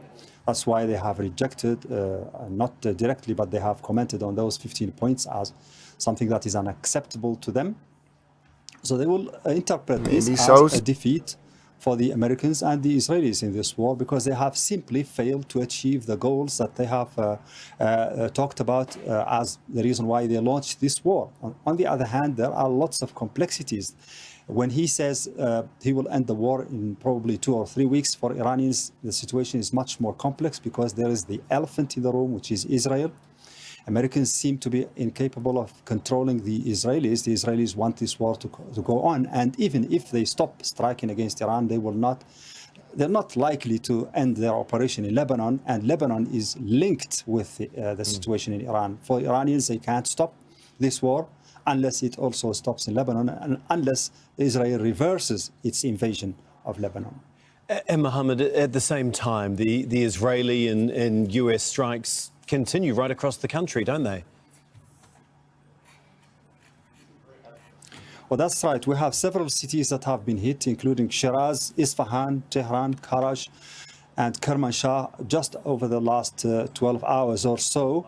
And we have particularly a list here that the Iranians have prepared and published about the civilian facilities that have been struck over the last 24 hours, something that is for Iranians a red line and an indication of escalation. That includes a pharmaceutical company that produces anti-cancer medicine. And it also includes steel industries in Isfahan, facilities in Isfahan, a commercial seaport in Bandar Abbas, a steel factory in Brujan in western Iran, and a meteorological facility in Bushehr, aside from a residential complex in Malar that's in west of Tehran. So it's a list of civilian-related facilities that have been destroyed or partly destroyed by these airstrikes by Americans and Israelis, something that is subject to anger here and to threats of retaliation. Particularly, also, they have mentioned today in some of the statements that they are going to target IT companies and AI companies in the region that are linked to the Americans because they think they contribute to the operations of targeted assassinations in Iran. Okay, thank you so much, Mohammed. Mohammed Val for us in Tehran. Okay, so, listen. We have 24 hours until this speech. No one has fired in hours anywhere. Okay? No one has fired in hours anywhere. I'll show you the latest. There is a strike right now on Lebanon. By the way, my tooth really hurts. I was wrong. I don't know what I did yesterday. I think I thought like my tooth was okay. I have this cream that kind of makes it feel better. It's like a topical like ointment I had one time when I got a tooth surgery. But you have to like apply it and it tastes gross. My point is, like, my tooth is struggling because I chipped my tooth. And I also want to show you the latest from the American area. I think that's just the neighborhood in هذه الضربة على الأمريكان قبل أبو عرب where there has على been a الطريق strike. العام هلا اتضربت الساعة هلا But there has been no 3:30 وجه الضوء absolutely اليوم no الأربعاء 1 نيسان strikes of any kind. اياها ضربة بعد ما شفنا أي بنية يلا هذه الضربة على الأمريكان قبل أبو عرب على الطريق العام هلا اتضربت الساعة هلا 3:30 وجه الضوء اليوم الأربعاء 1 نيسان اياها الضربة بعد ما شفنا أي بنية Oh, this stuff tastes disgusting. يلا هذه الضربة على الأمريكان Sorry, I didn't mean to comment قبل over أبو the video. عرب I'm sure that taste of that bomb in the air is disgusting too. Those bombs actually leave traces of chemicals in the air. People have described it as being like a metallic taste that coats your teeth. But yeah, if you're just tuning in, the news is that it's quiet. All is quiet on the western and eastern fronts. I repeat, all is quiet on the western and eastern fronts. We are 8 hours into today's stream. There is a... Hello, Robson! Oh yeah, no, I saw they were firing at bases in Iraq. I did see that. I heard reports of sirens in Bahrain. I did not see any pictures of the hits. I heard reports of firing in Saudi Arabia. But as you know, I study the firing towards Israel. And either Israel is intercepting every single missile, like literally as it takes off from the ground. Yes, Diane, I was thinking about all the people in Israel. It's almost 3 a.m. They've slept all night. I'm not joking. There has not been a launch in the north, not towards Tel Aviv, not towards Jerusalem, in 7 hours. I've been live for 8 hours. They haven't launched once. I'm telling you, I'm the barometer. And you know, I like to do I'll do 12 hours if there's a lot going on, but 8 to 10 hours is good for me, especially with my tooth hurting. And I won't be able to see the dentist for 2 days. So, but tomorrow we'll be doing this again because there is a 9 p.m. major announcement from Mr. President Trump. Tomorrow, 9 p.m. Eastern, okay? That's Wednesday, April 1st, 2026. All right? Wednesday, April 1st, 2026. You might be right, Pete. They just might not. But the pattern is that it's always Israel once in a while. You know? So 8 hours of silence in Israel, this is the first time during the war this has happened. There might have been one other 8-hour block, but not like this. Yeah, the Chinese embassy got hit, I'd say 5 hours ago. But yeah, things were quiet right before that. I don't know if they would stop for Passover. It is Holy Week. I'm not sure. Stu, you think it's because all the Arab countries have been notified President Trump will end the war? Okay.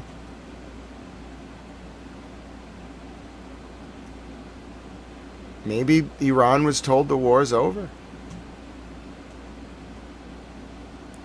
We've all been praying.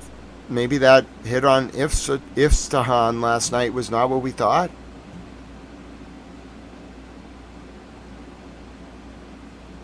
I'm sorry to hear that, ex-MAGA. Nightbot, thank you for warning ex-MAGA for the all caps. I can't believe what's happening right now. I have no idea. I really don't know what's going on. It started it was a little weird last night. Tonight is just a complete aberration. There's nothing going on.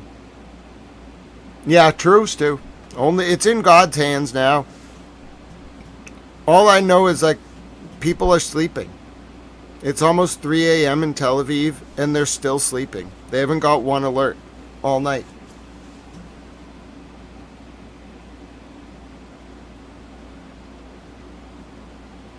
Yeah, my tooth hurts. Kind of want to go to bed. What song do you want to hear, Standing Stones? Which one?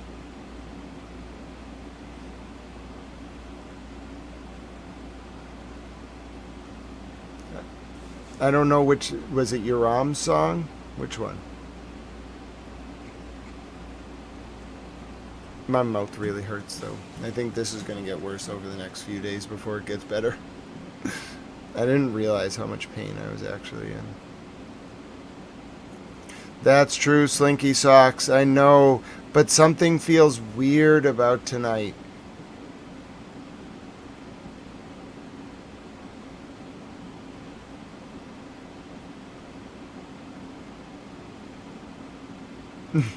That's funny, Colin. That would be funny.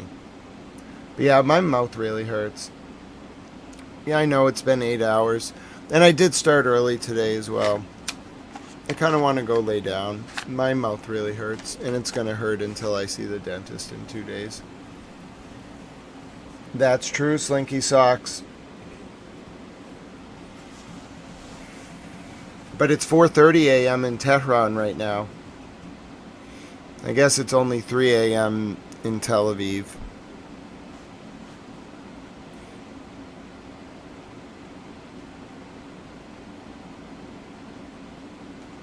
Maybe there's a... Hello, Claude Bell. Maybe there's an off-ramp they've all found. I don't know. At this point, I'm confounded. I'm officially confounded. Yeah, I should get some rest. I do have some water, Sarah. Thank you. Oh, God bless you, Standing Stones. You know what might help? My doctor said if I take Tylenol, I called today. I called the dentist. They said I can take Tylenol if it gets bad. So, I do have Tylenol. Not the best thing for my liver, but I got it at Star Market.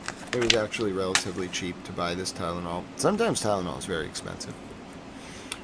Anyway, my point is, my tooth hurts, and I would like to lay down. I will be with you tomorrow. I don't know what to say. There's an apprehensive calm. Like, I think a lot of us have been praying for this calm, so we don't really know what to do now that it's here. I don't know if it's going to last. Last night, I agree with Slinky Socks. Yeah, pick a handle. I just took some Tylenol. My doctor did advise me to do so, so I took some. I think it will help my tooth when I lay down, and then I'll use it tomorrow, and then I'll see the dentist the next day. Trelly, your prediction is it's going to get loud in about an hour? I will do that, pick a handle. Oh, thank you, Petty LaBelle and Diane. And yes, of course, when we come back tomorrow, I will absolutely update you on whatever has happened overnight, and then we will take that 9 p.m. speech from Mr. President Trump no matter what. I'm not going to jinx anything. Oh, God bless you, Sean. Thank you very much. Thank you, guys. Thank you, Peter. Thank you, Penny.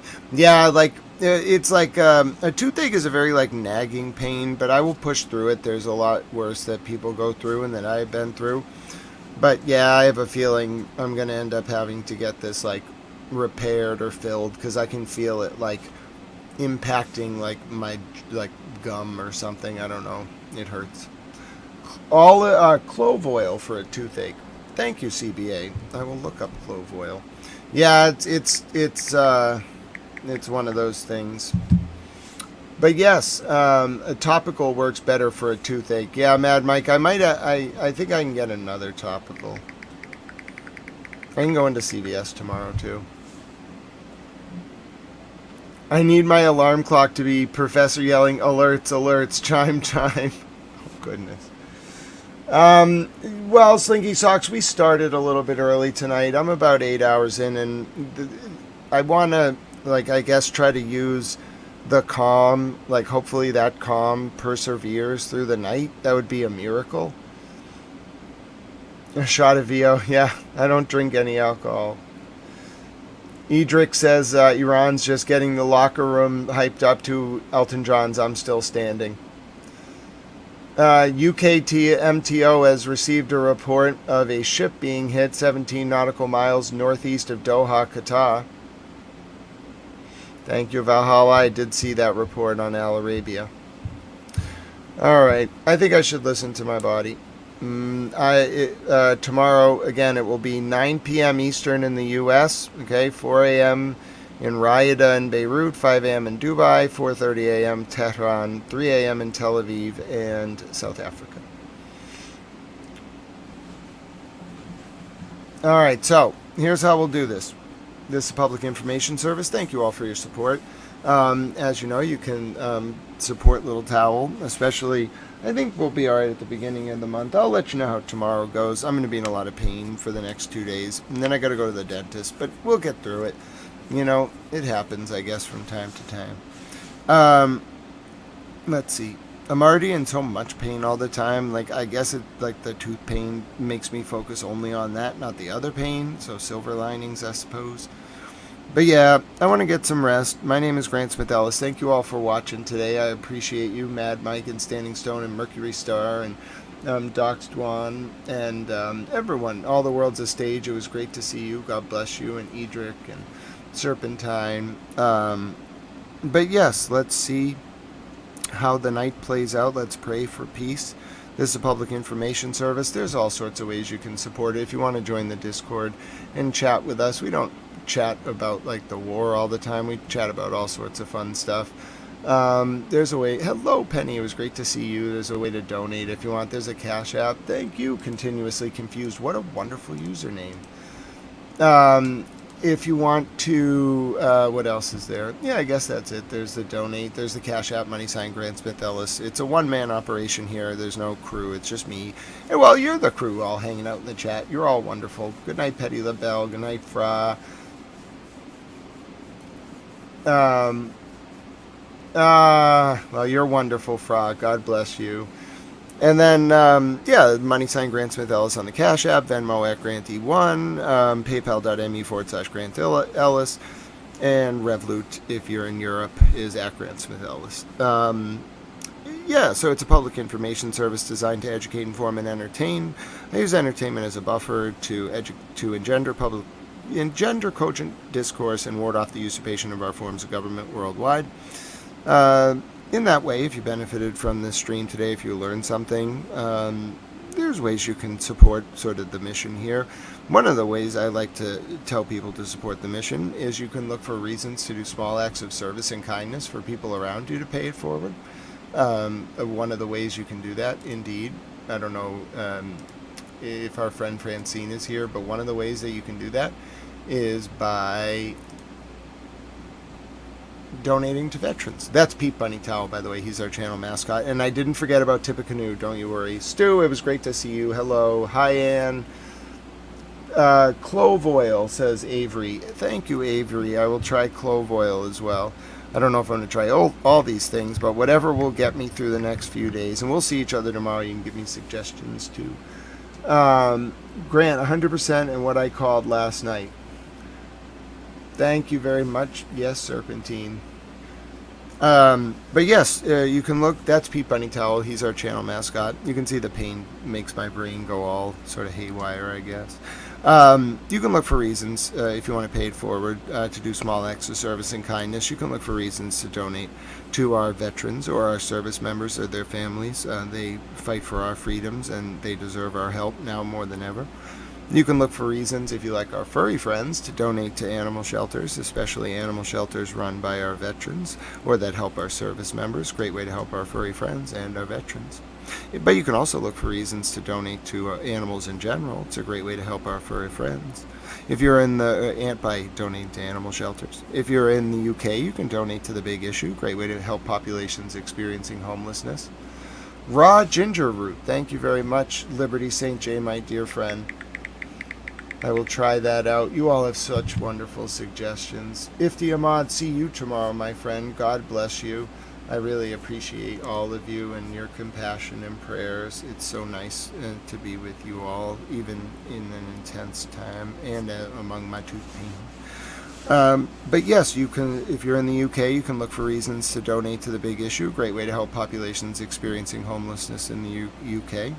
If you are, it doesn't have to be a donation though. It can be something as simple as smiling at someone on the street, reaching out to a friend or family member you haven't heard from in a while, or yes, ladies and gentlemen, even giving away 200 tomato plants like Francis Frutrell did one time and having them designated honorary towels forevermore. In that way, may we live up to our towel eudaimonia, or may we change about the current realpolitik from one centered on preserving, expanding, and demonstrating our power to instead one centered on preserving, expanding, and demonstrating our capacity to engage in small acts of service and unconditional love. In that way, living up to our tau eudaimonia, or summum bonum, our greatest good in the ancient Greek or Latin respectively, they're about bringing about a new digital epic defined by Aquarius the water bearer standing tall and carrying a Pete Bunny towel. I believe it's possible because of you all, and now I'm going to do Tippecanoe and Taylor too to list the presidents in order for my dear friend, Triple Bob. Alright, so you got Mr. President Washington at number 1. You got President Adams, then President Jefferson, then Madison. Then I skip a few because I don't remember them all. Then Van Buren at 8, skip a few, Andrew Jackson at 13. Then you jump forward to, so Tippecanoe and Taylor 2. It's going to be Polk, Taylor, Pierce, Buchanan, Lincoln, Johnson, Grant, Rutherford B. Hayes, Garfield, Chester A. Arthur, Cleveland, Harrison, Cleveland, McKinley, Teddy Roosevelt, William Howard Taft, Woodrow Wilson, Harding Coolidge, Hoover, FDR, Truman, Eisenhower, Kennedy, Johnson, Nixon, Kennedy, Johnson, Nixon, Ford, Carter, Reagan. I said a few of those twice. Bush 1, Clinton, Bush 2, Obama, Trump, Biden, Trump. I wanted to make sure I got them all in order. My name is Grant Smith Ellis, and I do that at the end of each stream to kind of test my memories. God bless you all. Thank you for being with me today. We will see tomorrow's nationwide address. Serpentine, you may be right. You probably will be right. CIA and Mossad had operatives filming the strikes. Why do you think we have so many views of it? Yeah, Serpentine, I did wonder. That was abnormal. A lot of like views of like the moment at the exact time. You might be onto something. My name is Grant Smith Ellis. Grant, why don't you set up Zelle? Fry, I think I do have Zelle. You can email me at grantsmithellis@gmail.com. I don't know how to like share my Zelle link, but I do have Zelle set up. Okay, so if Zelle's something people want, like if that would be helpful, I can set that up. I don't even have my notes open right now. That's how strange of a thing it's been today, but I'll try to remember to add the Zelle as well. No, God bless you, Trelly. God bless each and every one of you, and Mimi and the goats. I pray for peace. It's been 31 days in a row. Hopefully this war ends. Hopefully there's been a decision. The word has gone out. It's over. Peace has arrived. Who knows? God bless all of you. We will find out in 23 hours and 58 minutes. Who knows what will happen between now and then. Until then, I pray for the innocents in harm's way. I pray for the goats. I pray for all the spiritual leaders who got their communities to this point among the agony. I pray for the displaced people and our soldiers and those of our allies. And most importantly, I pray for peace. My name is Grant Smith Ellis, signing off from the War Desk. It is 9:02 p.m. U.S. wartime in the East. Tuesday, March 31st, 2026. It is 3:06 a.m. in Tel Aviv, 3:03 a.m. in Tel Aviv in South Africa. It is 4:33 a.m. in Tehran. May God protect all of us on this earth, and may this peace prevail from now going forward. God bless you all. God night. God bless you all. Good night, and may God protect this earth. Thank you for being with me, friends. Bunny and 1-0 State Fan and Fra and Penny and T.A. Sarah You're all so appreciated, and I'm going to go rest with my toothache now.